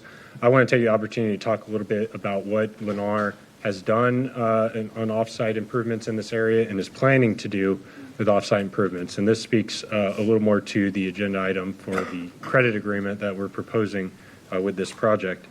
As Chris mentioned, Lennar has done a lot of work in this area. They put in utility lines up and down Buckeye Road in coordination with their project to the south. Also with that Prosperity project, They have an LDA where they have already designed the future four-laning of Buckeye Road from US 301 to the western property boundary, which is where the left side of the blue segment that you see on your screen. So as part of that LDA, Lennar has designed for the future four-laning of Buckeye Road in that area. They are constructing the southern two lanes of the future four-lane Buckeye Road in the area you see in pink. This is all under the agreements they already have in place. I just want to kind of paint the picture of what's being done in that area right now. And they're also in the process of completing the final leg of Fort Hamer Road to connect down to the south. And so when we're going through the planning process of this project, although as indicated in the staff report, Buckeye Road from a capacity standpoint at the existing two lanes is currently operating at B level of service and expected to operate at its adopted level of service with vested trips plus these trips.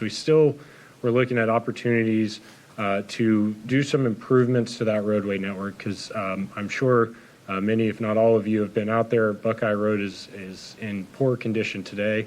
I believe they're about 20 foot wide total, and it's starting to significantly deteriorate. So we wanted to see how we could utilize this project to advance improvements to Buckeye Road.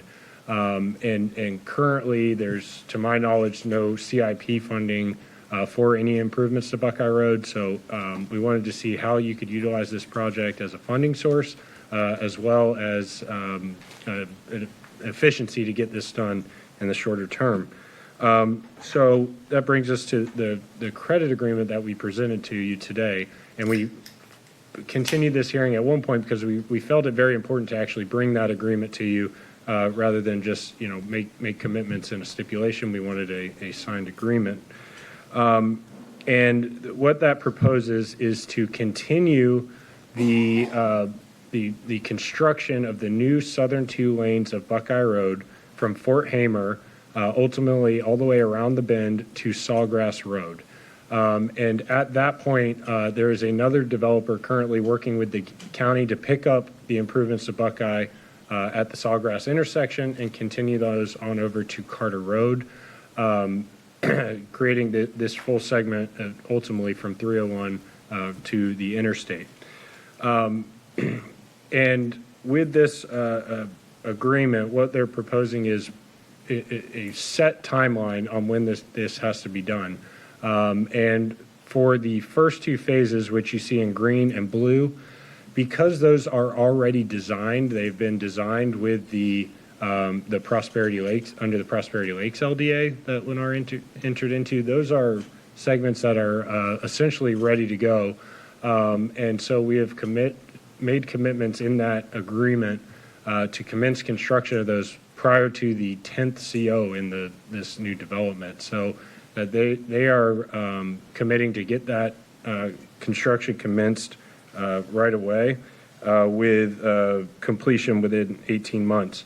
And with the phase 3 that'll continue over to Sawgrass Road, what they're proposing is to begin that design because that segment's not designed yet. But they will design it, again, the future full 4-lane build out and commence that design within 12 months of today, if the agreement is executed today, and complete that within 18 months and then have that construction started prior to the 500 CO of the project. And so, part of the reason of phasing these is one, timing of what has already been designed is why we've broken it up in that way.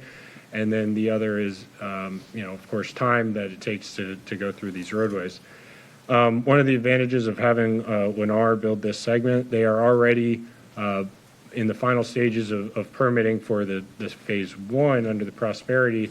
And with this agreement, they could add these improvements to that, utilizing one contractor and when they're mobilized out there to do those improvements, and which can save significant costs.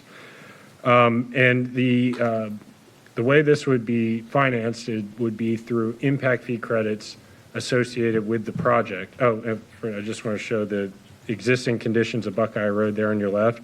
And these are the proposed improvements that they're currently working on from 301. This is what they'll look like from 301 to Fort Hamer, and then continue on over to Sawgrass. That is the southern 2 lanes with a 15-foot multi-use trail. And the way this would be financed is through the impact fee credit agreement before you. They're not requesting any type of cash funding from the county. They would utilize the impact fees to be generated from this project to pay for the improvements over time. You know, Lennar would front the costs for this full section of roadway and recoup that through impact fee credits over the life of the project. So, you know, Lennar has shown that they are good partners to get this infrastructure built in this area of the county. They want to continue that relationship with the county. We recognize the condition of Buckeye Road here, and as a major thoroughfare serving the county, we feel it is a benefit to enter into this public-private partnership to provide some safety improvements to that roadway.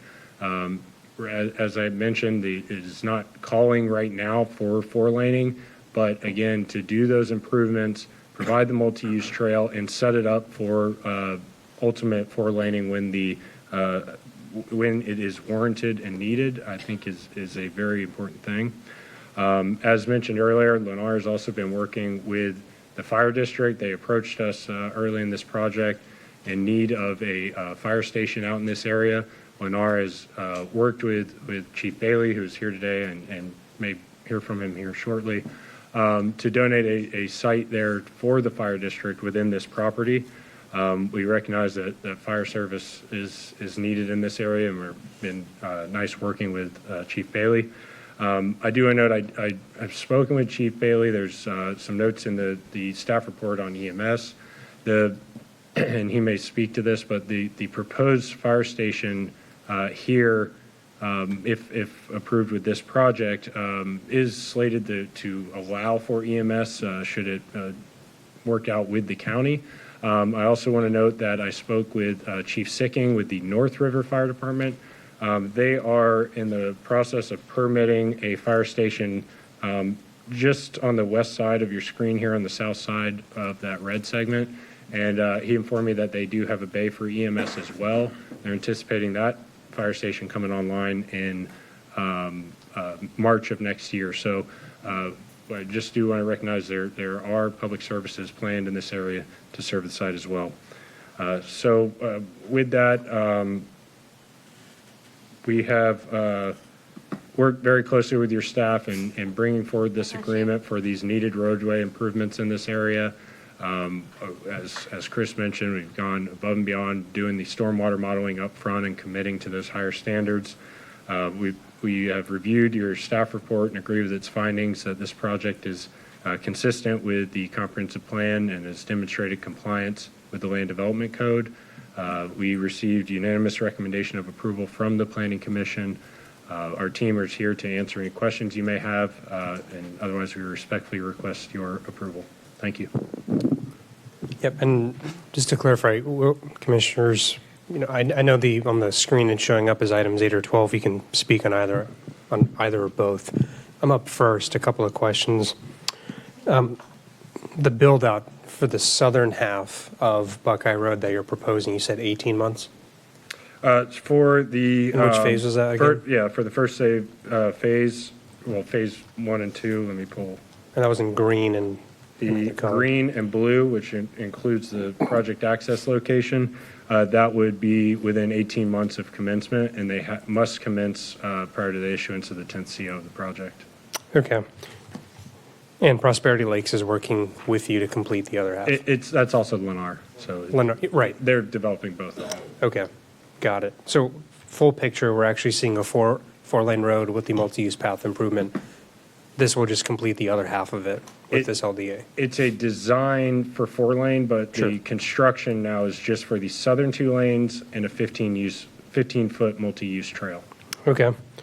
And the reason they went with southern 2 lanes here, I know we've talked about doing outside 2 lanes or southern. The right-of-way was there for this because in the LDA, the Prosperity has already established the right-of-way and the obligations to dedicate that to the county. As you go around the corner, there's Manatee County-owned property, and then the, I forget what it's called now, but the old McClure property where they've designated, reserved that right-of-way. So the right-of-way was there fully on the southern half, so that was the decision to do the southern 2 lanes rather than outside 2 lanes in this particular circumstance. Okay, my other questions related to utility relocation. I noticed that's not included in the LDA. Let's ignore TECO and the gas lines. What would the future effort look like to perform any relocations? And I bring one of our engineers up. They identify, I believe, just in kind of one space near where our project access, if I'm remembering correctly. It sounds like we're paying for it, just or in TECO's case, they're paying for it, which is fine, but I'm just curious. The language implies. Is that what you're getting at, overhead utilities and gas? Yeah, well, gas we can ignore. I'm just curious. The agreement implies the county is paying for the relocation in the future at some point. Just wanted to clarify that. I could be wrong. That was actually language that we were provided when Public Works staff, where they didn't want to get into any utilities in the credit agreement for the roadway improvements. There was thoughts that there might be some minor tweaks to needed to move some of the utilities, but we have been working with them to minimize that to the greatest extent. I think our last discussion, we were looking at maybe, having them in medians or things like that. I know we're working to try to minimize that to the greatest extent, but didn't have all those details as they're still working out the project access. Okay. Last question I have, and then I'll turn it over to the other commissioners. I know you're proffering to donate the land to the fire district. Admirable. What about EMS? I know typically we as a county have been wanting to see our own EMS stations. So was there any conversation with our staff? And I'll ask them this too later. So for dedication of that property, or some properties. Yeah, I know EMS has come up a lot more since we've kind of done all the planning of this. Chief Bailey approached us and was looking into opportunity to put that here. And we were able to accommodate that there. But with my discussions with Chief Bailey and Chief Sicking, they are planning to have fire stations that can accommodate EMS. So we felt that with them being able to accommodate EMS in that area, that it would provide the service here. I will say I also spoke with the seller of this property, so not Lennar, the seller, and they have additional land in this area that they said they'd be willing to chat with the county about potentially acquiring it. If you look on your screen, you see the red part that kind of fans out right in Yes. just to the top left of that, there's that triangle looking piece. That is owned by the IA Manatee folks that are selling this property. And they said they'd be certainly willing to talk with staff if they're still in need of a future EMS station, depending on, the utilization of the fire departments and sharing amenities, which, can come with its own cost savings. So, Got it. But we did look at potentials for finding another, site in the area. Okay. And kind of along those lines, just for future consideration, we're already in discussion for a sheriff substation just south of you all, but as other projects come up, that's something we're looking to as well. It's not just EMS. Fire, it's independent, but for us, it's EMS and sheriff substations up there as well. There's a lack of spaces for them to be able to respond from in a quick manner. I'll turn it over to Commissioner Cruz. I have everyone on the board. So I have Cruz, Ron, Ballard, Bearden, then McCann. Commissioner Cruz. All right, kind of walk me through. So you're building the southern 2 lanes. I didn't really focus on the impact fee credit part of it during my briefing, so I apologize. You're building the southern 2 lanes. Are the existing 2 lanes staying as effectively the northern 2 lanes? Will it be 4 lanes when you're done, or are you replacing? It's in place of what is there. So So we're not getting a 4-lane road. No, We're just getting a blacker, smoother 2-lane road. So what you see on your screen is essentially what you're getting. It's replacing the. I see on my screen. Oh, up there. Oh, sorry. Oh, there it is. Now it showed up. Okay. So what on the left is what's there today. It's 20 foot of gravel with some stripes. And what they would do is build the southern 2 lanes of the future. They're design the full thing, but build just the southern 2 lanes, and it would take the place of what is there today. So you would not have a 4-lane when you're done, and our engineers may be able to kind of explain. No, the process. I understand the concept of 2 versus 4. And, and there's your cross-section, just to kind of. Go back to the last one? No, the one in between. There was one that you showed a rendering, there it is. Oh, there. So you're building half of what I'm looking at. The right side of the screen. And the other half of it will cobble together money over the next 20 years. I mean, if I'm looking at Moxon Wallow, someone at one point built us 2 lanes, and it's taken us, it was well on its way when I got on this board 6 years ago, right? I mean, so you're not creating capacity, you're creating a more conforming version and a newer version and a more maintained version of what we have now. Plus, don't get me wrong, I love trails.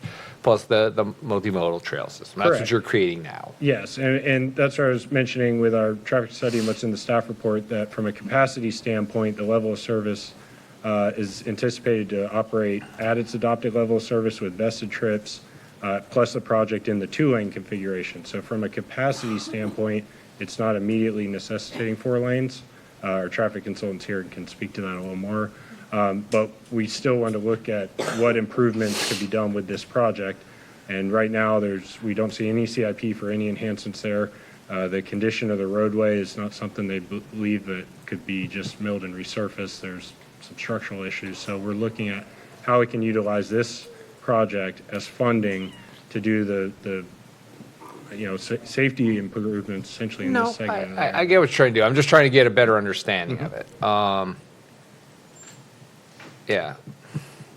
Okay. Because at first I was thinking, oh, hey, this is like back in the old days with concurrency, because you're building the additional capacity to meet the needs of the additional houses, and this is what everyone keeps talking about that doesn't exist, and you're basically creating it voluntarily through the impact fee credit. But you're not really doing it from a concurrency standpoint, because you're not creating the additional capacity to meet the needs of 3,000 homes. You're just creating a better existing road. So just a couple points on that. So one of the things that we are doing is, right now it's a rural section, so roadside swales. We are going to be using curb and gutter for the road, and we'll be treating within the 2 neighborhoods along Buckeye there. Another thing, we're not just replacing the road, we're moving the road south. We couldn't go over the existing road as it is today. I assume as much, otherwise you're going to create a mess for 18 to 24 months along Buckeye. Yes. So obviously, the existing roadway will more or less be in the median of where the future Buckeye Road improvements will be. Okay. Next question. Maybe it's more of a staff question, but I'll ask you too, because it was the main thing I focused on in my briefing. There's very little commercial up there right now.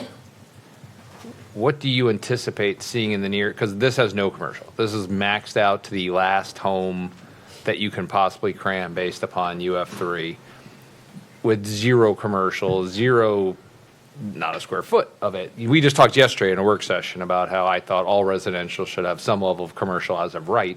So I think that's beneficial to do. But where do you see the meaningful commercial where 3,000 homes, 6,000 to 7,000 people are going to shop? Considering if I look at all of your map, there's like 100,000 homes in that picture in the future. I mean, it's a lot. It's a block of homes with no commercial, and they're all going to have to drive someplace for a commercial. So where is it? So our client actually wanted to look into doing commercial, but we're restricted by the comprehensive plan.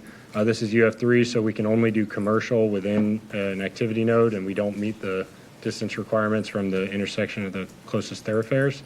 So by the comprehensive plan, we unfortunately can't provide commercial on this site. With the Prosperity just to the south of us, they have 300,000 square feet of commercial uses approved there on the 2 sides of Fort Hamer Road at Buckeye, and as well as another parcel at 301 in Buckeye. They're working on plans for doing commercial in that area now that the residential's there and to support it. So we have 300,000 square feet coming in this area at some point in the near future with that Prosperity project. But we're restricted and can't do additional commercial on this site. Okay. Thank you. Commissioner Ron. Thank you, Mr. Chair. A couple quick questions. One, your consultant said, and I might heard it wrong, but you're keeping 99% of the wetlands on this site? Correct. Is that correct? Good for you guys. Other quick question. And this site shows, the preliminary site showed J&J Road coming through this site. And what I saw in my briefing was J&J Road is proposed. At some point, it will go through this site. Correct. It's a thoroughfare roadway, or Yeah, it's a roadway thoroughfare thoroughfare road. plan. We're setting aside that right of way with the site plan. We're not proposing to do any improvements to it right now. Okay, so are you going to set, is there going to be a 2-lane road? Are you going to set aside 2-lane or 4-lane for J&J? It's 2-lane, 84 feet of right of way. Okay, so you guys are going to have cut cross sections through that to the north, to your Correct. north project when that gets started in development. J&J, is that a road you guys are going to build, or is that a road that you're going to look to the county to build? We don't need it, and right now there's nowhere for it to go. Okay. So it's not something they're proposing to construct. That our clients. Okay, so all you guys are going to do is plant it somewhere in the project for the future. There'll be a J&J road that'll connect with whatever happens on the Jones properties to the east, and then to the I guess it's Buckhead Trails that's to the west of you guys. That'll connect through there. So that's just a proposed thoroughfare right now on a map. Eventually will happen at some time in the future. Correct. I'm just not aware of any plans for it in the immediate future. Okay, and then my other question is phases 1, 2, and 3 on Buckeye, when do you anticipate all of them to be completed? I mean, is it 24 months, 36 months? I know you guys said 18 for one and 18 for another. Yeah, so we anticipate, you're just looking at 36 months total? All completion in about 36 months. Yes. And within that 36-month timeframe, how many houses do you think you'll complete in that first phase, in that first section? 350. 350? A little less. It'd be in the first phase of the project. All right. And just clarification, the 36 months, we do have some design. Yeah, you guys are in design on a piece right now. On and phase I know three. you're going to go down to Sawgrass. There's, I guess, a potential roundabout at Sawgrass that some other properties are working on, property owners are working on. There's an agreement in place for the roundabout, but they're working on an agreement for continuing the improvements on over to Carter as well. Okay, all the way over to Carter Road with other developers? Yes. Okay. all right. Not this one, but others. All right. Yeah. Thank you, sir. Commissioner Ballard, then Bearden, and the rest McCann, myself. Okay, so my questions are about the improvements to Buckeye. You had mentioned that you're doing kind of those southern 2 lanes rather than kind of the outside lanes like you had talked about for the other development. And then you mentioned it was because we own the right-of-way. So do you, maybe this is a question for staff, do you know the right-of-way situation for that north end? Do we have that right-of-way, or is that going to be another big expense years down the road when that half of Buckeye has to be built? I might defer to staff on that. I know I Okay. can speak a little bit to it. I know because we have some planned developments along those that they likely have, I don't know for certain on all of this, but they likely have right-of-way reservations in them. But I believe there's some properties a little to the east that aren't zoned, so there may be some segments that aren't reserved currently. But yes, we do have the right-of-way set aside along the entire southern side of Buckeye that you see here with Prosperity, and an agreement in place for the dedication of that under the LDA for Prosperity. So that's already established for acquiring that. As you get around the corner on the south side, as I mentioned, Manatee County owns some parcels, and then there's, again, the right-of-way reserved with the developer that's continuing the improvement. So we know we can get the right-of-way for the southern 2 lanes. There's maybe a few segments on the northern side that aren't acquired yet. Okay, I'll ask staff about that part. Okay. Thank you. Commissioner Bearden. Thank you, Chair. Can you go back to that map where you had those sections, just so I can get a good grasp on this, of the build-out? Oh, I'm sorry. Yep. Okay. Oh, back. Do you want the visual or the cross The sections, the colored sections, please. No, the whole build-out of the road that you had. There, right there. Okay, sorry. Okay, so the blue and the green, you guys are responsible, or essentially going to build out, correct? And then the pink portion of it Who's doing that portion? So Commissioner Bearden, just to Just clarify. I'm tracking.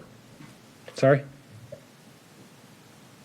Well, the pink portion, the southern two lanes are already, Lennar is already obligated to construct those with the Prosperity Development to the south. So those are in the final stages of permitting now, that pink section, and they will commence construction on that here very soon. And then with this project, first with that LDA, they've already designed all the way over to the green section and blue section. So those have already all been designed. And what we're proposing with this agreement is to continue the southern two lanes from the pink section through the green and blue and commence construction on those prior to the 10th CO, and then continue it on around the bend, because that section still needs to be designed, so that'll trail shortly behind the first segments.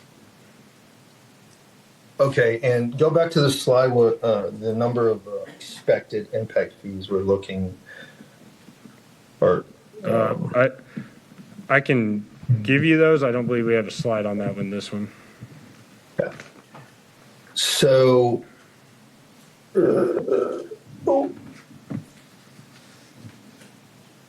how much is going to cost you guys to build that section of road?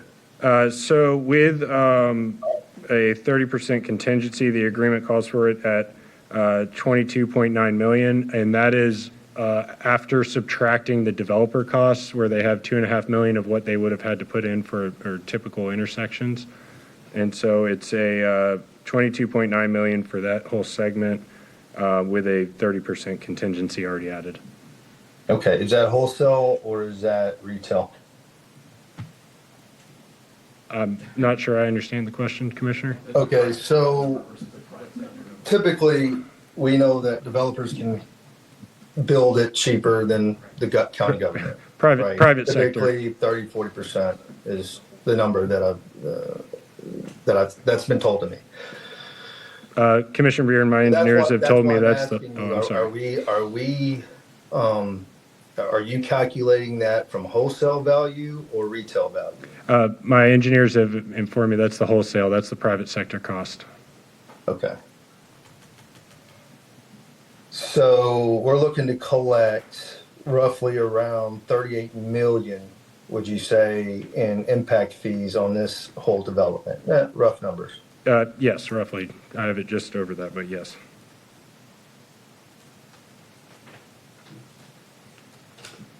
Okay. So honestly, I'm going to be real with you guys. Like, this is a pretty decent sized development. I think we need to work something out where we get our 4-lane and, maybe extend it a little bit. I know we just want to do a 2-lane, but that's not doing us any good. I mean, maybe there can be a conversation to where we might be able to make that happen.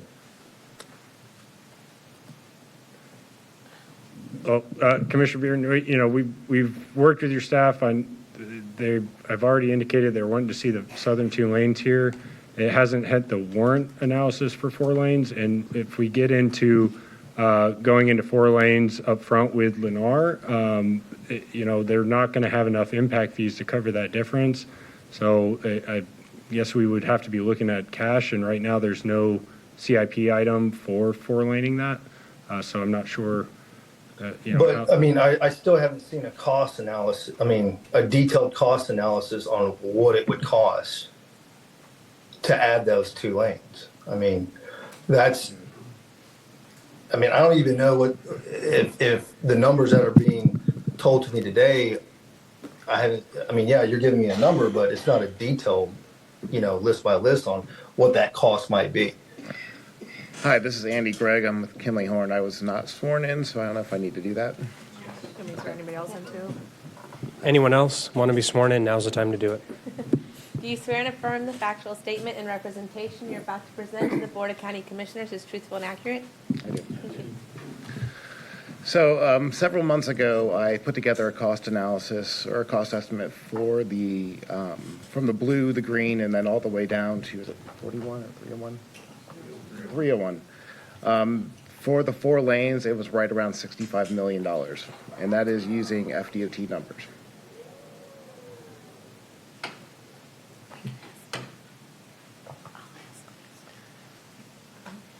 Anything else, Commissioner Beard? Andy Gregg. That's all I have right now. All right. I have Commissioner McCann up.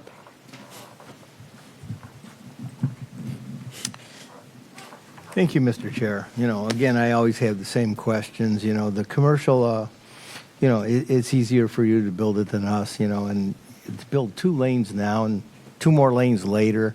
We're going to have, from what they're estimating, 3,684 cars here when you're all done. I mean, a 2-lane road really isn't sufficient for that. What we're hearing from, people in the neighborhood over there is that, they just think that this is going to be a conglomerate, a monster thing where you're building a whole bunch of homes here. In fact, one of the comments I heard was, you're building a whole county. So the thing is that, with these roads, they don't feel there's enough there. Keeping 99% of the wetlands is very commendable. Of course, I'd prefer 100%. Talking about a road later on, I mean, that's kind of deceptive to me because this J&J road is proposed, but it may or may not happen. And if it does happen, it's our expense. And, then I hear about the fire station, which I think is a good thing. And I heard there was going to be EMS bays there. But, right now we're renting EMS bays from fire stations. Is that going to be another cost for us? When we get all done, adding up the cost to the county here, I mean, we might be going half with you on this. So it just seems to me that there's a lot of what ifs here again. And, the planning stages that are coming through this just don't make sense. I mean, now you're saying in 36 months you're only going to have 350 houses there? Correct. Okay. And when are the other 3,000 something coming in? Let me bring our engineers to speak to the timing. Okay. Just to, and I can't speak to the absorption rate of Lennar, but from a construction standpoint, once we put a shovel in the ground, we're 18 months from being able to really start a house. Okay. And then you are 6 months to build a house. Lennar may do it a little faster than that. So now we're at 24 months in whatever the sales per month are from there. So I think 36 months is. So how long is it going to take you to build this whole thing? And, what are the costs of the roads going to be at that time? Whole thing meaning the project? The whole project. Somewhere less than 10 years, 8 to 10 years. Okay. And again, putting the roads in now wouldn't make sense, because again, the cost that they just gave us from the DOT, what's that going to be 10 years from now? Well, if I may just address some of that. So from a transportation perspective, we as we all know, we don't have concurrency now and we mitigate through fees, but and this roadway is not showing that it's failing with vested trips or this project trips from a capacity standpoint at 2 lanes. And so Lennar is working, saying, hey, we're willing to front $20 million in costs that the county's going to have to do to this roadway at some point with or without this project. And they're willing to put that cash up front and only recoup it slowly over time for up to 8 to 10 years. We do feel that Lennar is putting a significant investment into the county infrastructure with this project.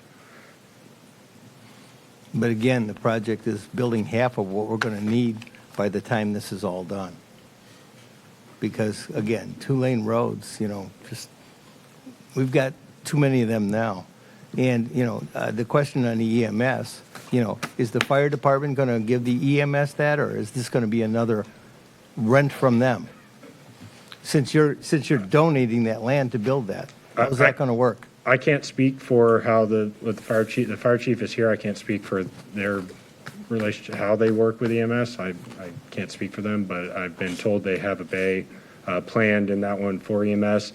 I've also been spoke with Chief Sicking, who at the North River, And they have, they're in design and permitting now for that one. They have a 3-bay system with 1 bay designated for EMS, and he told me they are actively working with EMS, and they're planning to go in that location. I can't say 100% confirmed, but that's what I was told to me. Okay. That's all I have. Again, we're going to see some expenses down the road. I get that. But, obviously, if you're donating a fire station, they should donate the bay. Thank you. I had a follow-up question for you. Kind of a comment, too, to Commissioner Cruz's point. I hate our mixed-use designations. I'd like to see commercial as part of it, but I recognize that's not what Urban Fringe 3 allows. I'd just be curious if you were to be granted a continuance, if there would be a comprehensive plan amendment allowing you to add commercial entitlements. That's one thought. You don't need to respond to that right now, because that's going to be a massive problem. And I speak to the Hillsborough County Commissioner on that side a lot. This is because it's abutting their county. They're seeing a significant amount of growth on their southern border. So I see, going to my next point, a similar transportation problem as we're seeing on our eastern border with Sarasota County. They're expanding rapidly further east than we are. That congestion is making its way up to, that traffic is making its way up to our roads, especially as we expand some of those eastern boundaries, eastern roads. So the problem we're seeing is because of growth in another county, we're experiencing congestion problems in our roads. So with respect to the future road JJ here, I understand that you're designing this development to account for that, namely through the development of intersections Yeah, so. and right-of-way. With Road JJ, if that wasn't on the thoroughfare plan, they wouldn't even show it because it's not one they need or It's would not the use. CAP, nothing. But because it's on the thoroughfare plan and your comprehensive plan has some provisions for reserving those right-of-ways when development comes in, they showed that right-of-way, they reserved it, and so when the county deems it appropriate or decide to move forward with constructing that road, that right-of-way is there. So building net new roads as opposed to expansion of existing ones, depending on where you are, is a lot cheaper. There's an interesting article with SMR expanding their southeast corner, costing a lot less to do that. My question is, did you run any analysis on future road JJ to build your portion out? Granted, there's some, you said we don't need it. I think we will at some point, just because it's, again, growth from Hillsborough, growth in our county, we're going to see that need there. So I'm just curious. Just to clarify, I didn't say the county wouldn't need it as Okay. a whole. I'm just saying it's not something that's required for this to have Sure. second means of access or things like that. So just to clarify that. We didn't look into the costs of Road JJ. Right now, it's a road to nowhere, and we didn't look into building it because if they build it, it's just a segment of roadway that goes nowhere. That I know the county has discouraged that over the years, where they've had long dead-end roads or things, and people end up racing down them or doing whatever else. And so they're not trying to just build a road that goes to nowhere on that segment, because they don't even need it to serve their site. So we didn't look into those costs. Okay, but we approved a development east of it, and I think prior boards have done something west of it. So I know they've set aside some right-of-way, just a thought, so, but you answered my question. I'll follow up with staff on it. And this is, the first step in this process. Ultimately, if we have to come with another agreement on dedicating that right-of-way and things, there's still plenty of opportunities to address Road JJ, but we felt that the highest priority right now with the infrastructure in the area is Buckeye Road, so I wanted to see how we can utilize this project to advance those improvements. Okay. Because you also have extra impact fee credits that could potentially be used for that or other things, other amenities. And people used to think 44th is a road to nowhere, and now not so much. So I'm just thinking ahead. We're going to need east-west connectors. Thankfully, with Sawgrass, we're seeing a north-south there. So, all right, I'll turn it over to our staff for their presentation. Thank you very much. Thank you. I have one more question. Commissioner Beard, go ahead. And then we'll close out, go to staff. Yeah, I didn't want him to Thank you. actually leave the podium. But my question is that,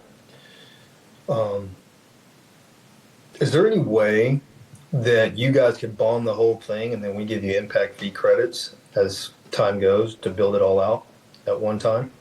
I mean, Lennar, as big as they are, they should be able to do that. If I'm understanding you correctly, that you bond for the entire 4-laning, the whole segment, and grant impact fees for it? I'm not sure if I understood you correctly. Yeah, pretty much you guys would take the money out to build the rest of that road, and we would give you impact fee credits based on that you guys either use in the future or use with your current development. The anticipated right now is if they built out those old 4 lanes, they would be greatly exceeding what they would ever need in impact fees, fee credits. And so, Even in the future of this county, I mean, Lennar's a pretty big developer. I mean, they built thousands of homes in this county. That's my question. I understand, and I know, they have their own budgets and things they have to fix. They've looked at the budgets for this. They're already willing to put up $20 million up front.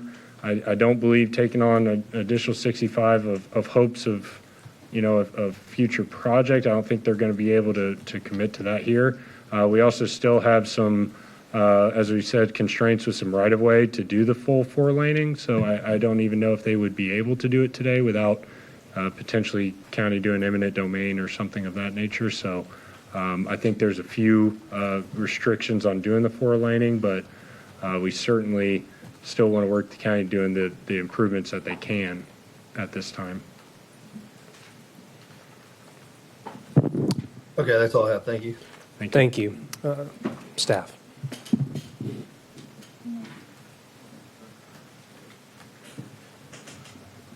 Good afternoon, Commissioners. Haven't seen you in a long time. James McDevitt with Development Services. I have been sworn. The applicant's team did a great job of presenting the project. I can speak to the GDP. We have Clark Davis with Public Works to discuss the impact fee agreement if you wish to speak to that. We know where we are. We're on the north side of Buckeye Road, east of I-75.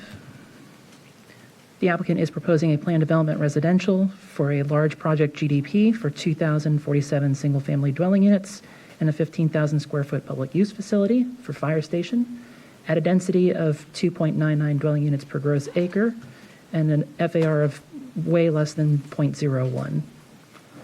They're proposing access for the residential portions along Buckeye Road and future Road JJ, and the public use facility is Buckeye Road. And here is the larger image of the GDP. The applicant did mention they do have concurrent final site plans in under staff review. I don't want to comment on them because they're not finalized. Here are their development standards for their 3 different dwelling units for single-family detached, semi-detached, and attached. They hosted a virtual neighborhood workshop in February of last year. The improvements to Buckeye Road and the type of development in the project were the questions or comments from those that attended. Here's a location map showing some of the nearby developments.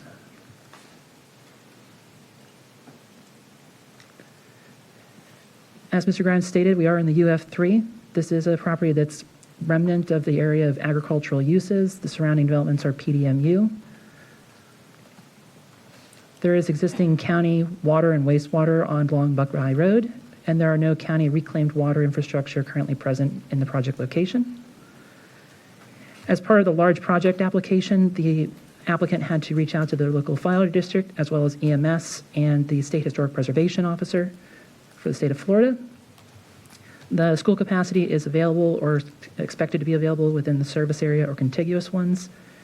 As mentioned and already discussed in full, there is a need for new facilities in the general area for a parish community to affect the protection of the new homes being developed out there.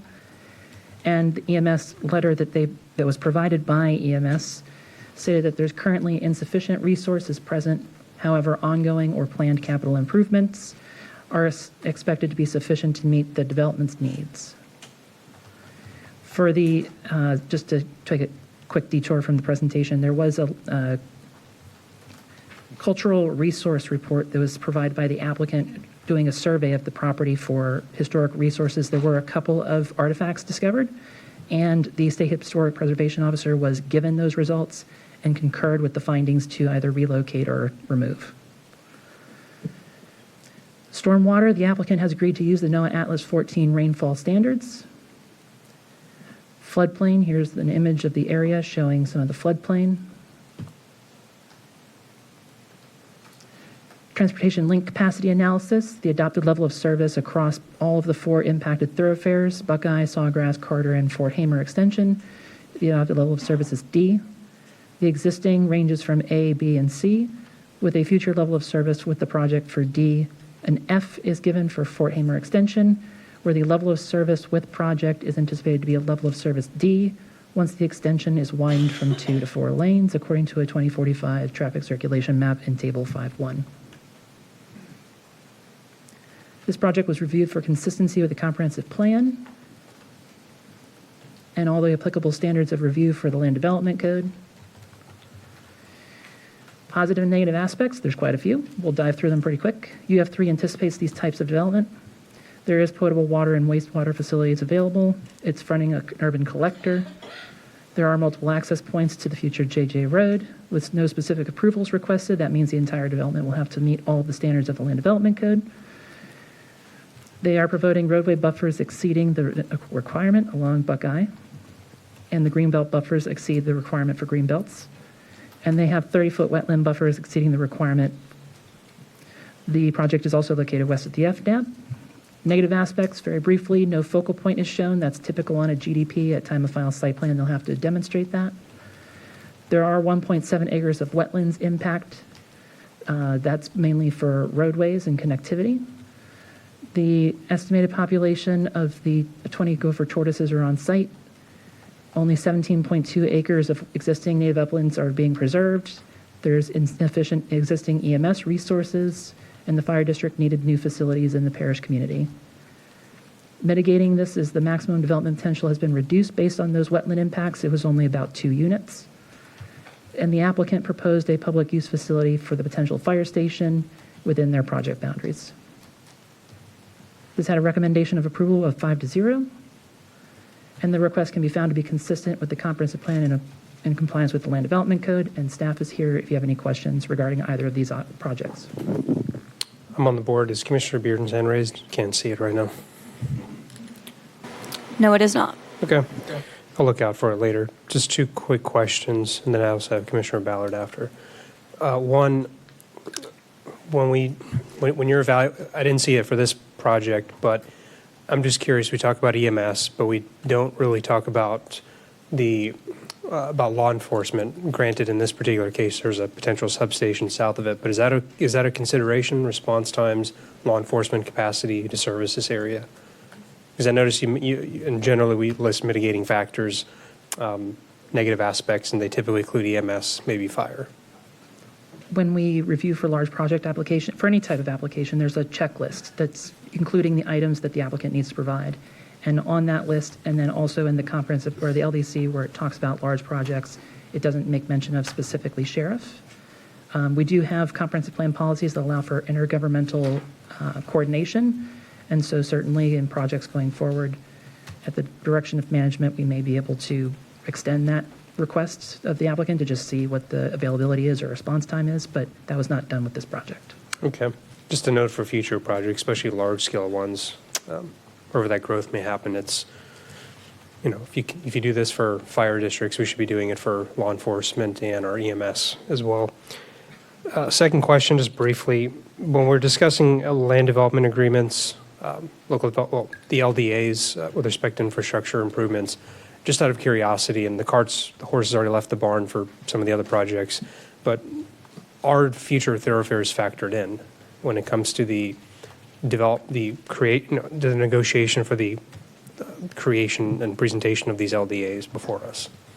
LEAs I can't speak to, but on the general development plans, when we have a project come through, it's going to probably be very difficult to see. So yeah, it's going to be difficult for you to see there. But along Buckeye Road, there's a strip that's dedicated, shown as future right-of-way setback, and that's reserved.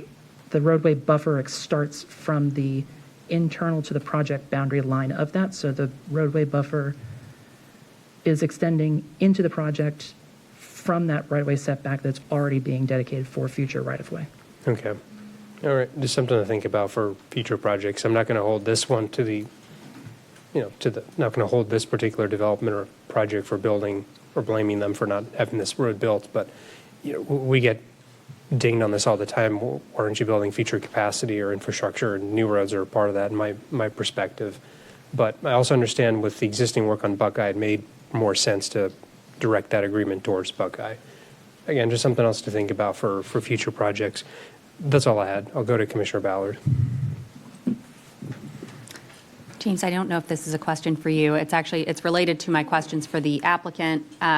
It's about the right-of-way on the north end of Buckeye and whether we have investigated obtaining that, how much we would still need to obtain, and what our potential costs could be. Clark Davis with Public Works. Good afternoon. For the record, Clark Davis, Deputy Director of Traffic Management for Public Works, and I have been sworn. The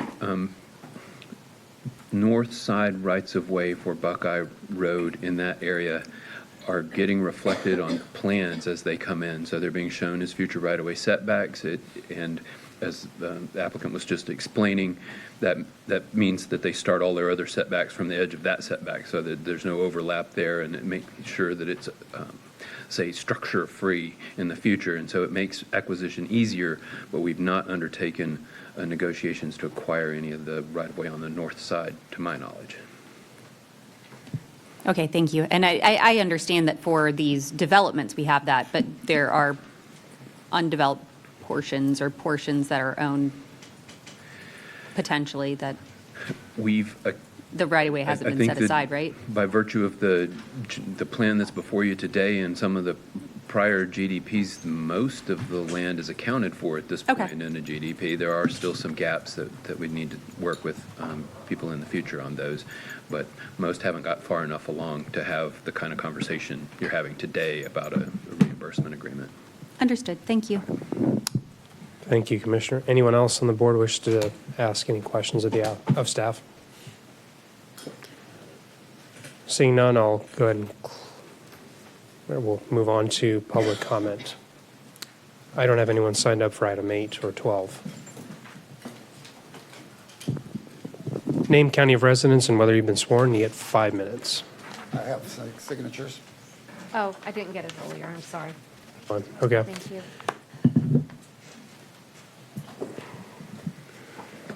For the record, Glenn Giblin of Manatee County, I have been sworn. When do we say enough is enough? Amazing. We're in a water shortage. So when we say we have capacity, I'd certainly like to see some harder facts on that. This article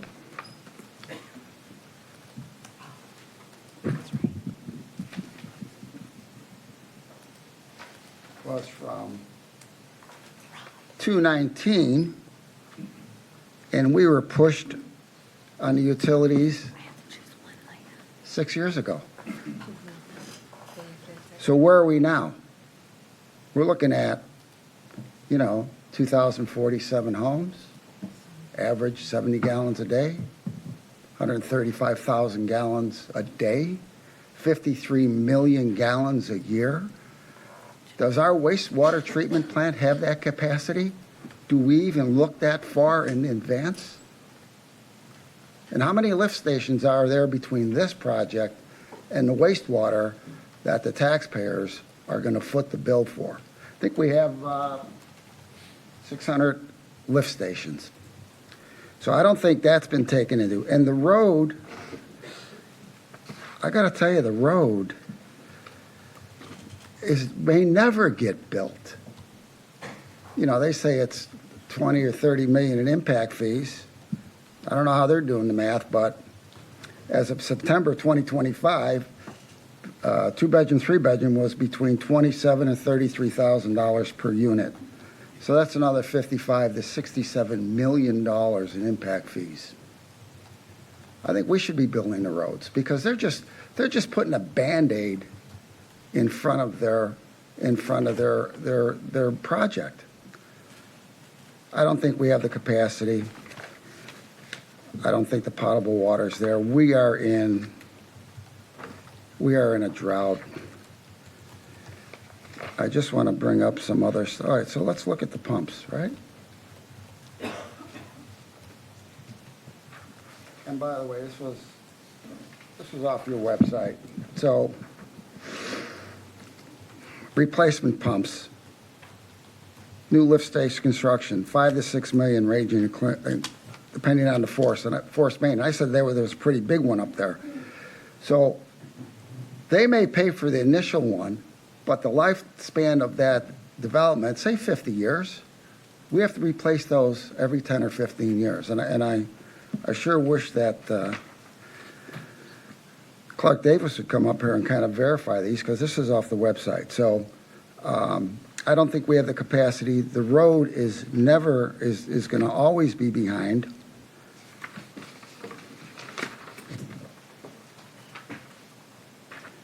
Buckeye Road, overcapacity, central point of contention in Manatee College, Rabid development. So it's in bad shape, safely handled the current traffic, much less 2,047 more homes. Again, your first priority is safety to the community.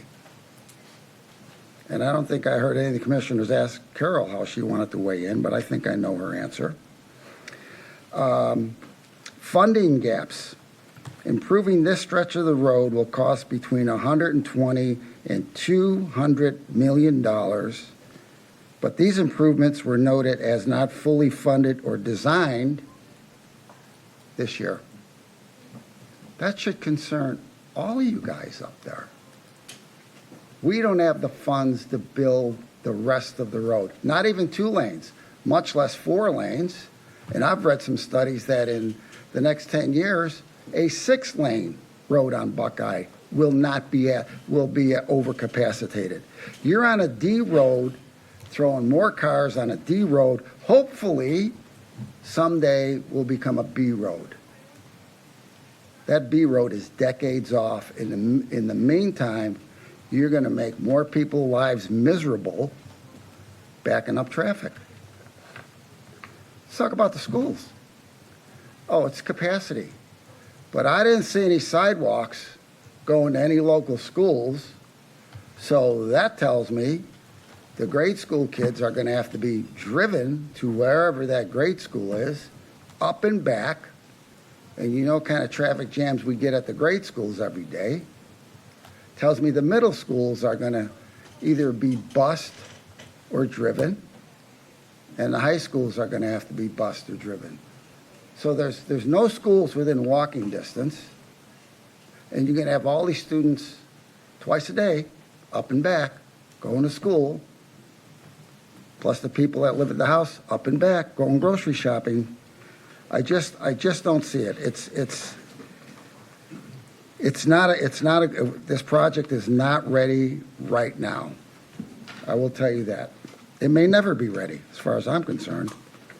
The wetlands, they did. They took some wetlands out. Said this the other day. 1 acre of wetlands, and I think they took like 1.3 acres, is 1 million gallons of absorption rate for that, right? Now, and everything that I'm putting here is verified and not hearsay. It's either a press release or legislative. Let's talk about the character.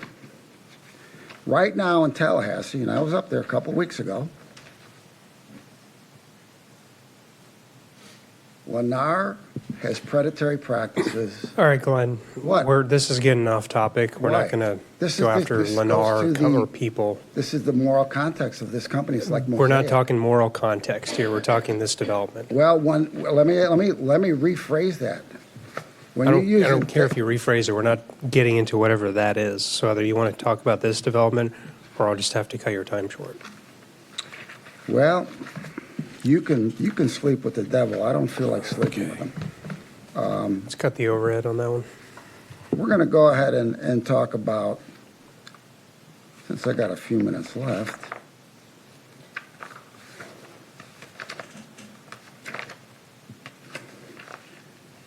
let's talk about, again, we're in a drought. Nobody seems to realize that. You say we have water capacity.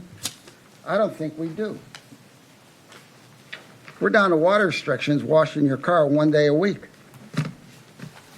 So I would like to see some really facts on the situation that we have the capacity. And I would like to see the sewer capacity of 53 million gallons a year from this one project. And you guys want to upzone this without giving any value back. A couple acres for an EMA station or fire station, that's a carrot. They're not doing anything, any favors. What I haven't heard is, what's the entry level price? 350, 400? Nobody wants to talk about that. Can our school teachers and firefighters and EMS entry level players live in that community that they're supposed to protect and teach? But nobody ever says that. Is there any attainable housing in that project? See, you guys don't ask the tough questions. That's the problem.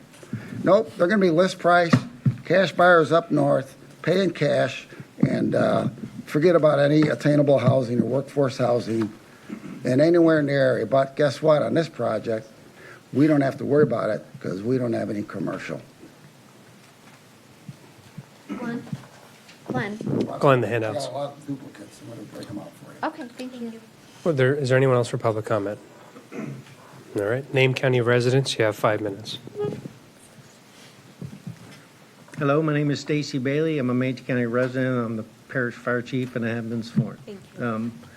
Yeah, there's a lot of discussion on fire stations and, the capacity of what's going on up there in that area. We simply don't meet the standard of NFPA of having enough fire trucks and enough ambulances in that area.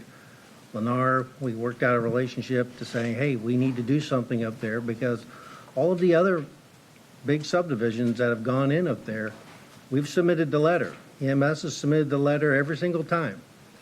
They've stepped up and said, hey, you know what, we're going to include you into it. So we're support of the project just because of the simply, we're running out of space. There's not much up there.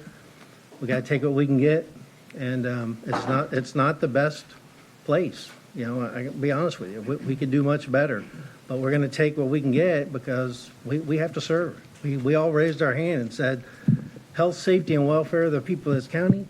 It's a lot of stuff going in, and we got to have the tools and the equipment to do the job. My job is to make sure that my guys are safe, driving these heavy trucks on the road. Them doing the road work and getting that in there, that's a major plus for my guys. And, when you're talking labor unions, and these are the things that they're looking for. They want the health, safety, and welfare of the firefighters too. So I think it's a good deal. We're going to hold them to it, and we're going to try to do the best we can to get the best product. EMS is invited to come in, but to answer the question, they don't put capital into these building fire stations. As an independent special fire district, we are building this completely. If EMS or Manatee County wants to join in, we'd love it because they have impact fees as well. We will build a joint facility and with ownership, so no one can get kicked out or any of that. We can solve these issues, but it takes communication. For years, there hasn't been a great communication amongst the county developers. It's just been kind of things are happening. I came from Lakewood Ranch. I was at East Manatee for 23 years as battalion chief. And what I can tell you is they had a master plan community. They went and all these things were earmarked. Parish has been a hodgepodge of all kinds of different developments, so it's just not as coordinated. But I think, you guys are doing the right thing now, asking the hard questions, holding them accountable so that we can, serve the public. It's what we're here to do. So that's really all I have, and, thank you. Thank you, Chief. Any more public comments?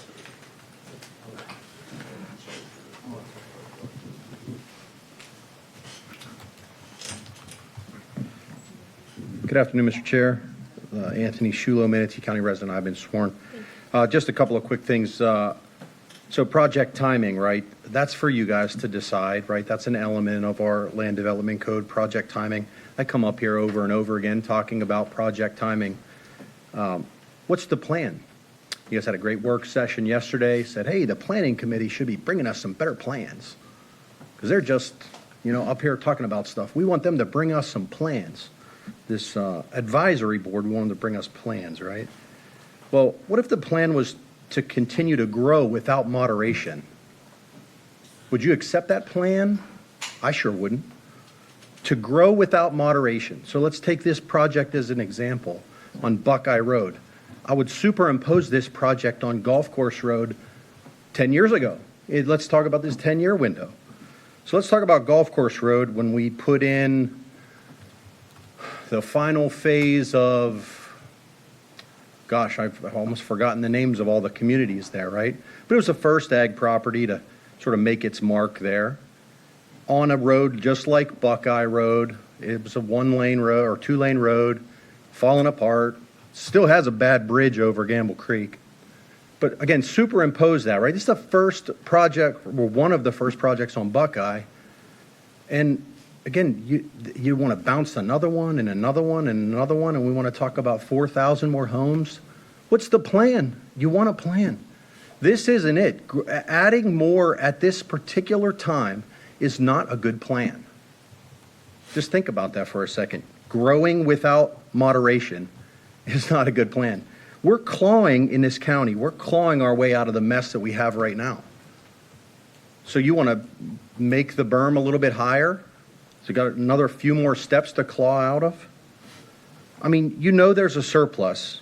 Why can't we wait? Why can't we wait and make a decision with project timing in mind? Control the growth with this specific element of the land development code, project timing.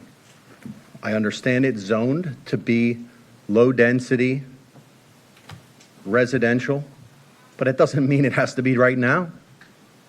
You guys committed to saying, hey, we're going to make decisions that are in the best interest of the county. Well, we have a deficit in infrastructure and we have a surplus of homes. So what's in the best interest of the county? Pump the brakes. Let infrastructure catch up. Thank you for your time. Thank you, sir. Any more public comments in the room? Seeing none, I'll close public comment. Staff response summary, anything there?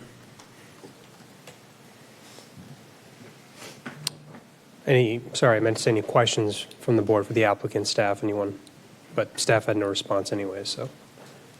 Okay, don't see anyone else here, so in that case, I'll turn it over to the applicant for a rebuttal.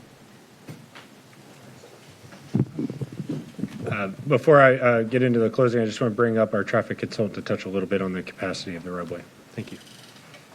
All right, Becca Bond with Kimley Horn. I'm a transportation engineer and I have been sworn. Just wanted to mention that we did work really closely with your transportation planning staff on this analysis. And as was shown in our analysis and the staff report, Buckeye Road is anticipated to operate at the level of service standard in the future total conditions, which considers the project fully built out with a two-lane cross-section. The existing level of service today is B. The future anticipated level of service is D, which is the standard set by the county. As stated during citizen comment and concerns that were raised, many of the concerns on Buckeye are related to safety with lights and shoulders. The proposed improvements that are before you today will provide 2 new lanes up to county standards, mentioning going from that rural to that urban cross-section. It'll provide wider lanes and a multi-use path, which does provide additional capacity for pedestrians or bicyclists. Thank you. Again, Kyle Grimes. And, we've been looking at these developments and wanting, asking the developers of what they can do to help advance infrastructure and things in this area. And, as Becca said, this is not one where this project's anticipated to cause failures of the roadways. But under the county's own rules right now with the alternative transportation system, the typical way they go about mitigating is through the payment of fees. That being said, they wanted to see how they can utilize this project to advance the improvements desperately needed to Buckeye Road. Whether this project goes forward or not, Buckeye Road is a problem. It is very substandard. There's safety concerns out there. It desperately needs to be improved. And, Lennar is willing to come out of pocket up to $20 million to do these improvements that they're not going to see recouped until they get all of these homes built over many years. So, it's not something insignificant. And, when looking at whether you 4-lane up front or not, as mentioned, it's not warranted for 4 lanes now. So putting, or even, with the vested trips in the future, so putting additional money to 4-laning a road where it's not needed for capacity, that's money you could put towards those other roads that may need capacity improvements. So we feel it was a better use of the funding from the county, from the funding from this project, to do the improvements that are needed to Buckeye today. That is the 2-laning, putting in the multi-use trail. Just to touch on a few of the other items that were raised, with regards to access and schools, this project will be required to have sidewalks throughout it. And, they're proposing to build the multi-use trail that will connect. It'll connect to Fort Hamer Road that also has a 10-foot multi-use trail that'll go on down towards where the schools are. So there are alternative avenues to just driving on the roads proposed for this area and with this project. With regards to, Lennar has tried to come to the table with everything they can do here. The fire station came and asked them, about this project. They were willing to work with them early in the planning stages to provide that. They were happy to provide a land for a future fire site. As I mentioned, we have talked with both districts. They're willing to work with EMS staff. And I just want to reiterate, we did just recently talk with the sellers of this property, and there are some additional lands. I've communicated with Courtney DePaul that we're willing to have those talks for, whether that be for a future EMS station or for police or whatever you may have. So started that communication on property that may be available in the area. And then with regard to the development itself, this is going to be a similar development of what Lennar did in the Prosperity to the south. And so when we're talking about income levels and what it's going to look like as far as who can afford, they provide, when you're developing at this scale, you can provide a wide variety of housing types. And so Lennar actually went back and looked at their sales in the Prosperity immediately to the south, which will be a very similar development for the year 2025. And they found that 15% of their sales were to individuals' income levels under $75,000 a year, 38% under $95,000. They had 15% of their sales to first-time home buyers. So, they do provide products that are attainable in these developments, which we feel is very appropriate. So again, just to conclude, this is a project that was very thoughtfully designed. It was we knew we wanted to work with the county staff up front of how they can utilize this project to thank you, Mr. Chair, to provide the desperately needed funding to do these improvements to Buckeye Road. Because as I mentioned, to my knowledge, there's nothing in the CIP for any improvements to this section of Buckeye. So with all of that, with all that they're willing to do, and the fact that as presented during the testimony, this project otherwise meets or exceeds the requirements of your comprehensive plan and land development code, we respectfully request your approval. Thank you. Thank you. Commissioner Fells, would you like to kick us off? No one is on the board. No one else has anything to say. I'm sure we will, but you're the district commissioner. You want to start?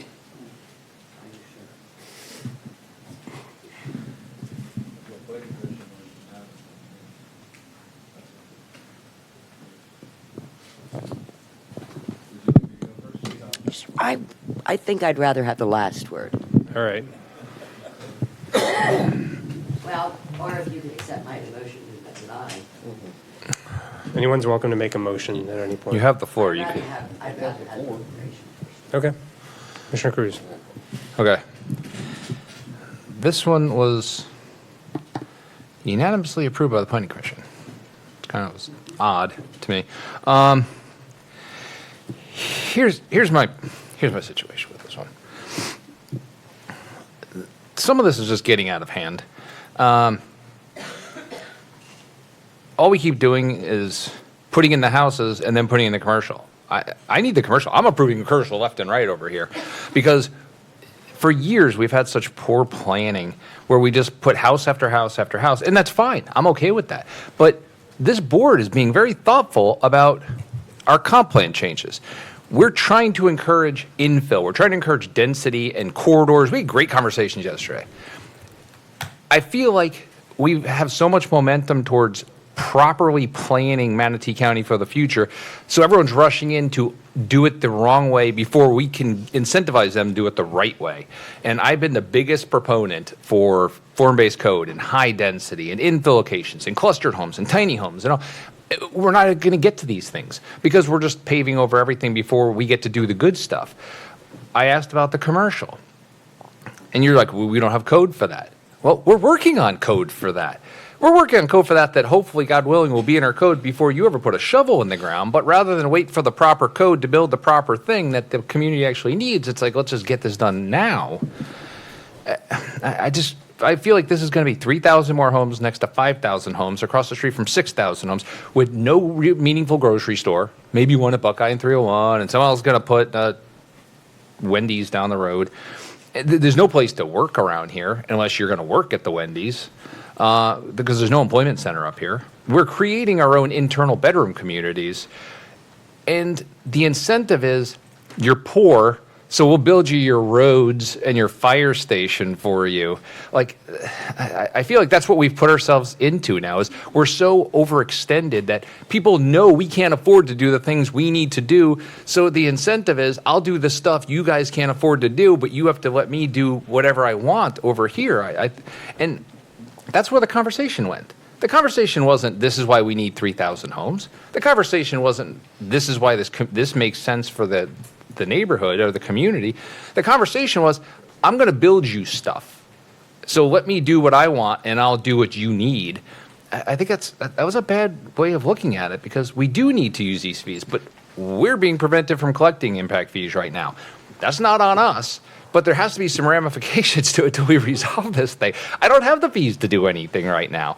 And so there's not going to be 4 lanes on this road anytime soon because we can't afford the other 2 lanes. So yes, it's underdeveloped now, but we can fix that just by not putting people on the underdeveloped road now until we can get around to fixing it. There's a lot of extra costs. We're making a lot of positive changes. Certainly not for lack of homes you can build up there now. I have a fundamental problem. I think it would be disingenuous of me to push this board to keep approving commercial near the houses that were already approved, which I'll continue to do, but then continue approving the houses so that a year from now I could sit here staring at this board and push them to approve the commercial for the houses I just approved. It's disingenuous. It's disingenuous for me to say we need tiny homes and cluster homes and minimum lot sizes and density near commercial, but then continuously approve thousands and thousands of homes further and further away with roads we can't afford to overextend the impact fees. I need to do what I need to do for the infill I'm working on. So I cannot continue to approve these things until we can figure out a better way of handling it and get our comp plan fixed. Because I think once we get our comp plan fixed, we're going to get the development we want and the rooftops we need in the right location. And all we're doing is putting ourselves deeper and deeper in a hole, which you're well aware of, because that's your carrot, is the hole we've already dug, and you just want us to dig it deeper before we can fix it. And God willing, we'll fix it sooner rather than later. So I am sorry, this is not something that is proper for Manatee County today.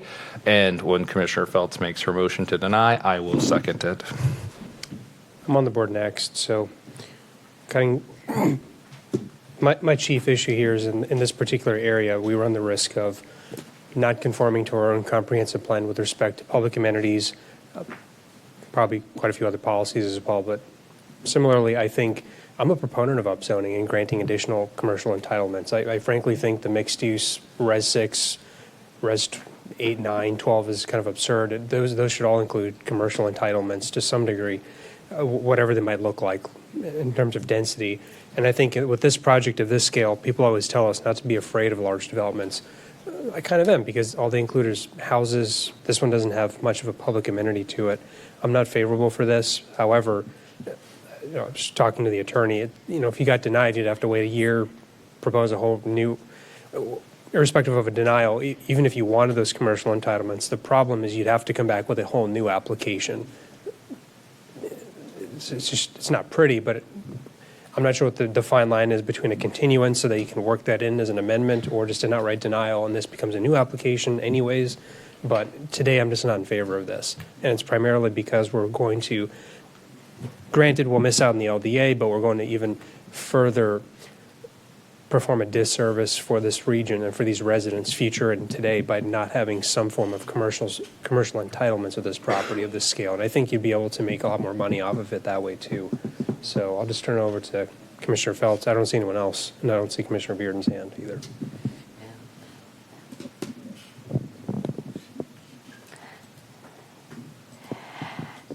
I guess there's not a whole lot left to say except to make the motion to deny. But I want to thank the applicant. You do a great job of doing this. I am never going to be comfortable with 100% impact fee credits when we're fighting to get 100% impact fees. Parish is going to have a new identity. We have a hospital going in, we have our school going in. But we need to fix the identity and we need to fix the lack of planning from many, many years of decisions that have been made up here before. So I'd like to thank both our chair and our former chair for coming to their senses. And were you afraid I was going to go off on y'all or something? Decided to come on to things my way, but you did a great job, and I appreciate it very much. Because number one, there's no public benefit to this. No one has demonstrated public benefit. And I know how my public feels about it in District 1. We've had enough. So thank you very much. I ask the rest of you for your support, and let's get a vote done. Commissioner, just to clarify the motion, as part of the denial or even approvals, this is a motion to deny. We need the date for the denial resolution. I'll do So it. is that just next available meeting? No, I have to insert it. Okay. I just wanted to clarify, it would be, die the zoning ordinance, general development plan, direct the county attorney's office along with staff to prepare written findings of notice of denial and to bring back before the board, county commissioners on the April 23rd board meeting, 2026. April, all right. Okay, would you accept that modification, Commissioner Feltz, Cruz? Okay. So that's April 23rd, 2026? All right, for the denial resolution. And that's populated there, so you can cast your votes. Commissioner Bearden, how do you vote? Yay. It says motion to approve. No, it's denial on the bottom. Denial. Denial, yeah. Approve and denial. Don't want to make any mistakes. Come so far. Okay, that denial passes unanimously. Let's take a 10-minute break. We have to deny 12. Oh, yeah, sorry, No, you're right. there's- Wait, no. wait, 12. Excuse me. Hold on, wait. No action. Item 12? Yeah, there's no vote on 12. No vote on Yeah, 12. I would Okay. just say we pull item 12. Okay, given the- so let the record reflect item 12 is pulled then. All right, we'll take a 10-minute break, 4:25. Okay, I'm going to go move the card.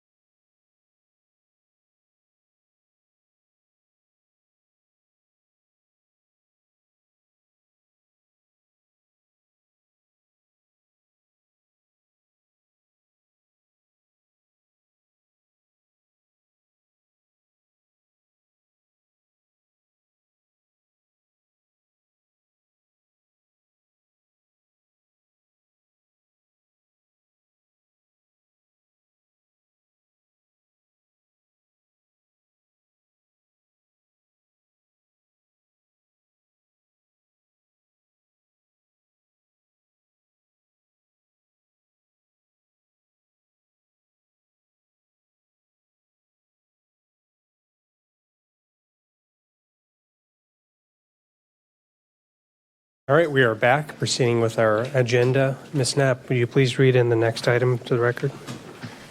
Item number 10 is PDR 2508ZG. This is Bradenton Estates 2. It's a rezone of approximately 80 acres containing 11 parcels from a suburban agricultural coastal planning area overlay to planned development residential zoning district, retaining the coastal planning overlay district and approving a general development plan for 80 single-family detached dwelling units generally located approximately 0.15 miles west of the 18th Avenue East and 57th Street intersections, all of the parcels being on 18th Avenue East. And your staff presenter is Alicia Henry. Would any commissioners like to disclose ex parte communication? All right, seeing none, I have two public speakers, Kelly O'Neill, Allison Kenzior, for 10 minutes each, and then I also have a list as well. I'll turn over to the applicant now.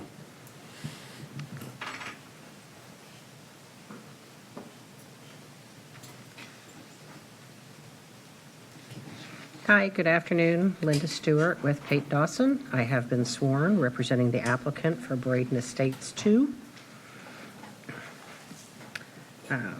This property is located in the southeast corner of 18th Avenue East and Morgan Johnson Road. The aerial view of the property showing the existing conditions of the property. The property is currently zoned A1 with a request to plan development residential. This request is consistent and compatible with the existing residential uses in the surrounding area. The future land use is RES1 with no change being requested. RES1 allows one dwelling unit per acre, which again is consistent and compatible with the existing and surrounding area. Again, this request is to rezone the property to PDR with a general development plan for 80 single-family detached units, which is one dwelling unit per acre, consistent with the future land use map. There are no specific approval requests with this application. The site is 80.70 acres, allowing for the one dwelling unit per acre as required by the future land use. Open space is required at 35% for a PDR zoning, which equates to 28.25 acres. However, this project is proposing to provide 67% open space, equating to 54.12 acres, more than half of the overall site and a substantial increase in the required area. The open area includes 3.04 acres of wetlands, 8.82 acres allocated to an existing FP&L easement which bisects the property, and 26.85 acres of on-site ponds. Buffers are provided around the property, with increased buffering being provided in the highlighted areas. A 50-foot wide roadway buffer is being provided along 18th Avenue East, a substantial increase from the code required 20-foot wide buffer. A 15-foot wide greenbelt buffers are provided on the east, west, and south property lines. There's also an additional enhanced buffer provided along a portion of the eastern property line adjacent to the proposed single-family detached units. Extensive open areas with wetlands and ponds also increases the buffering to adjacent properties. 30-foot wide buffers are being provided around the wetland areas. In addition to these noted buffers, there is a proposed 120-foot wide development setback along the eastern property line adjacent to the proposed single-family detached units, as noted in the blow-up area on the screen. This separation creates a 220-foot separation to the nearest residence. The GDP shows the location of the development limits, entrance location on 18th Avenue, open areas and enhancement areas, a 100-foot wide FP&L easement bisecting the property, shown predominantly through the site. The development is concentrated to the northern portion of the property. A color aerial view of the GDP. This shows you the abundance of open area provided within this development.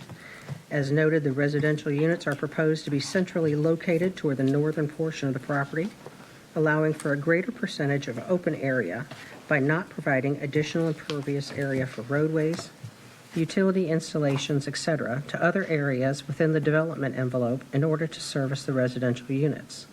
This also allows for the wetland areas to remain in place without impact. There are existing utilities provided by Manatee County around the site. Water is existing along 18th Avenue with existing sewer on Morgan Johnson Road. Required connections and extensions will be coordinated with Manatee County. For the stormwater, I will let Matt Morris go over this with you.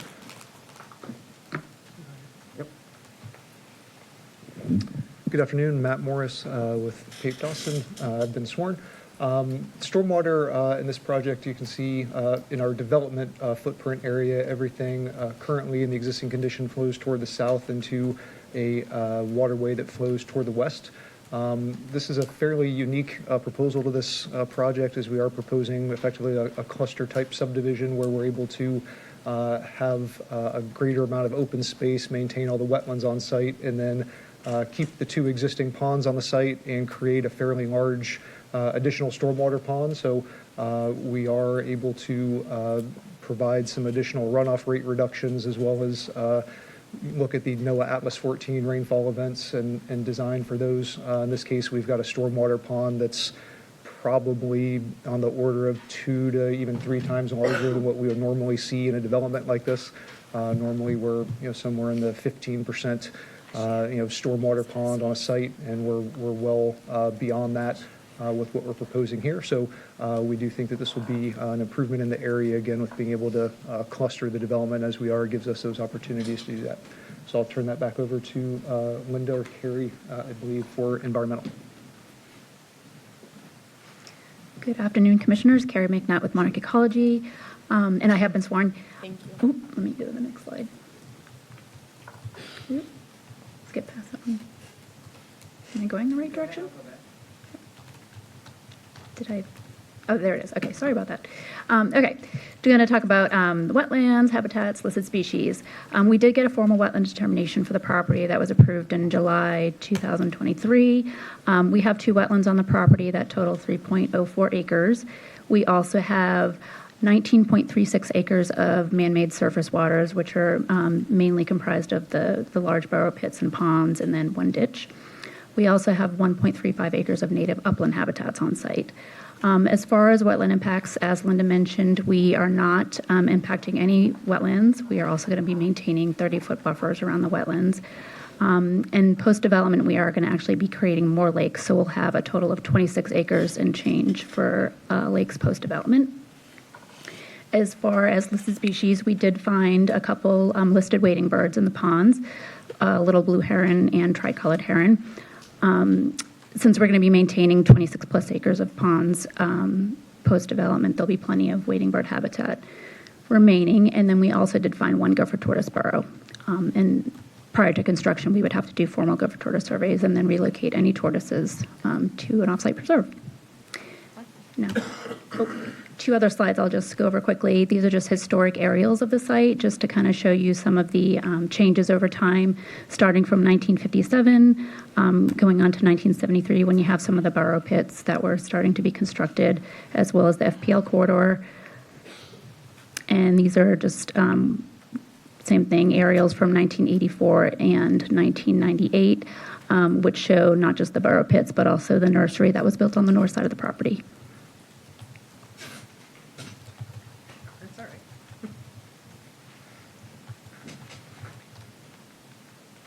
Oops, sorry, going the wrong way.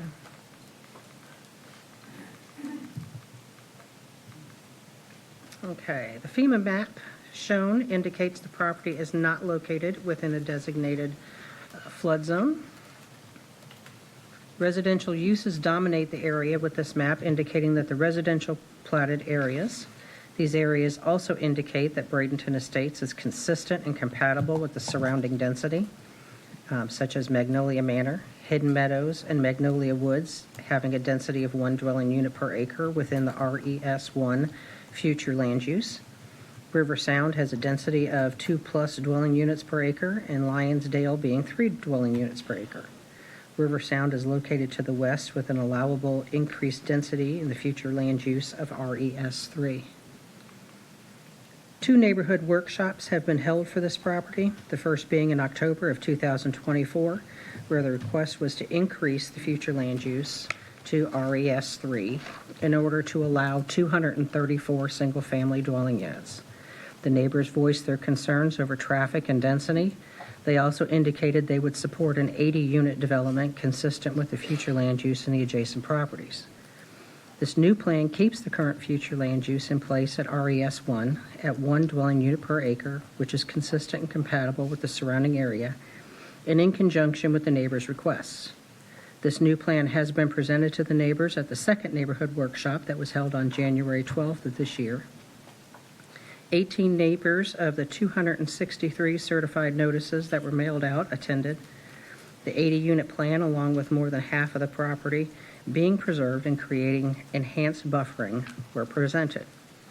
The neighbors expressed concerns on traffic and the placement location of the proposed single-family detached homes. This project also has a previous public hearing at the Planning Commission held in April of 2024 for the 234 dwelling units with an RES 3 future land use request. As a result of the neighbor concerns voiced during the public hearings and neighborhood workshops, the request was revised to reduce the density to 80 dwelling units per acre, or 80 dwelling units total, as expressed by the neighbors, which in turn reduced the traffic trips on the roadways. The Manatee County School Board reviewed this plan during concurrency and found no issues or conditions at this time, with future evaluation to be conducted when a more detailed site plan is submitted. A traffic report was conducted for the 80 dwelling units, indicating a max PM peak hour of 51 trips and 30 in and 30 trips out. No off-site improvements are required as a result of this development. Michael Yates from Palm Traffic is present if you have any questions. And since the Planning Commission public hearing, staff has requested a sidewalk to be installed on the south side of 18th Avenue East from Morgan Johnson Road east to the development, as referenced in LDC section 1001.6.A.2. This request will be accommodated with the further research into the available right-of-way within the area.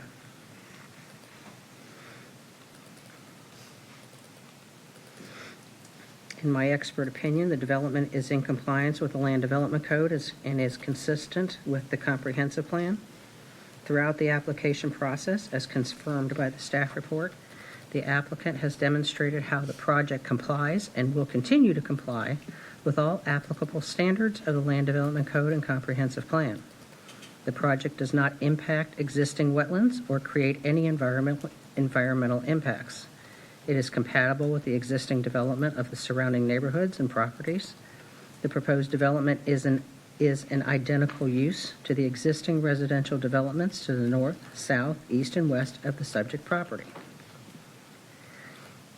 For compatibility, Manatee County Comprehensive Plan defines compatible as a condition in which land uses or conditions can coexist in relative proximity to each other in a stable fashion over time, such that no use or condition is unduly negatively impacted directly or indirectly.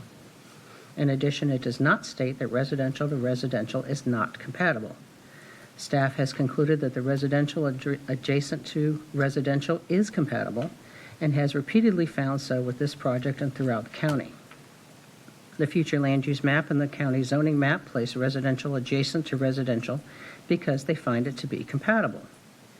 As an expert planner, residential adjacent to residential is compatible. They are identical uses, identical densities. The layout of the lots does not make a use incompatible. Consistent with the definition in the county's comprehensive plan, residential lots have and continue to coexist adjacent to each other. There is no expert testimony that has been presented, nor any provision in the county staff report, comprehensive plan, or land development code that states that residential adjacent to residential is not compatible. To the contrary, they all say residential adjacent to residential is compatible. The proposed development meets or exceeds all of the required development standards as follows. With the required density, with the proposed residential height of the buildings, with 120-foot increased development setback to the adjacent properties to the east, increased open space from 35% to 67%, adhered to buffers for the greenbelt buffers, increased wetland buffer sizes, and increased roadway buffer sizes. In summary, the proposed rezoning is in compliance with the county's code and comprehensive plan. The staff report supports the proposed rezoning and confirms that the proposed rezoning and the development are compatible with the existing neighbors and the identical to the surrounding neighborhoods that are also one dwelling unit per acre or more. The proposed rezoning does not seek to modify or increase the existing density. We are allowed to develop 80 units today, and we will only be developing 80 units after this rezoning. As a result of the rezoning, we are able to exceed open space by almost double. We are not seeking to change or reduce any required setbacks or increase in height. We do not have any impacts to the existing wetlands and are proposing to double the buffer to further protect them.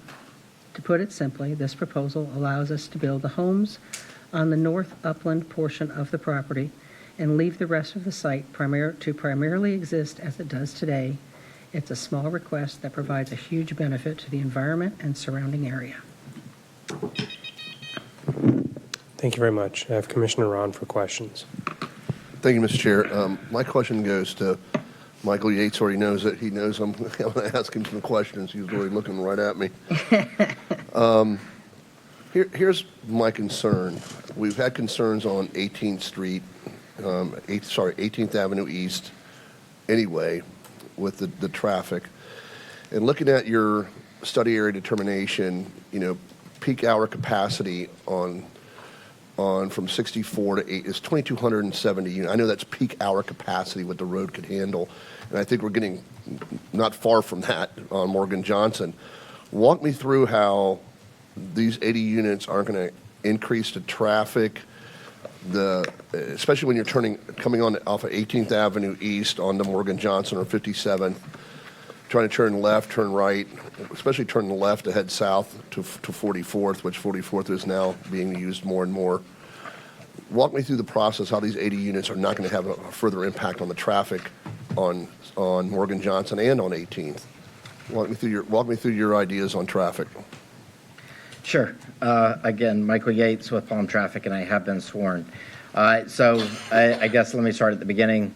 So we did do a traffic study. We went through, did a full evaluation for the project. Staff has reviewed it and found it acceptable.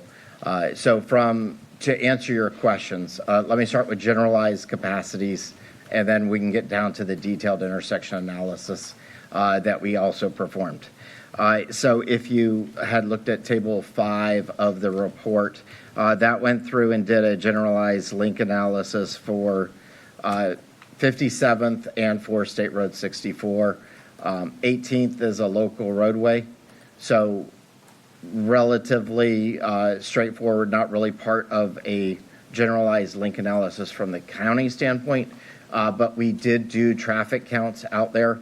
The volumes are relatively low on 18th, and particularly it will get to the discussion of the intersection analysis and how that operated. But from a link capacity, we are able to show all the segments within the study area operated acceptable level of service. So we went out there, did traffic counts, we added in reserve trips, and so we evaluated adding in the project traffic as well. So we were able to demonstrate that with the detailed analysis, we were able to demonstrate that all the links would operate at acceptable level of service with existing traffic, reserve trips, and project trips. And then so we also went through and looked at the intersection analysis. So we looked at 44th and Morgan Johnson, 18th and Morgan Johnson, 64 and Morgan Johnson. And we were able to, and particularly the question that you had was related to 18th and Morgan Johnson. The volumes at that intersection are relatively low, and particularly like westbound on Morgan or on 18th at Morgan Johnson, the cars were less than right around 70 cars in the peak hour. So just over 1 per minute approaching the intersection westbound during the peak hour at build out of the project. So the volumes on 18th are extremely low. So probably under 100 cars both ways during the peak hour on 18th. So again, we evaluated the intersections. We were able to show that every movement within each of the intersections operate with a volume to capacity, V over C ratio, less than 1. And so that's our unit of measure when we submit for intersection analysis. We need to show that every movement within the intersection operates with that V over C less than 1. All right, thank you, Did sir. that fully answer your question? That kind of walks me through that process. Thank you. Okay. All right. Don't see anyone else on the board for questions for the applicant. I'm not able to see the Zoom screen, though. Is any hand raised there? You can't see it. Oh, I know. That was more Yeah, framing me TV. neither. Commissioner Ballard, you're up. Yeah, so I have a couple of questions about the zoning change and compatibility and what you'd be able to get if you stuck with the A1 realistically, how many homes you could actually fit into that parcel. Amy McPherson with the law office of Stearns Weaver Miller here on behalf of the applicant. We can construct 80 homes on the site per code and per the comprehensive plan. Sure, but realistically, with A1 zoning, physically, how many homes can you put onto that property? Realistically, we could fit somewhere between 70 and 80 homes on the parcel. That is straining my imagination because you have a significant wetland and you have a significant, really significant pond. So how is that possible? So with A1 the zoning? pond can be impacted and can be filled. Wetlands can be impacted. And so that's so that you've hit the nail on the head, though, as to why this plan has been brought forward. We've listened to this commission for the last 2.5 years. We've listened to our neighbors for the last 2.5 years. And so the plan before you is what we believe has appropriately taken all of those concerns, and not just with this development, but with the general concerns that this commission has voiced. Don't impact wetlands, don't impact existing ponds, make them better, make stormwater better. Will the surrounding areas be better after your development than it is before?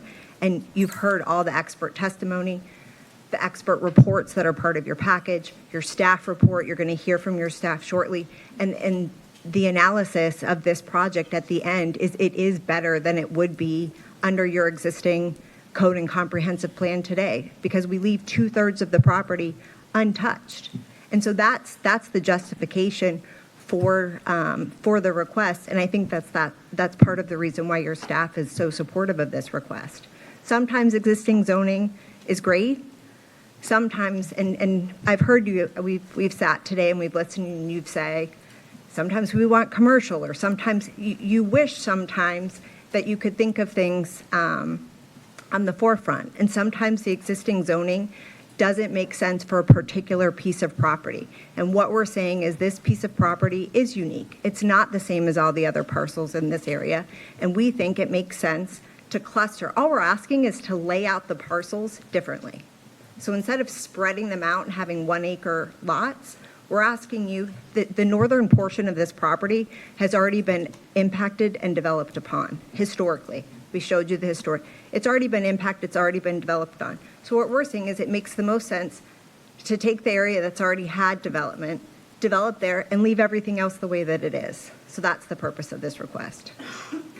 So one thing that I did notice in your historic aerials is a lot of times we'll look over time and we'll see a huge difference in development all around over time. And I did think it was notable that here you didn't see that. It's been this old established neighborhood with these big lots forever, and it still is. And the one exception to that was really pointed out was River Sound, which is on the west side and is also, if I'm not mistaken, in the city of Bradenton. So it's not something that this board would have approved. Okay. So, and that wasn't a question, so I apologize. That's okay. Sorry, I didn't mean to. I was told to be nice with it, not to gavel it around. All right. I don't see anyone else on the board. Commissioner Beard, no one there, so I'll turn it over to our staff for their presentation.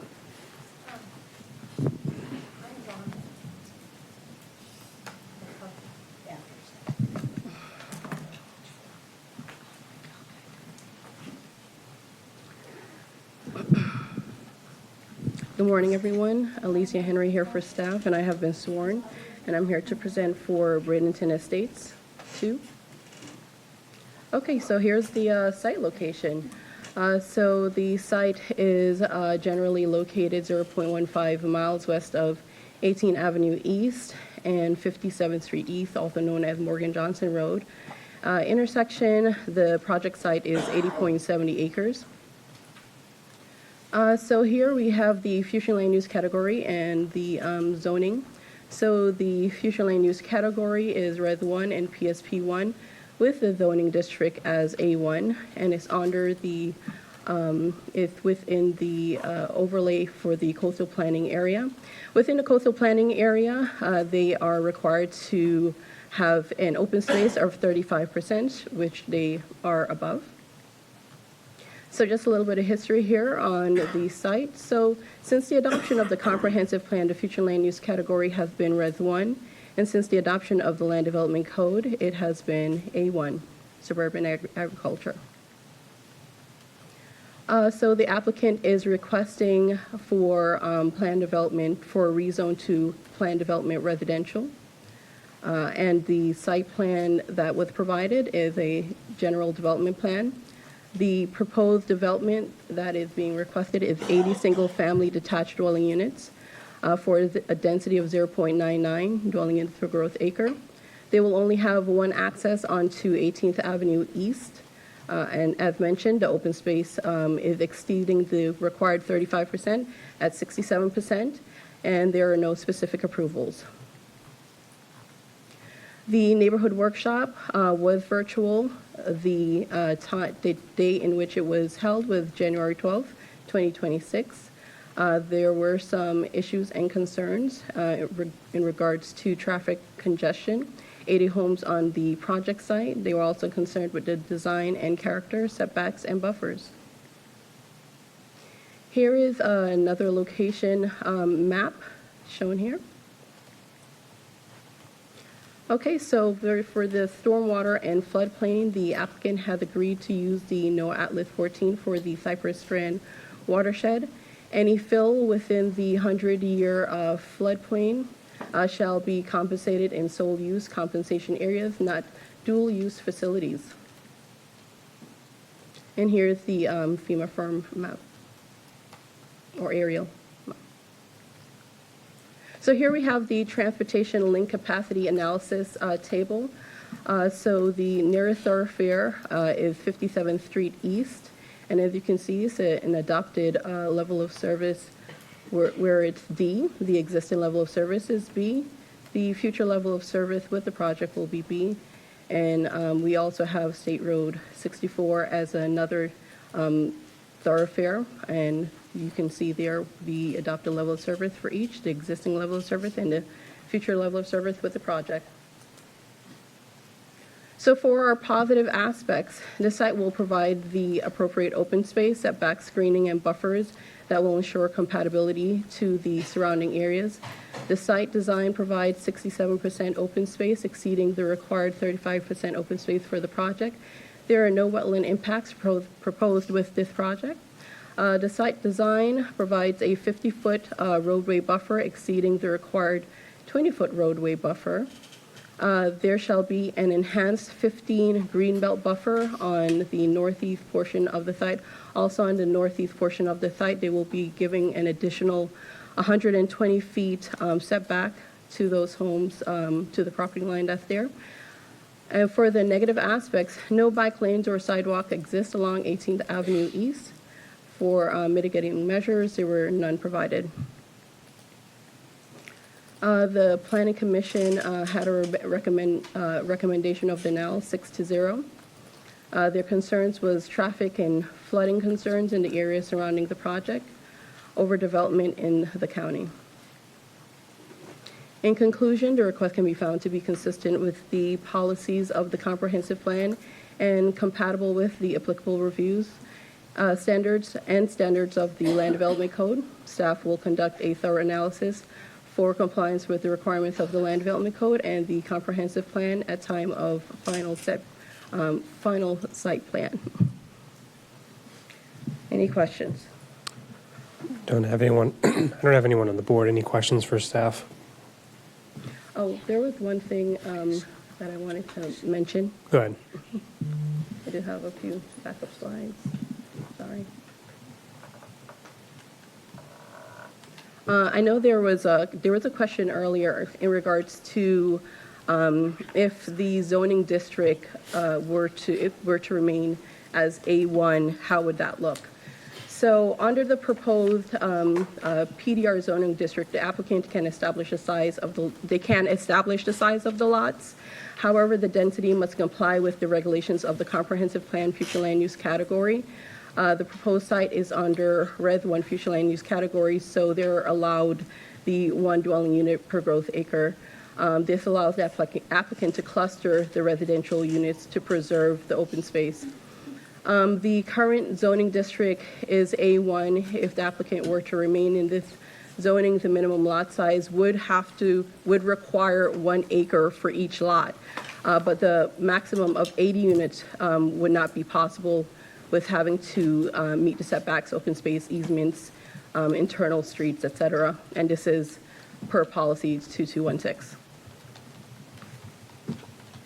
Any questions? No? Okay. No questions? Okay.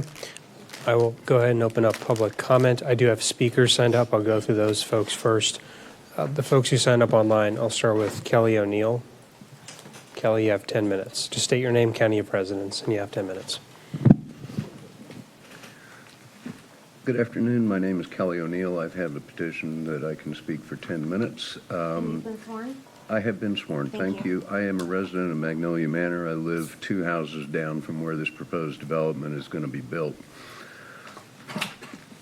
I have signatures here from 252 individuals opposing this development. This includes 141 of the 212 residences in the neighborhood. It also includes 7 of 9 residences on the south side of the proposed development in Hidden Meadows, and 22 residents from Magnolia Manor Riverside, which is 18th Avenue on the west side of Morgan Johnson. These folks will be competing with the residents coming out of that development for access to Morgan Johnson Road. How many of you have one of these in your yard? Or how about one of these? This is Mick and Keith. We call him Mick because he shakes his tail feathers for the ladies, and the other one's Keith because he's, well, you know, one of a kind. Anyway, they've been in our area for 4 years, and they forage in our pasture. They roost in our trees at night. We've watched them raise their young chicks. Neighbors stop by when they're driving and take pictures of them when they're lined up on the house and the fence. We'd hate to see dense development scare them off or drive them away. I'd also like to make a special mention to another star of our neighborhood, Miss Williams, who built her home here in 1966 and regaled me with stories of the legal battles she and her husband had to try to stop the illegal dumping that was happening on that property. She backs up to that property on the east side. She also saw dozens of trucks dumping debris from the demolished Dixie Grand Hotel back in the 70s. Built in the 20s, I bet the Dixie Grand carried a lot of asbestos with her into that land as well. All right, so much for stars and history. This is the largest block of contiguous A1 residential 1 west of I-75 at 3,940 acres. Currently, Currently, the area commonly referred to as Magnolia Manor encompasses 552 acres. We have 212 residences there for an average build density or lot size of 2.6 acres per home. That means each home, on average, sits on its own 2.5+ acres. Now, before I get into the next topic, a quick intro here. In 2022, we left our home north of the river because the planning board said no due to flooding concerns that my neighbors and I raised, but the adjacent property developer and their engineer were eventually found to be untruthful, telling the Board of County Commissioners that they were going to run 100% of their stormwater to the west, away from us. And a year later, when SwiftMud finally issued their approved stormwater plan, only 25% went west, the other 75% went across our properties. I met with Code Enforcement Officer Irvin White, Stormwater Manager Chris Zedowitz, and SwiftMud Engineer Mr. Golis, who approved the plan, and asked what could be done. And they said, well, basically nothing. SwiftMud's approved the plan. I asked if I could trench a ditch across the front of my yard to at least control and contain the water so my whole front yard didn't get flooded. No, you're in a flood zone, they said. Well, what if I do it anyway, I asked. Well, then your neighbor could sue you for putting more water on their property. Well, can I sue the developer for putting more water on my property? No, you can't do that. SwiftMud approved their plan, even though I pointed out that the engineer had communicated to SwiftMud that the water going east would run through ditches, and there actually were no ditches out there. So, SwiftMud got duped, you got duped, Carlos won, and I got screwed. All right, the immediately adjacent land to the east and north comprises 126 acres. All that rainwater runoff flows into the existing drainage canal that you see highlighted on the yellow lines there. They run right into that property. Here's a picture of canal looking north on 64th, and here's looking west directly onto the property. That was last month. This was after Hurricane Debbie, looking north and looking west. Those ditches are 6 feet deep, and that west-facing one is over 20 feet wide. So the property to the north is 119 acres, and over half of that rainwater runs off down to the south along the north side of 18th Avenue, and then where you see the yellow lines coming onto their property, that's where it flows through a culvert onto that property. So, in total, that's about 200 total acres of drainage, and once the ground is saturated and the water starts to flow through our ditches and the rain continues, there's going to be roughly 15 acre-feet of water per inch of additional rain headed onto that property. So can they handle that? Well, if you look, the green P-shaped thing there, just to the left of their driveway, that's where that drainage culvert comes from, and that's supposed to be impacted. If they block that off, people on the north side of 18th are going to get flooded out. Let's move on from the water issue and look at the actual density. I don't think we ever said we'd be happy with 80 homes. I think we said we'd be happy with one home sitting on its own single acre of land. Now, they own 80 acres. They want to build 80 homes, but they're only going to do it on the 20 to 22 acres up at the top. So they have to use this sleight of hand trick called PDR and net density. Well, it means they're going to build 4 homes per acre. That's 10 times the build density that we have throughout the whole rest of Magnolia Manor. I'm not going to spend much time on this, but assuming that they put 20 homes on the north side of that property, on the same 1,600 square foot or 1,600 linear foot stretch of roadway, there's 8 homes on the north side. And if you measure out 1,600 feet on any road in Magnolia Manor, you're going to see less than 8 homes. This is not, you go drive down and you see 8 homes on one side of the road and you see 20 on the other side. That's not the same. If you recall, Land Development Code Policy 2123, the new development has to maintain characteristics compatible with the existing development, and a 10-to-1 differential in build density is not the same. This is one of their traffic study pages that they had. It's interesting that there's more people exiting the neighborhood in the evening. That's the one on the right 332 versus 218 people exiting in the morning when people are supposed to be heading to work. Why is that? Probably cut through traffic from Morgan Johnson. Now, they'll tell you their traffic study shows that they'll have minimal impact and the roads can handle that increased traffic. Cars, trucks, semis, the scores of large landscaping trucks from Juniper Landscaping at the south end of 64th Street. However, they're neglecting to tell you that although the road can handle the traffic density, it doesn't account for the people. Here in Magnolia Manor, the only way people can get around and walk with their kids, walk with their dogs, ride their bikes with their kids, teach their kids to ride bikes, kids alone or in groups riding bikes, ride their bikes while their dogs trot alongside them, ride their scooters, drive their golf carts and ATVs. The only way you can do that in Magnolia Manor is in the street because we don't have sidewalks. And in most places, we don't have shoulders either.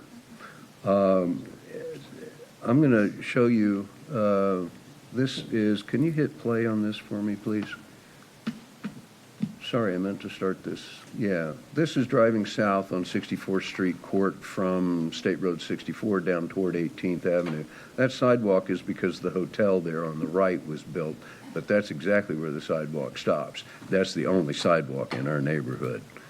So you put another 160 cars in here daily, it's not going to be a good outcome. And you should see what it's like driving down the road. I should have shot this on trash day and recycle day, dodging the trash bins along the road.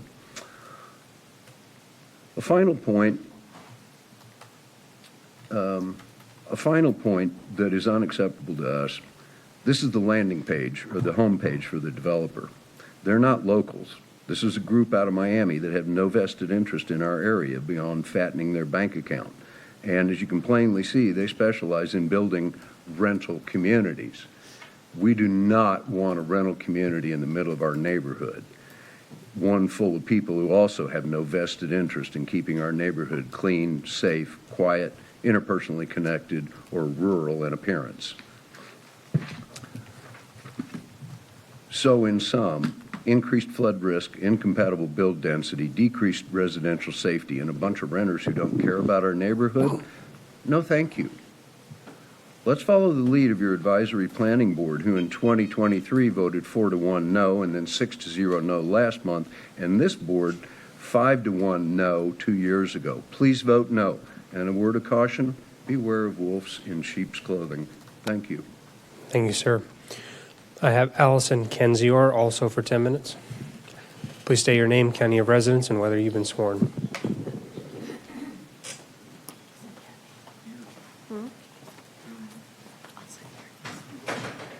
Allison Kenzior, sworn in, Main County resident, technically right across from this. Sorry, I'm a little nervous. I'll get probably upset about this, but It's okay. Just move the mic closer to you. There you go. Sorry. There you go. Thank you. Well, sometimes people say I'm really loud, so don't want to like blast y'all out. Okay. I have a couple of things, but first. Oh, yeah, sir. The signatures there. Hand those to the clerk. And let's reset our clock, too. Sorry. Thank you. Okay, so I'm going to touch on a few things. I just want y'all to consider no today. I'm going to go fast, so here's goes, and then after that, just making some comments on a couple of things that were already said today. I've lived on 18th Avenue East for 44 years. Moved in about 1979, almost my entire life.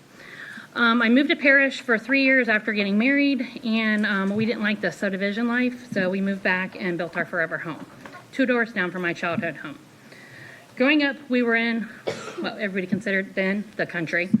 So I've seen many changes on our street and around the area, and this proposed development does not fit our neighborhood. Even with all the growth on 64, we still feel we have a little bit of a sanctuary and some of that rural country feeling that I grew up with. Community County building is out of control, and adding another development just because there's land is ridiculous. When is enough enough? Heard y'all say that earlier, talking about all this growth and making buildings. We've heard many acronyms going back and forth through this whole process about, PDR, blah, blah, blah, everything. It's 80 acres, but only about 20 of it is buildable. So I do appreciate Ms. Ballard, bringing that up. We want it staying Ag 1. Just because the builder didn't do his due diligence on our neighborhood and this is all costing him so much money, it is not our fault, and we are the ones that are going to pay for it. With our home values, our water issues, our traffic issues, and the disruption of our current surroundings. And when the problems arise, the builder will be long gone, and we'll be the ones having to deal with it forever. Why can't he build the 15 to 20 nicer homes with a larger price range? He said it, or they have said it before. He can't make enough money. They mentioned, River Sound and these others. Well, River Sound is off of Morgan Johnson. That's how you access it. And that'd be like that wasn't dropped into an existing neighborhood. That was built off a major highway. So it wouldn't be suitable to drop this neighborhood subdivision into our neighborhood. Sorry, clicking. The proposed entry is catty-cornered or directly across from my driveway. The builder also stated in the last meeting that they listened to the residents of the south or east for a larger buffer, but how is that impacting those? It's directly across from my house, so they'll just be able to see houses and the traffic. I will be able to see all those houses. I won't be able to get out of my driveway. I will be dealing with all that traffic, the increased lights and noise, and not to mention the water issues. They are putting in some buffers, some plants. That's the gist of it that we have kind of seen on some proposed things, but nothing like concrete. Traffic has been mentioned, but I will add my 2 cents. It's a mess. 44th has not helped our 18th. We still get cut through traffic all day long. Why wait or go all the way up to 64 when cutting through to, to get to the interstate or to head out east? 18th is not built currently to handle the increased traffic, let alone the 60 or, at one point they wanted 234 houses built over there. Since it was paved many, many years ago, it has never been resurfaced. So who's going to pay for that? We paid for the first time, and it's not even a standard width. Just kind of they were talking about, not Golf Course Road, the other road earlier, Buckeye Road. Yeah. Then there's a mention of, we're going to put in a left-hand turn, or we want to try to put that in.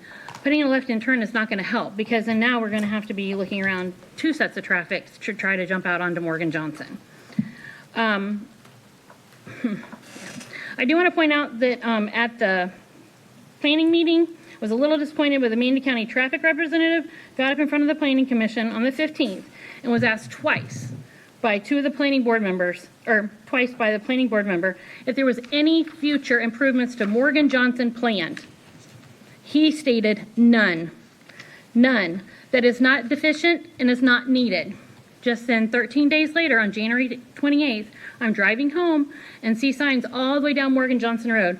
Traffic safety project coming February 2026. Okay? Thinking to myself, oh my gosh, they're listening to us at these meetings. I'm going to go home, I'll pull it up on the website. To my surprise, it wasn't. Let's do a survey.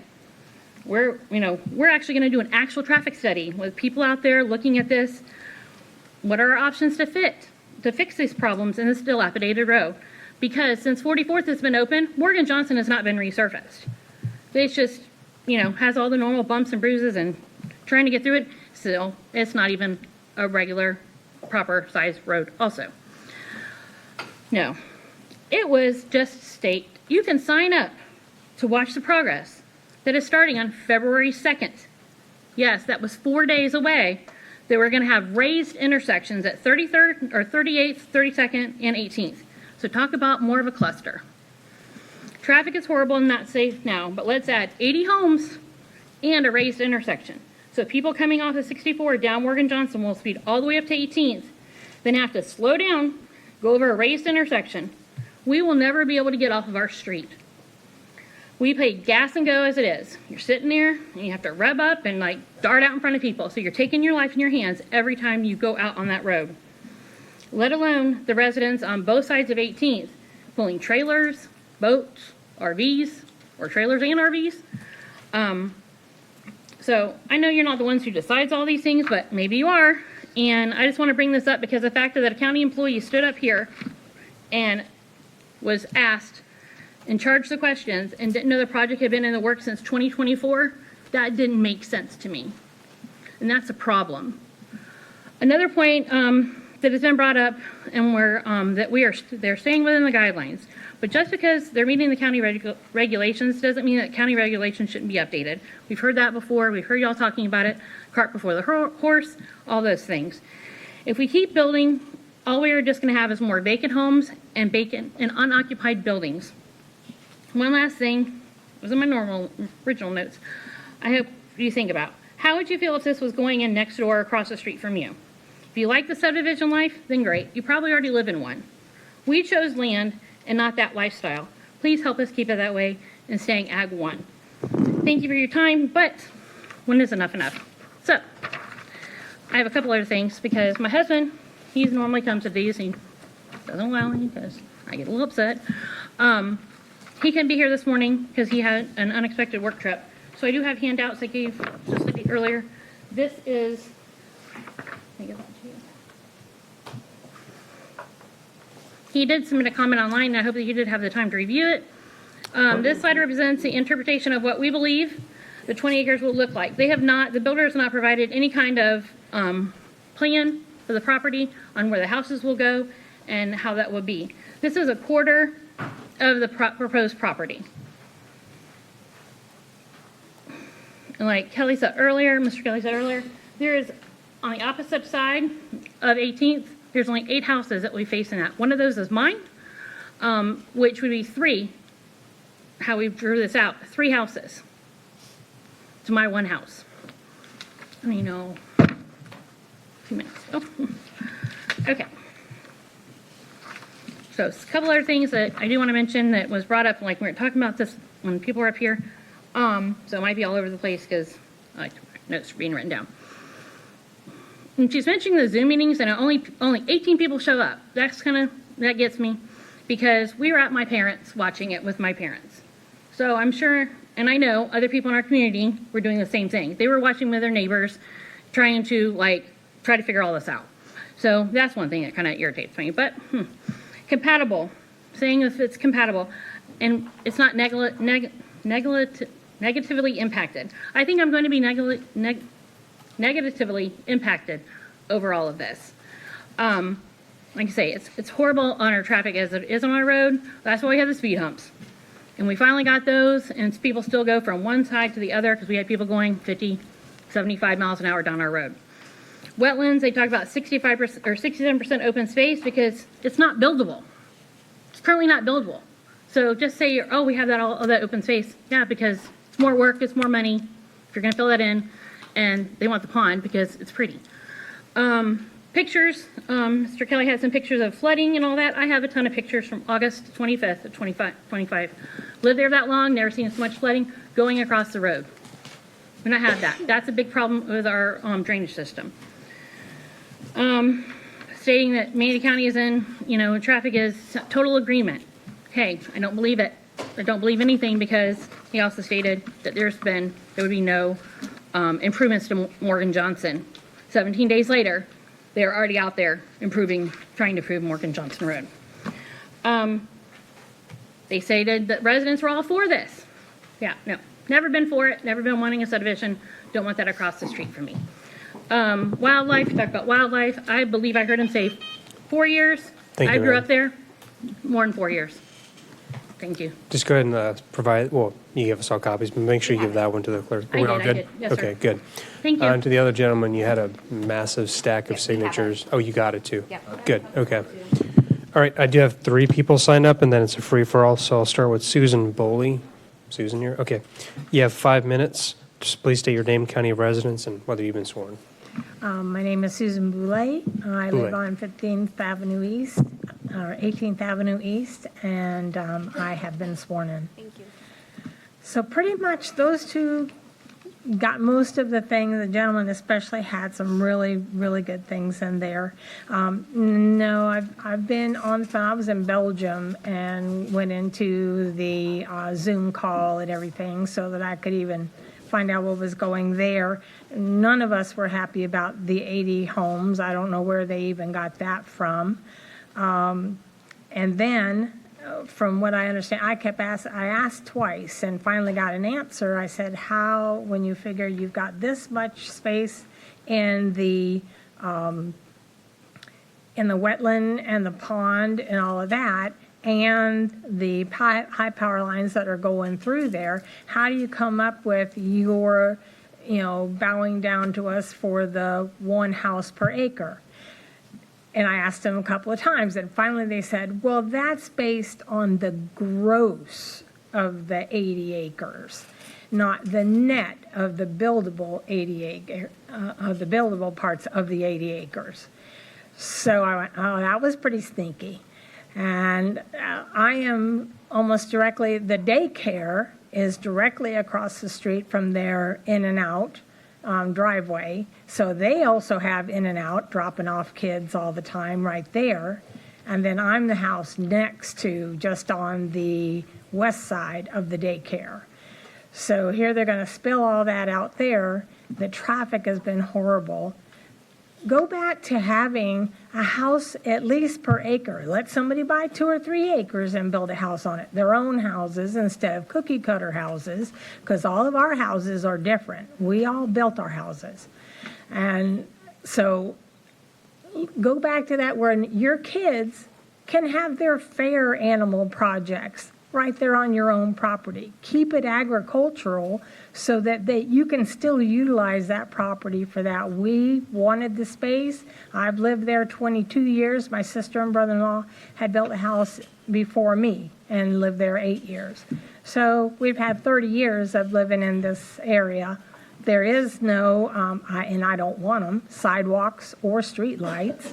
We like our nice dark road and not lights shining into your windows every night. But it's just been that's the amount of houses that they're trying to build. And then the other point was they have the open area, but that open area will already have the designation of the new zoning. So when they decide they want to build on that, there they go. That open area is going to be built on. But they had told me, oh, well, we'll all be in the ground by the time that happens. Well, my family will get my house, and they'll still be there. So I don't know what else I can really say. The traffic is horrible. There's traffic crashes out there all the time. They come off, cutting through the neighborhood, they come off of Morgan Johnson, hit the gas until they can get to the first hump on our street and slams on their brakes and then runs the bottom of their cars onto them, and then they hit it again to get down to the next hump. They've got to do something. I don't know if they actually did a real traffic study since 44th came in. I was told yes. However, someone else had looked it up on the county and said that no, they hadn't done one since 2024. And that was before 44th came through and was finished in our area. So I don't know, I'm just kind of, I've never done this before, but I'm pretty sure that they actually got pretty much everything that they were saying. Like I say, there's a daycare right there. I'm right across the street. How are they going to handle right there with the driveway to the daycare, and their driveway is trying to come out there? And we can't have people move in there to get at least 1 acre, if not more, and be able to still have it as an agricultural area that they can have their livestock, they can have their animals, that kids can, they don't have to go 30 miles out to try to find a place to keep their fair animals and be able to get to them in order to have them, because most of the time they won't even get them because they can't get there and get back. So I appreciate your time. Thank you. Thank you, ma'am. I have Jason Monett. Merritt, okay. Against the project, thanks for signing that part, but just go ahead and state your name, county residence, whether you've been sworn. Thank you. Yeah, no worries. Jason Merritt, Manatee County resident. As a matter of fact, I've been on that road for over 47 years. My house currently, I've been there 25 years. I grew up there, and then had the opportunity to buy a house in the area, so I bought it. So it goes back to, again, we've been spoiled. I'm not going to lie. We have acreage there. I grew up riding motorcycles when it was a dirt road. But one of the things the lady said earlier, she's like, we're making it better off. And I'm like, who's better off? Because the people buying that in that area, we have horses that ride their horses. And if you do this and add the traffic, already it's a narrow road. So every bit of increase is going to increase the traffic. And it's already, like I said, it is a little bit less safe. It's hard for the kids when they ride the bicycles. You got to be out there paying attention. And we also, one of the issues again was floodwater runoff. So the residents that are there, the only person that's getting better off is the developer or maybe the people that are going to be buying or renting the houses there. Currently, with it being Ag 1, everybody, again, those are the people who own horses. There's horses on the corner of 64th and 13th. I see numerous people stop their bicycles, feed carrots to the horses. I think Mr. Kelly put up about the peacocks. When my kids were smaller, the wife would grab them on the bicycles and run them down to see the peacocks. I don't think there's many developed areas around that our friends that live out in Heritage Harbor, they don't have access to those type of things. And that will be impacted, again, if you let the development to go in. So again, that's one of my arguments is, again, we've got a green space very close to an urban area. Again, as the other lady stated, that's why people buy there. They want livestock. They can raise cows if they want to raise a cow, if they want to have a horse, if they want chickens, if they want goats. That's the type of people that are in that land. If you pack the houses in at 4 per acre, that's not, the people aren't going to bin. I met with a developer. We talked. We talked about him, spread the 80 houses over your whole development. He basically said it's not profitable at that point. I'll never get enough per job site or per home site to be able to make it profitable. That was when we talked about doing 1 per acre. That was the discussion. It wasn't that we would be putting 4 per acre and shoving them all over to one side, because who gets access to the land in the back? The only people that benefit from that are the people that are in that. And as the lady said, what's going to happen 20 years down the road, or 15 years or 10 years down the road when they push for higher density on that back land. So the other thing is the traffic. When you guys say it's I keep getting told it's a local road, but when I leave in the morning to go to work, I can tell you if there's an accident on the interstate, because everybody cuts through. They cut through, go down 64th and hit 18th, or they hit 13th to go hit and go up 44th and cut across, or Morgan Johnson. It's easy to tell because Google maps them that way.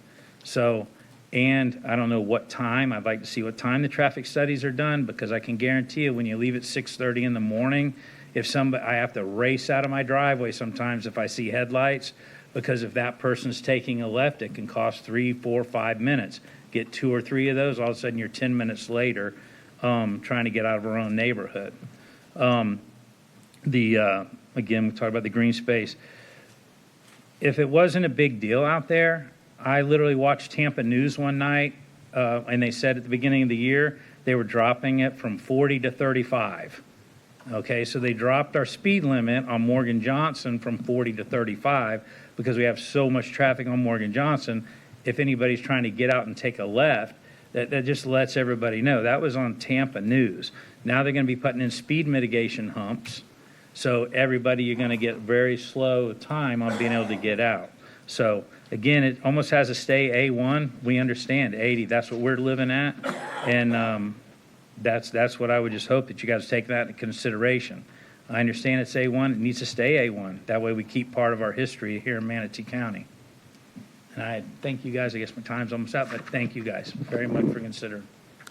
Thank you, sir. All right. Paul Dannison. All right. He's against the project. Just state your name, county residence, whether you've been sworn. I'm Paul Davison, Manatee County resident, and I have not been sworn. Let's swear him in real quick. Do you swear and affirm the factual statement and representation you're about to present to the board is truthful and accurate? Yes. Thank you. I'm sorry, could you speak the name again? Paul Davison, D-A-V-I-S-O-N. Davison.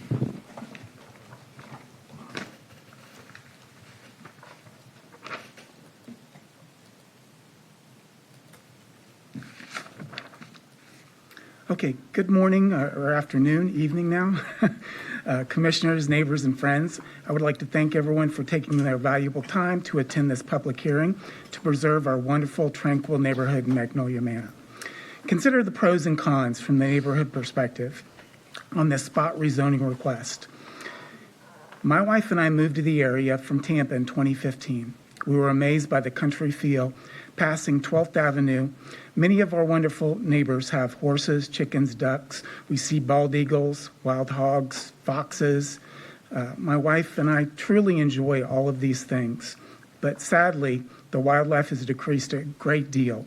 Over the years, new construction along 64 has resulted in many trees being taken down without being replaced. This has also resulted in increased traffic noise from both SR 64 and I-75. Many years we have enjoyed walking the neighborhood, enjoying the wildlife, and the quiet country feel that surrounds us. Since the completion of 44th Avenue, the traffic cutting through the neighborhood has increased tenfold. I'm concerned for our safety because the roads are so narrow and no shoulders or no sidewalks. Currently, there's 212 single-family homes located in Magnolia Manor. The addition of 80 more dwellings off of 18th Avenue East would drastically change the neighborhood as we have known it for many years. I'm just going to show you a picture. So this is the house that sits... Can you rotate that? Other way. Thank you. So this is the house that sits on the south side of 18th Avenue, right before the proposed development. Big lot, lots of space, and they have some type of work environment with work trucks going in and out. This is the house immediately after the proposed development. So again, same thing, you can see a huge lot, beautiful trees, lots of space. Here is an example of what it could look like. This is the new Sunflower. 4 houses per acre, no space in between. Here's another shot. So when they say consistent with our neighborhood, no, it's not. I fear the spot rezoning request will result in safety and flooding hazards. The roads simply aren't wide enough for the amount of traffic that will result from this proposed development. There are times during rush hour the traffic backs up from SR 64 all the way to 12th and 13th Avenue. The addition of the storage facility and the hotels off 64th Street Cordes will surely increase traffic even further. This puts school children, residents, and visitors at greater risk of tragic accidents.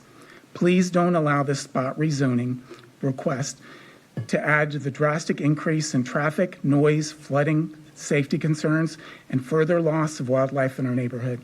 I greatly appreciate your time and your voting no to help preserve our beautiful, tranquil neighborhood in Magnolia Manor. Thank you, sir. That's all I have for signed up speakers here. Everyone else, you can just sign up. Yeah, you can just walk up.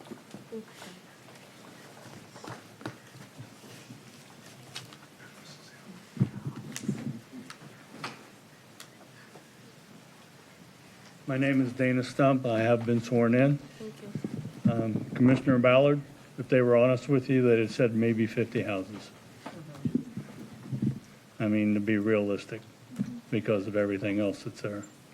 First, I'd like to say, before I make a decision on whether the changes to Morgan Johnson, at least you're trying something. I don't know whether the calming zones are going to work. I know the 35-mile-an-hour change doesn't help at all. Because if you go down that road between 6:30 in the evening and say 10 o'clock, if you're going 35 miles an hour, my fellow Manatee County residents that are on that road are not happy with you, and they're going to pass you, even though it's a double yellow line. So we really, probably haven't resolved anything in that particular case. One other piece, I know we're doing 38th, 32nd, and 18th. I'm not sure why we didn't do 13th. It truly needs a crosswalk because it has a sidewalk that stops right there at 13th, and you can't get across to the sidewalk that proceeds on down to State Road 64. So something to think about when you're doing that piece of it. I'm not going to go through a whole bunch of a lot of different things because most of what I would have to say is the exact same thing. So with that, I'd like to really just end with this piece.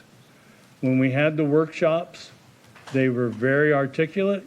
They did a great job. They were very precise in saying with the current land use. Every time they talked about this new program, it was with the current land use.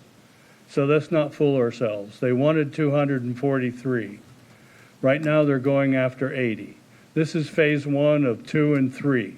They plan on being back. That way they come up with 240 houses. So if we approve this one, they're going to be back.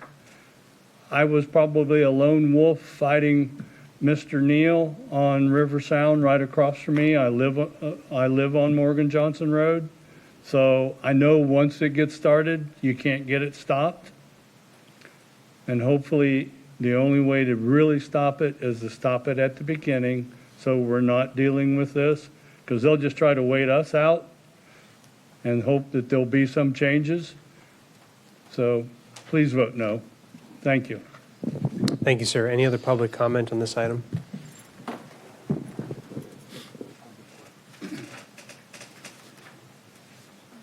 For the record, Glenn Giblina, been sworn. 3 things. Out-of-state and out-of-town investor, not compatible. And if it did go through, it'd be a slum waiting to happen.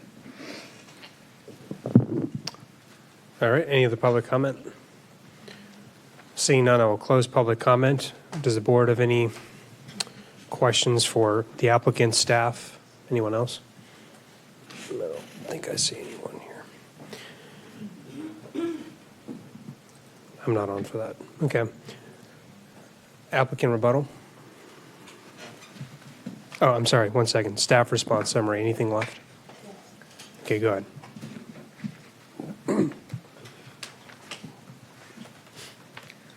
I'll just like to say for the record, the applicant came up here, they mentioned that they will be building a sidewalk from the project to Morgan Johnson that have not been relayed to staff so it can be memorialized. So we do have to have something in the staff report noting it somewhere where it's memorialized so they can build the sidewalk from what they're required to do.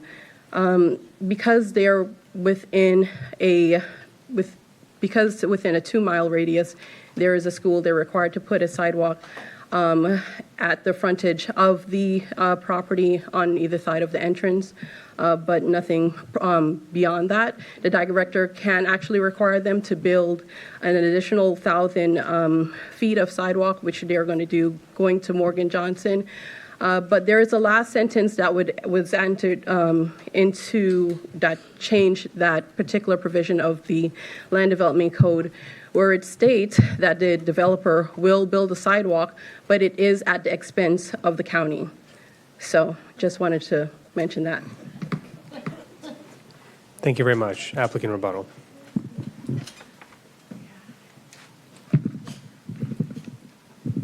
Thank you so much. As you know, this is a quasi-judicial hearing, and as such, the decision you're about to make has to be based on competent, substantial evidence and testimony. The staff report and staff testimony is competent, substantial evidence. The experts that spoke before you today, as well as their testimony, is competent, substantial evidence. We have tried very hard to listen to our neighbors and to address their concerns, which is why there are additional buffers, there are additional setbacks, reduced density, removal of the future. So there's been a lot of conversation about, there's going to be somebody coming back. Well, we removed the the future land use amendment. And so the only way that there could be more density, the comprehensive plan only allows 1 unit per acre. So if there would have to be a companion land use amendment, and there's not. So there's not some sneak attack that somebody's going to come back and ask for something different. We recognize that, there's some concerns that changes may occur, but that is not competent substantial evidence or expert testimony. Florida law has been really clear in terms of what is and is not competent substantial evidence, and lay witness speculation about potential traffic problems, light, noise pollution, potential devaluation of their homes is not competent substantial evidence. There has to be evidence to support those claims, and there has been none. What's been presented to you is all that this application is consistent with your comprehensive plan. This application is not seeking additional density. It's simply asking you to allow the lots to be laid out differently. It's not seeking to modify the development regulations. To the contrary, this application exceeds the minimum buffer, setback requirements. Carrie McNatt testified there are no impact to wetlands, they're preserving them, and in addition to the 15 feet required, we're doubling that with 30 feet. Matt Morris, our engineer, testified, as well as your staff report also confirmed that there are no impact to stormwater. This is not a flood zone area. We are only developing 1/3 of the property, leaving the remaining 2/3 to stay as they are, increasing stormwater pond on the site. The staff report is 24 pages, extremely thorough, outlines traffic, complies with traffic, no impacts to traffic. Level of service stays or exceeds performance standards. Compliance with LDC 312.6. There were not one neighborhood workshop, but 2. In addition to that neighborhood workshop, the applicant met with our engineer at their office for almost 4 hours to have conversations, to hear their concerns and attempt to address them. Meets all of the criteria in your land development code, specifically and relevant to this proceeding: 321.3, 342.4, 402.6, 402.7D, 531.47. There's been a lot of conversation regarding compatibility.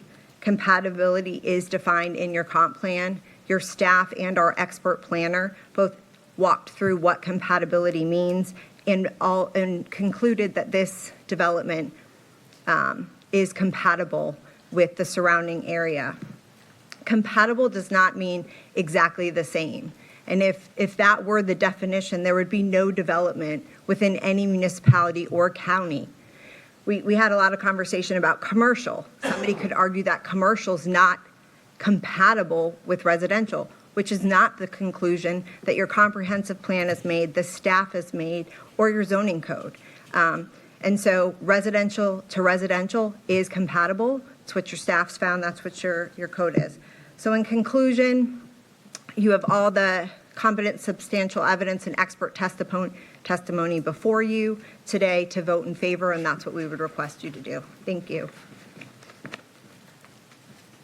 Thank you very much.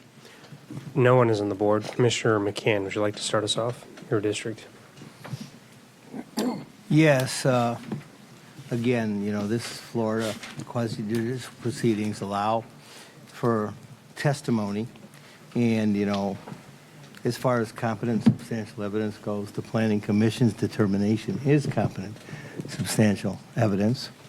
I have concerns over traffic there. I have concerns over flooding there. I have concerns over the fact that, it has been found not to be compliant, by the Planning Commission. I've been down that road many times, and, again, the speed limits are coming down because the road can't handle the amount of traffic that's there. As far as compatibility goes, again, there there isn't a distinct compatibility thing that actually defines it. The compatibility, also looks at the characteristics of the neighborhood. And, I don't believe it's with the characteristics of the neighborhood. So I'm going to make the motion to deny it right now. I have a motion to, you just second? Okay, I have a motion to deny PDR-25-08ZG by Commissioner McCann, seconded by Commissioner Phelps. Do we have a date? Yeah, I was going to ask that. So what date will we put this resolution up on? Okay, the last part of the motion would say, and direct the staff, the county attorney's office, to read back the notice of findings of denial to the board at its April 23rd, 26th land use meeting. Okay. Thank you. I'll get that in here and have it up in just a second. Commissioner, is that all, Commissioner McGann? Okay, Commissioner Cruz. I foreshadowed the beginning of your thing because, as I said earlier, the Planning Commission voted unanimously that the commercial property was compatible, and we effectively voted no and sent them away to start over. The Planning Commission voted unanimously that the project up at Buckeye was compatible, and we just declined it unanimously. But now when the Planning Commission said this one's declined, then all of a sudden, we got to listen to the Planning Commission.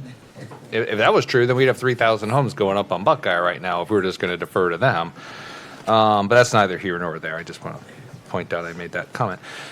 Here's the history of this property and this area, because I was here for all of it, and I was the loudest voice supporting you for all of it. November 2023, they came in front of the Planning Commission for 242 homes, 3 houses per acre, R3, compatible with River Sound directly across the street, catty corner from it. Please don't yell out while I'm talking. I did not yell out when other people were talking out there. 242 homes, 3 houses per acre. It was going to pave over everything. All this talk about filling wetlands, that's what you had to do, but it's R3, which was kind of where they were going with it based upon a surrounding area. Then they came in front of our board after listening to Planning Commission and came back at 232, 2.9 houses per acre by adjusting a few things. And we declined it. I believe I made the motion to decline it because that was not compatible. It was 3 houses per acre. It was paving over a lot of wetlands. It was impacting a lot of things. 44th wasn't even done yet, so there was no outlet to the south of it. And we fought very hard on it. In the interim, a project came over by Elwood Park, twice, I believe, right around the corner. And we declined that because it was not compatible, because it was very high density. And every time we say, come back with something that makes sense. That's what we keep saying. They started coming back. There was at least a whisper rumor from some neighbors reaching out to me in the process that they were going to come back at 2 houses per acre at one point, 100 and something. But then he started catching wind that that wasn't going to work, and the election happened and the board changed, and so they pulled back on that proposal and rethought. Now they come back today at 80. They started at 242. The 80 is clustered at the top, and that's where a lot of this conversation was. But we have these conversations. Someone who just spoke here spoke earlier about the commercial property and specifically said, why aren't you redesigning to avoid impacting the wetlands? They're redesigning to avoid impacting the wetlands. That's what they're doing. Someone who came up here and spoke a minute ago advocates for 0 minimum lot sizes and believes that you should have small homes with the ability with tiny homes. But not this one. All of a sudden, this one has to be compatible. But the only reason this one isn't compatible is because you're drawing the map up to the northeast, not down to the southwest, because this is conveniently being tucked in with the rest of it. The stuff immediately to the west on 18th are sub 10,000 square foot lots. In fact, someone who came up and said, I have 200 and something signatures, specifically pointed out that some of the people on the west side of Morgan Johnson on 18th signed those signatures because they were going to be impacted by traffic. But they're in the exact same size lots as these lots. They have no problem with their lots being small, sub 10,000 square feet. They do. I literally looked it up on GIS yesterday as I was preparing for this. And all of the houses down to the south on 28th Avenue Drive and 29th Avenue Drive are sub-quarter acre lots. But that was conveniently left out of the map of what constitutes Magnolia to show that this was not compatible by ignoring the pieces of it that are compatible. Like, we sit up, people listen to us, or at least we hope, we pray that people listen to us when we talk. And by listen, I mean the applicants. But when we say something, since we're the decision makers, they take it to heart. And some of them do not, but some of them do. We say we want to protect from flooding. This is 67% open space. This is protecting the lake. This is we say we don't want impacts to wetlands. They're touching zero wetlands by clustering this. We say we want to make sure there's plenty of buffer so neighbors aren't affected by noise and sound and light and things like that. They've expanded the buffers surrounding this thing to protect the people to avoid impacting them. We say we want you to conform with what you're allowed to build. They're allowed to build 80 units per acre on A1. They're building 80 units per acre. But again, clustering it for proper design. We say we want near infrastructure because we have inadequate infrastructure, especially up in north of the river. This is equidistant from a 6-lane state road and a 4-lane brand new road. We say that we want more sidewalks. Well, we've already just said, part of our CIP plan that we just shifted is a sidewalk from Morgan Johnson. They said they're going to build the other sidewalk. We say we want schools nearby that have capacity. There's a school with capacity that once we get around to doing the CIP that we approved, there's going to be a sidewalk for these kids straight to the school. Everything we say we want, they did. We complain that people come in with these special approvals and why give them something? They should meet the code. They came in with 0 specific approvals. They said, I will build exactly what you want. We say we need commercial, and we keep approving new commercial because commercial doesn't exist near the homes that are being built. They're building homes near the commercial that's already there. There's a Publix in close proximity. There's a Walmart right across the street. There's restaurants you can basically walk to and bike to right up on 64. They've literally listened to us and came back from a very lofty, aggressive plan to knock 2/3 of the houses off to come up with something more sensible. And we're saying, they can't really build 80. They can only build, I think someone said 50, and I don't know if that's true. I'll take your word for it because it kind of proves my point. 50 houses spread across this entire lot. Now you got to build the roads to get from house to house. It's still going to be sprawled all throughout here to get 51-acre lots. It's going to be everywhere. It's going to be worse flooding and worse environmental to do that because now I got to build roads connecting these things, sprawling all over the entire 80 acres to try to meander around wetlands with houses all over and driveways all over and curbs all over and run pipes under everything. It's worse. It's better to the extent you have 30 less houses. Couple less cars, but it's worse for the environment. It's worse for your flooding, but they can do that tomorrow. They don't even need my approval for that. They can just get that administratively done. They're trying to build something better over here. So I've protected this area as much as I can. I've protected Elwood Park as much as I can, but there's a limit to when is enough where someone's sensibly trying to do something. And I believe this is sensible. Nobody wants an extra house. I get it. Any one house, any one extra person is a burden to somebody. I get it. Maybe they're the last car that gets to the light. Now you get stuck for 3 minutes. Someone said 5 minutes. In this same neighborhood, we just had a long fight until finally they gave up on the Creighton rezone. They wanted to build 6 more houses. And they came back 3 times and then finally quit and threw away the plan and got rid of the application over 6 houses. There's no amount. If they came back with 50, you would fight that too. It's already been predetermined that nothing ever can get built here because you fought 6 houses. And you fought 243 and you won. You won. You won this battle. They're building what we have asked people to build. They listened. And we should hope every other applicant listens as well. Because if now we're going to say, thank you for listening and doing literally everything we say, we're still going to decline it, no one's going to take our word for anything ever again. Nothing we say up here matters. Because if all we're doing is voting no based upon who speaks the most or for or against something, then why is anybody going to try to build something sensible in Manatee County? I fought this. I voted no on it previously, but I'm not going to vote on it now. I think they did what people asked. I think they're building what is appropriate on this land. And I think they're doing it in a way that's in the best interest of the actual neighbors that don't want it. But the neighbors don't want it, not because of the houses, but because of the inconvenience. And everyone has to have some grace to some level of inconvenience. Okay.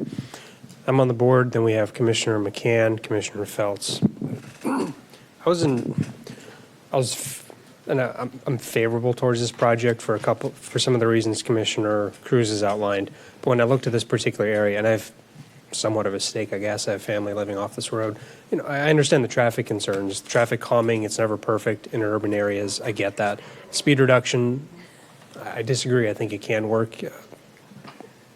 Can't dictate behavior at the end of the day, but you can at least try and design the roadways to allow for the intended outcome, which is reduced speeds.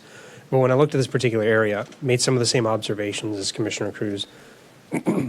For the amount of density that you're proposing, I mean, realistically, you're being kind of coy about it, but you're probably not going to get 80 homes. And even if you did, the trips generated from that are minimal. I'm looking at less than 80 trips AM, roughly around that, a little bit less than that in the PM. The sidewalk improvements are going to be meaningful along Morgan Johnson, and you have ample commercial, which is our biggest and my biggest pet peeve with housing projects, especially in ag or currently zoned ag areas, is you don't have that, which essentially creates conditions where you have to drive further and further out and away, further adding to the congestion. I think the commercial is adequate for this area between the grocery stores, restaurants, other amenities. In State Road 64, if you just go down to the Costco, you've got the whole development that's adding quite a bit of commercial. Further down, yes, but we're generally seeing a trend on State Road 64 East with commercial finally catching up with the demand and need here. But the other thing that was left unsaid is I actually kind of see this as the way you propose this general development plan as more of a redevelopment effort, because this is taking over it seems like the highest and best use of the land at this point is not a nursery, given how many times you all have come back and seeing what the market has, can and cannot do here. So you're taking essentially this already developed portion of land, as you're saying, to redevelop it. That enhances the tax base that might attract more public investment, maybe private in this area. As far as compatibility, it's Res 1, Future Land Use Code, Ag Zoning District. Tallahassee loves to preempt us for this. I'm not going to talk about ag enclaves or other things. Apparently that's going to pass us here. But this probably wouldn't qualify as an ag enclave anyways. But this is the kind of stuff Tallahassee loves to preempt us on, where you've had developers max out the entitlements, conform to the code, and still get denied. And I think you've taken granted it's been a long road to get here, but a more thoughtful approach towards trying to maximize your profitability here. You're probably going to make some compromises, it sounds like, with total density. But all that to say, the commercial's there, the the infrastructure is there, the sidewalk improvements are planned, so will enhance multimodal transit in that area. And this is this is not urban fringe; it's an urban area. And I'm not going to go so far as to say it's infill, but it is part of the urban area, and it's becoming more urbanized. So I'll leave it at that. I'll turn to Commissioner McCann. First of all, Commissioner Cruz, I was not deferring to the Planning Commission. I am actually stating something from the Florida Administrative Code, that in Florida, a Planning Commission decision can be considered competent substantial evidence in quasi-judicial proceedings because it had competent evidence in the record pertinent to the proceeding. That's all I said. I was not deferring to the Planning Commission. If we defer to the Planning Commission, that would be a problem. We make our own decisions here. My decision is based on exactly what I see here. You have a high flooding area. You have, you keep talking about the commercial with the, residential and the need for it. But, I don't find that anywhere in a plan that it says it has to be there. That's all made up by you because that's the way you want to see it. I understand that too. But here we have a traffic problem on the road. You yourself said at a previous meeting that, sometimes you come down that road and that road is really crowded and that people speed. You said that. Okay? So the thing is, that hasn't changed. Morgan Johnson Road is a very small road. It can't handle the traffic capacity. You're talking about 64. Again, we're talking about, the Audubon, because the speed on 64 is unbelievable. I came to work this morning on 70, and some people think that State Road 70 means 70 miles per hour. We have a lot of traffic problems here. We have traffic congestion. We have people that will have difficult access coming out if you put more cars on the road there. Morgan Johnson can't handle it right now. The area does flood, floods consistently. And the thing is that, most of the area over there is actually, agriculture that we're now changing. And if we keep changing it like this, we might as well move back to Miami. Thanks for your time. Commissioner Feltz. I understand very much what you're saying, because here's the thing. It's zoned A1 now. And we had another project, something like this, the other day off of Erie Road, which, to correct what was said up here and not getting the chance to really explain, that project, I specifically asked staff during the break if that project could have been developed as suggested under A1 zoning, and they said yes. This is A1 to PDR. We asked the applicant on that one, why are you going to PDR when you could do what it is you're wanting to do on the zoning, on A1 zoning? I think it's very hard for people to grasp that we do have a variety of, I guess what it is, I feel that we're very open as far as understanding that some people mentioned, want a suburban lifestyle. Some people want to live in an apartment. Believe me, there are days that I don't want to live on 10 acres anymore. It's tough, but I'm not ready for an apartment. But I think we have a very open mind to that. But when people live in, this is an area that it's a lot like Elwood Park. It is a lot like the enclaves that they're threatening to destroy.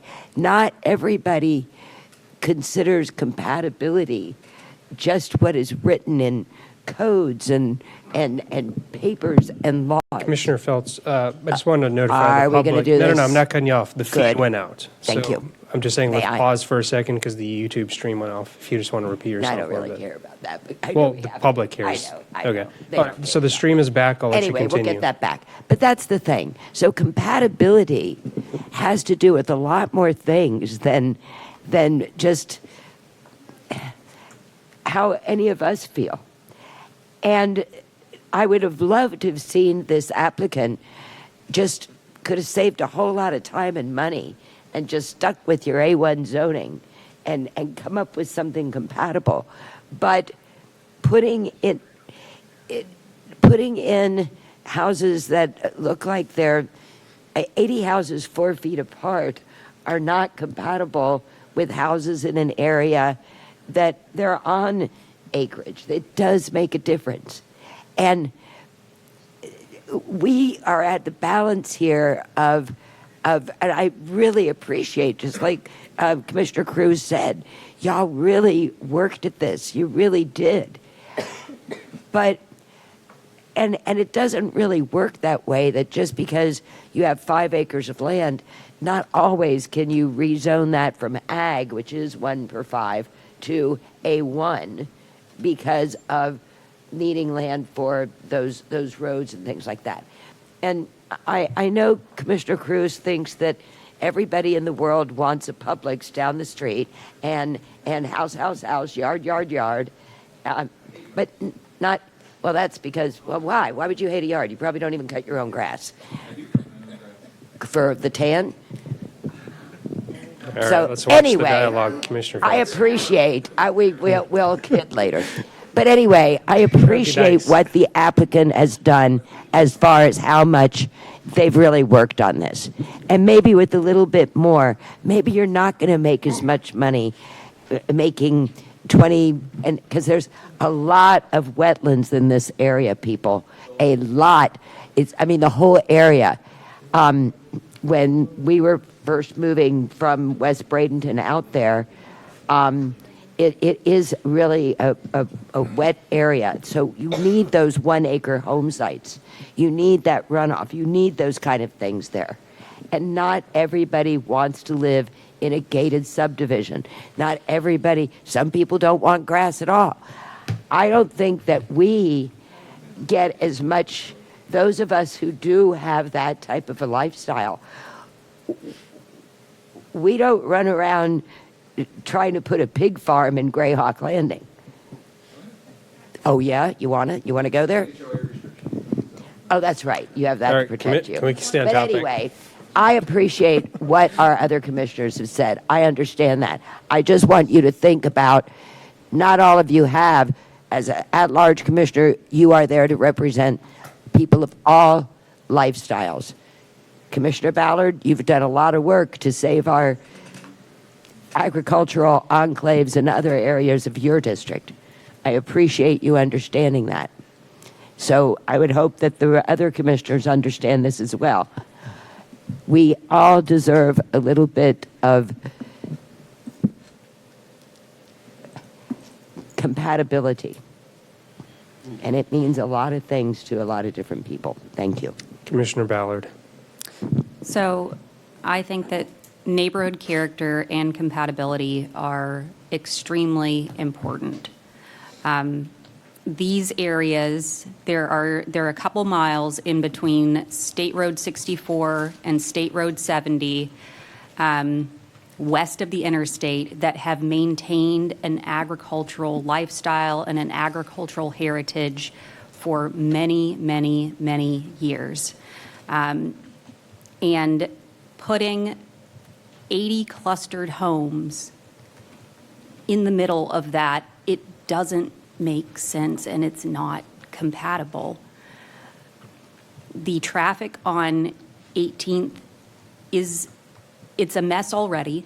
You have people that cut through Morgan Johnson and then they cut through 18th to get on 64 to get to the interstate. It's already out of control. We don't need 80 more houses worth of cars on that tiny, tiny little road that has no hope of being improved anytime soon. It doesn't make sense.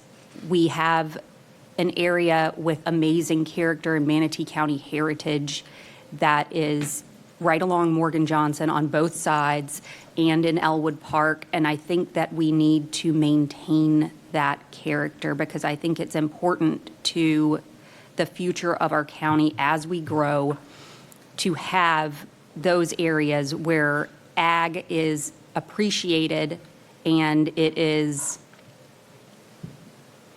encouraged even west of the interstate, because we do have people who want those lifestyles and they've chosen to live in those areas for a very long period of time because they want those lifestyles.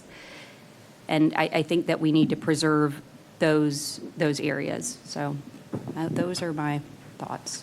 Thank you, Commissioner. Commissioner Cruz. Sure. And we know where the vote's going, so I'll be super fast so I can leave. Just a couple of quick things. One, again, we can't just, we know where the vote's going, but we can't just keep terms lose meaning if you just keep using them on everything. I mean, we can't say, oh, this is flooding. This is a Zone X. It's not even in a 100-year flood zone. This parcel of land is not a flood risk. You can't just say flood for every parcel because Debbie hit us 2 years ago and then think it has meaning. There is no flood risk on this parcel. This is one of the least flood risk parcels we've seen anyone propose to develop in years here. Like, this is the driest piece we've got, and to the extent there is any rain, there's wetlands all over it, and they're intentionally they're not touching them, and there's a pond there not to. This is not a flood risk, and I just look. I still just disagree with the concept of compatibility. Residential is compatible to residential, and a 6,000 square foot lot next to a 10,000 square foot lot doesn't make it less compatible because it's not the exact same size lot.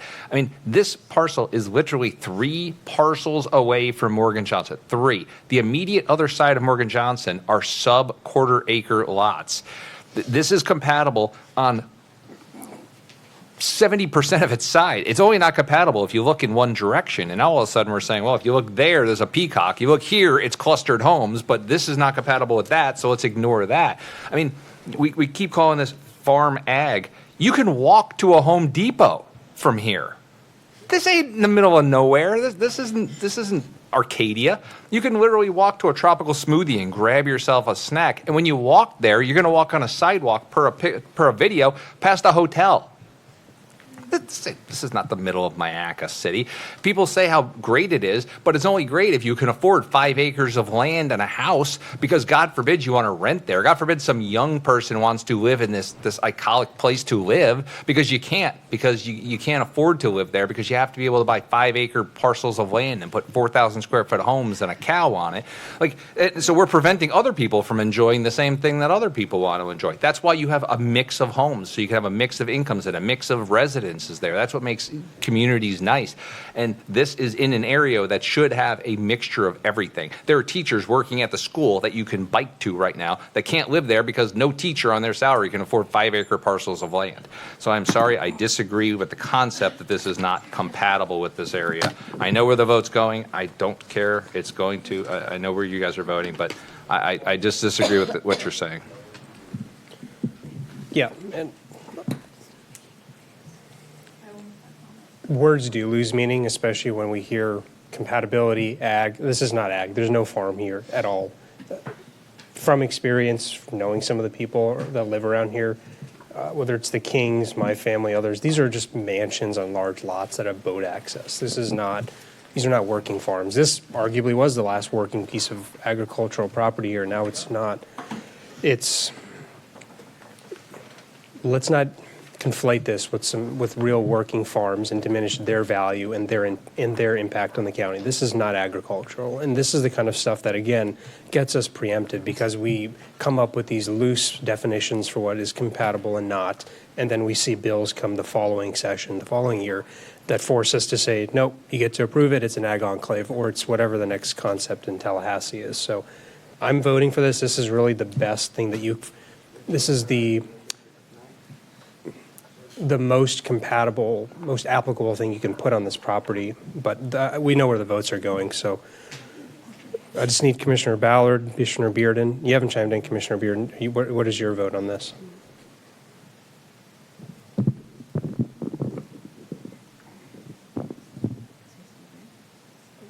Nay. Nay, okay. Make sure he understands what he's voting for. Oh, He's so not voting in my direction, but nonetheless, So Commissioner Bearden, just to clarify, you are a no on the denial motion.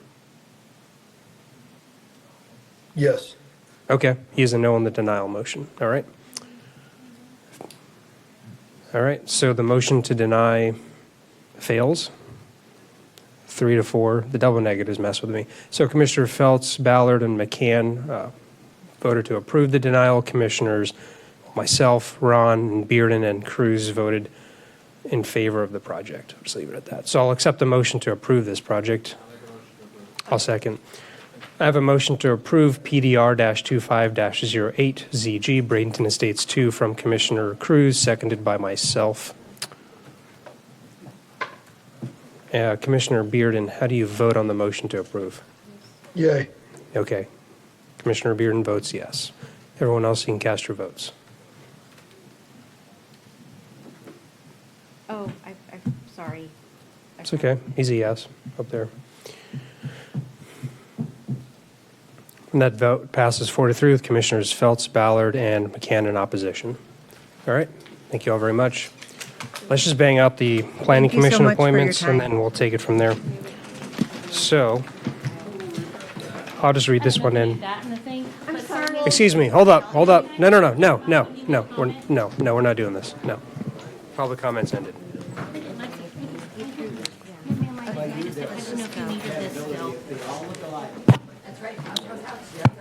All right. Let's get to the Planning Commission appointments. I think we have 3 candidates in this room, maybe more. So I'll read the item into the record. Pretty simple. We're back to the regular agenda, Legislative Development Services, item number 11, Planning Commission appointment for 1 seat. Sarah, do you want to handle nominations? You okay with that? I nominate Anthony Hold up, Shula. hold up. No, we're not doing this. We just open nominations. Okay. First, I'll open public comment before we start I'm on the throwing board. nominations. I'm not seeing it on my board. It's weird. Okay. It hasn't moved to the next Yeah. item. Oh, that's okay. First of all, I'll open public comment. We have applicants here, so I didn't have anyone signed up. but you just go ahead and line up and speak. You get 3 minutes. For the record, Glenn Gibolina, applicant. At this, I looked over the list, and I really think that the best person should get this job. So I am not that person. I am removing my nomination from that and supporting Anthony Shiloh. If you read his application, active duty, Coast Guard, responsible for initiating major federal water programs, Department of Homeland Security, certified, National Environment Policy. The guy checks all the boxes in my book. And I'm a tough guy to beat, but he beats me. I understand the land use process and feel that the county's comprehensive plan, overall growth plans, must have sound, objective community input. He's no stranger to the chambers, so he has my support. All right, so I had John Taylor, actually, your comment card. Sorry about that. You're up next. And, I'll just handle nominations, so commissioners, just put yourselves on the board. I'll handle that. Well, this is different than the last time. Go ahead, sir. John Taylor, Manatee County resident, applicant. I just want to advocate for myself the fact that I am a WaterStar accredited professional and I work in the agricultural industry. I am well aware that development has changed our county, but I also feel that something that is more important and that I have a lot of experience in is the actual landscape side of that. That landscape has to maintain through our county, and it helps with the heat and the noise and the flooding, and those are aspects that often get missed. We have a lot of opportunity to do really good things in our county. We have a lot of opportunity to do proper infill, and we have a lot of areas that do not need more housing. We saw some projects today that I think were voted on correctly, and some projects today that maybe just needed tweaking. So I would appreciate any consideration. Thank you. Thank you, sir. Any other public comment for the Planning Commission seat?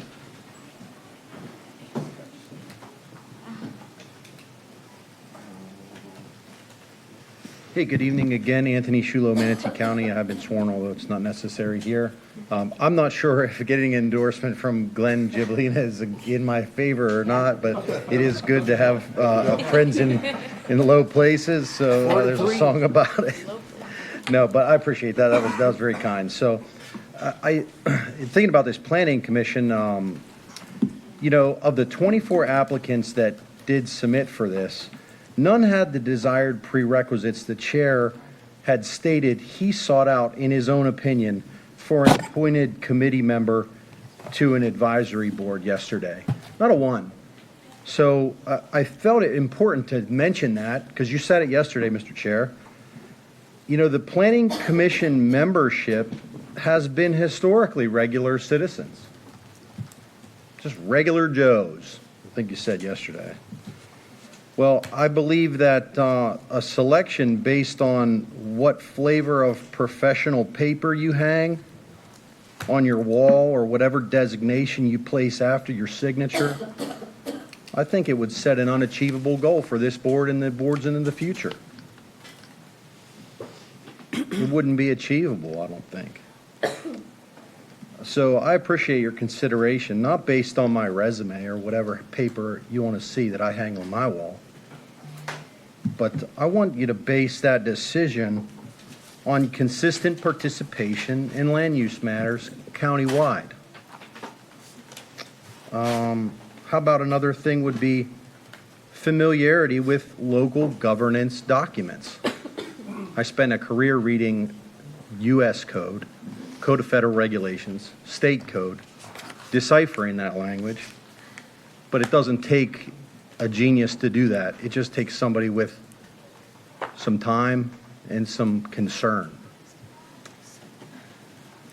And the last thing I want to say is just demonstrated professional conduct. There's been a couple times I think I've been a little PO'd at some things up here. But I think for the most part I've maintained a collegial relationship with not only applicants but with all of you, whether I disagree with you or not. And regardless of your choice, I'll be supportive of whoever you select. And thanks again for the opportunity. Thank you, sir. You can come on up. Good afternoon, J.B. Taylor, Taylor Studios, lifelong Manatee County resident, also an applicant. Some of you on the board do know who I am. We've shaken hands before, some of you may not. Commissioner Phelps and I used to work together many, many years ago. I'm sure you probably read my application and statements thereof. Current member of the City of Bradenton Planning Commission, former chair. Written a couple of the codes over there as well. The gentleman there said that you need somebody that understands not only state statute, codes, and the LDC. And you need somebody that's been able to use those tools. I've been one of the very few people that have been on all four sides of the coin. What I mean by that is I've been on the public sector, I've been in the private sector, I've been in the reviewing side, and I've been on the dais too as a commissioner. So I've written those rules. I have reviewed those rules. I have been a juror for those rules as well. You talk about compatibility. You talk about smart growth, where growth should be. When I was a kid, I camped in places that $1 million houses sit on right now. And there's very few people that have seen the amount of changes that I have and how we can better utilize our spaces. So my resume kind of speaks for itself. I have a ton of experience. Yes, I do have a couple of pieces of paper on my wall, and yes, I do have a whole alphabet behind my name. But I promise you this, my best interests here are for Manatee County, Manatee County alone. Thank you for your time. Thank you, sir. No one on the phones? Don't see the screen there. Okay. All right, I'll go ahead and open it up to the commissioners. You're welcome to nominate anyone. I'll just keep track. Commissioner Ballard. So I will nominate John Taylor. I have gotten to know John and his wife very well over the past few years. They are very, very dedicated local citizens.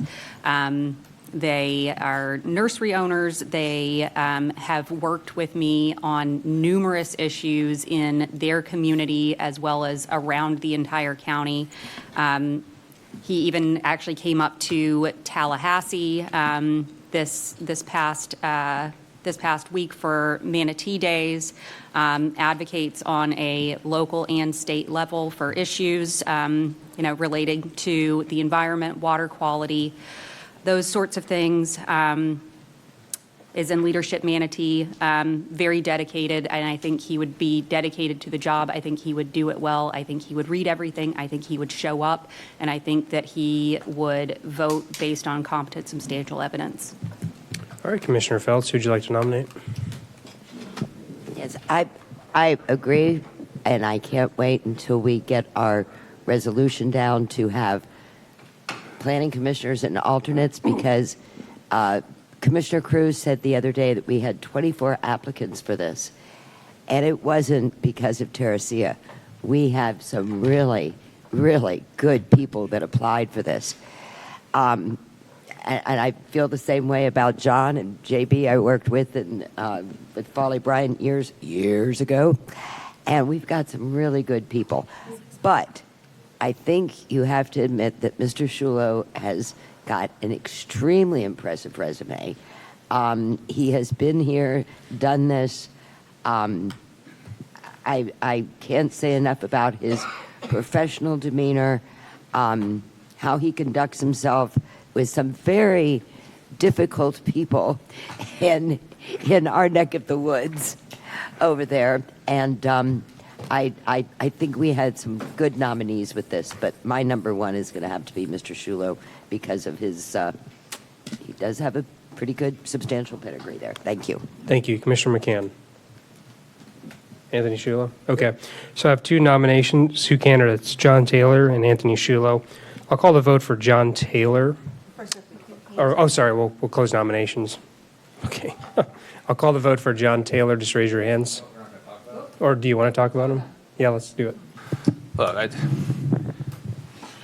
this was tough. There was 24, and I knew a good handful of, not a good handful, but I knew more than these two sitting here, three, including Glenn. I probably knew like 6 or 7 of them personally, or I've had conversations with. This is a very stacked, that we talked about this yesterday, why we need the alternates, because we have some good options. And what's going to happen is one of the people in this room are not going to, or two of the people in this room, well, you took your name out, are not going to get it. And then someone's going to go on vacation, and they're not going to be there to fill in because we don't have an alternate spot. So it's unfortunate. I mean, of all the people out of the 24, the two nominated were the two I was like, okay, it's going to be one of the two. And I was going to be happy with both of them. I think most of us up here probably wish we could just abstain from this vote because nobody wants to vote against the other one. It's just, I mean, they both deserve to be here. John, is someone I talked to a fair bit, just came up to Manatee Days. He has experience because he sat next to me on our mock land use meeting for leadership this year. Asked some pointed questions about a candy factory. We did vote to approve it, as a matter of fact, yes. It was compatible. It's really a torn thing. I mainly wanted to go on to thank everyone for applying. It was an outpouring, and I want to thank the quality of the people who did it.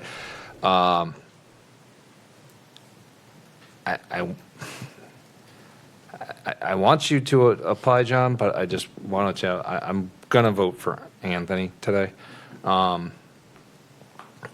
And the only reason is that there's something to be said for how long and how many times you showed up so insanely educated on things and had real concrete information that at times helped me along. There's something to be said for people who do that so consistently, and they should be rewarded for it. That doesn't undermine the other candidates. And the minute we have another seat open, I want to put John on it. I hope he's the only applicant. I hope he's the only applicant proposed. But for today, because I can't overlook the longevity of what he's done here in this room and how much I appreciate it, I'm going to have to stick behind Anthony on this one. Thank you, Commissioner. I'd similarly like to echo my thanks to all the candidates. You guys are good ones, and we are looking to open up alternate positions in the future. I was going to vote for John. You've gone above and beyond, and so have you, Anthony. But John, you've gone to Tallahassee with us, but more than that, you've also reached out to your legislators, challenged them on it, got them uncomfortable, which is always a good thing on certain things. And you've also been an advocate for Elwood Park for years. Before I was on this board, you worked with Amanda to make sure that what happened in that community was favorable for that community. You helped get Mix in this board to get passionate about that, help Amanda get support for it. And there's something to be said for having some voices in District 2 where you guys are. So I'm happy to support your candidacy here. And that's all I got. Any other discussion here? Seeing none, then I'll just start off go down the line. Please raise your hands if you'd like to vote for John Taylor for Planning Commission. All right. Anthony Shulo. All right, Anthony Shulo, welcome aboard. Oh, sorry, Jason. Yeah, Anthony. Okay, Anthony. All right. Welcome aboard, Anthony. God bless you. And Anthony, congratulations. I think you're going to be amazing. And I'm excited that you're going to be on the Planning Commission. I want those other two. Anthony, we'll make sure an old priest and a young priest come to visit you. Okay, any comments from the county attorney? No comments. Nothing. Commissioners, any comments? Yes, we need a quasi-judicial. You're not on the mic. We really need that. All right. With that, I'll adjourn at 6:29. Did you do future?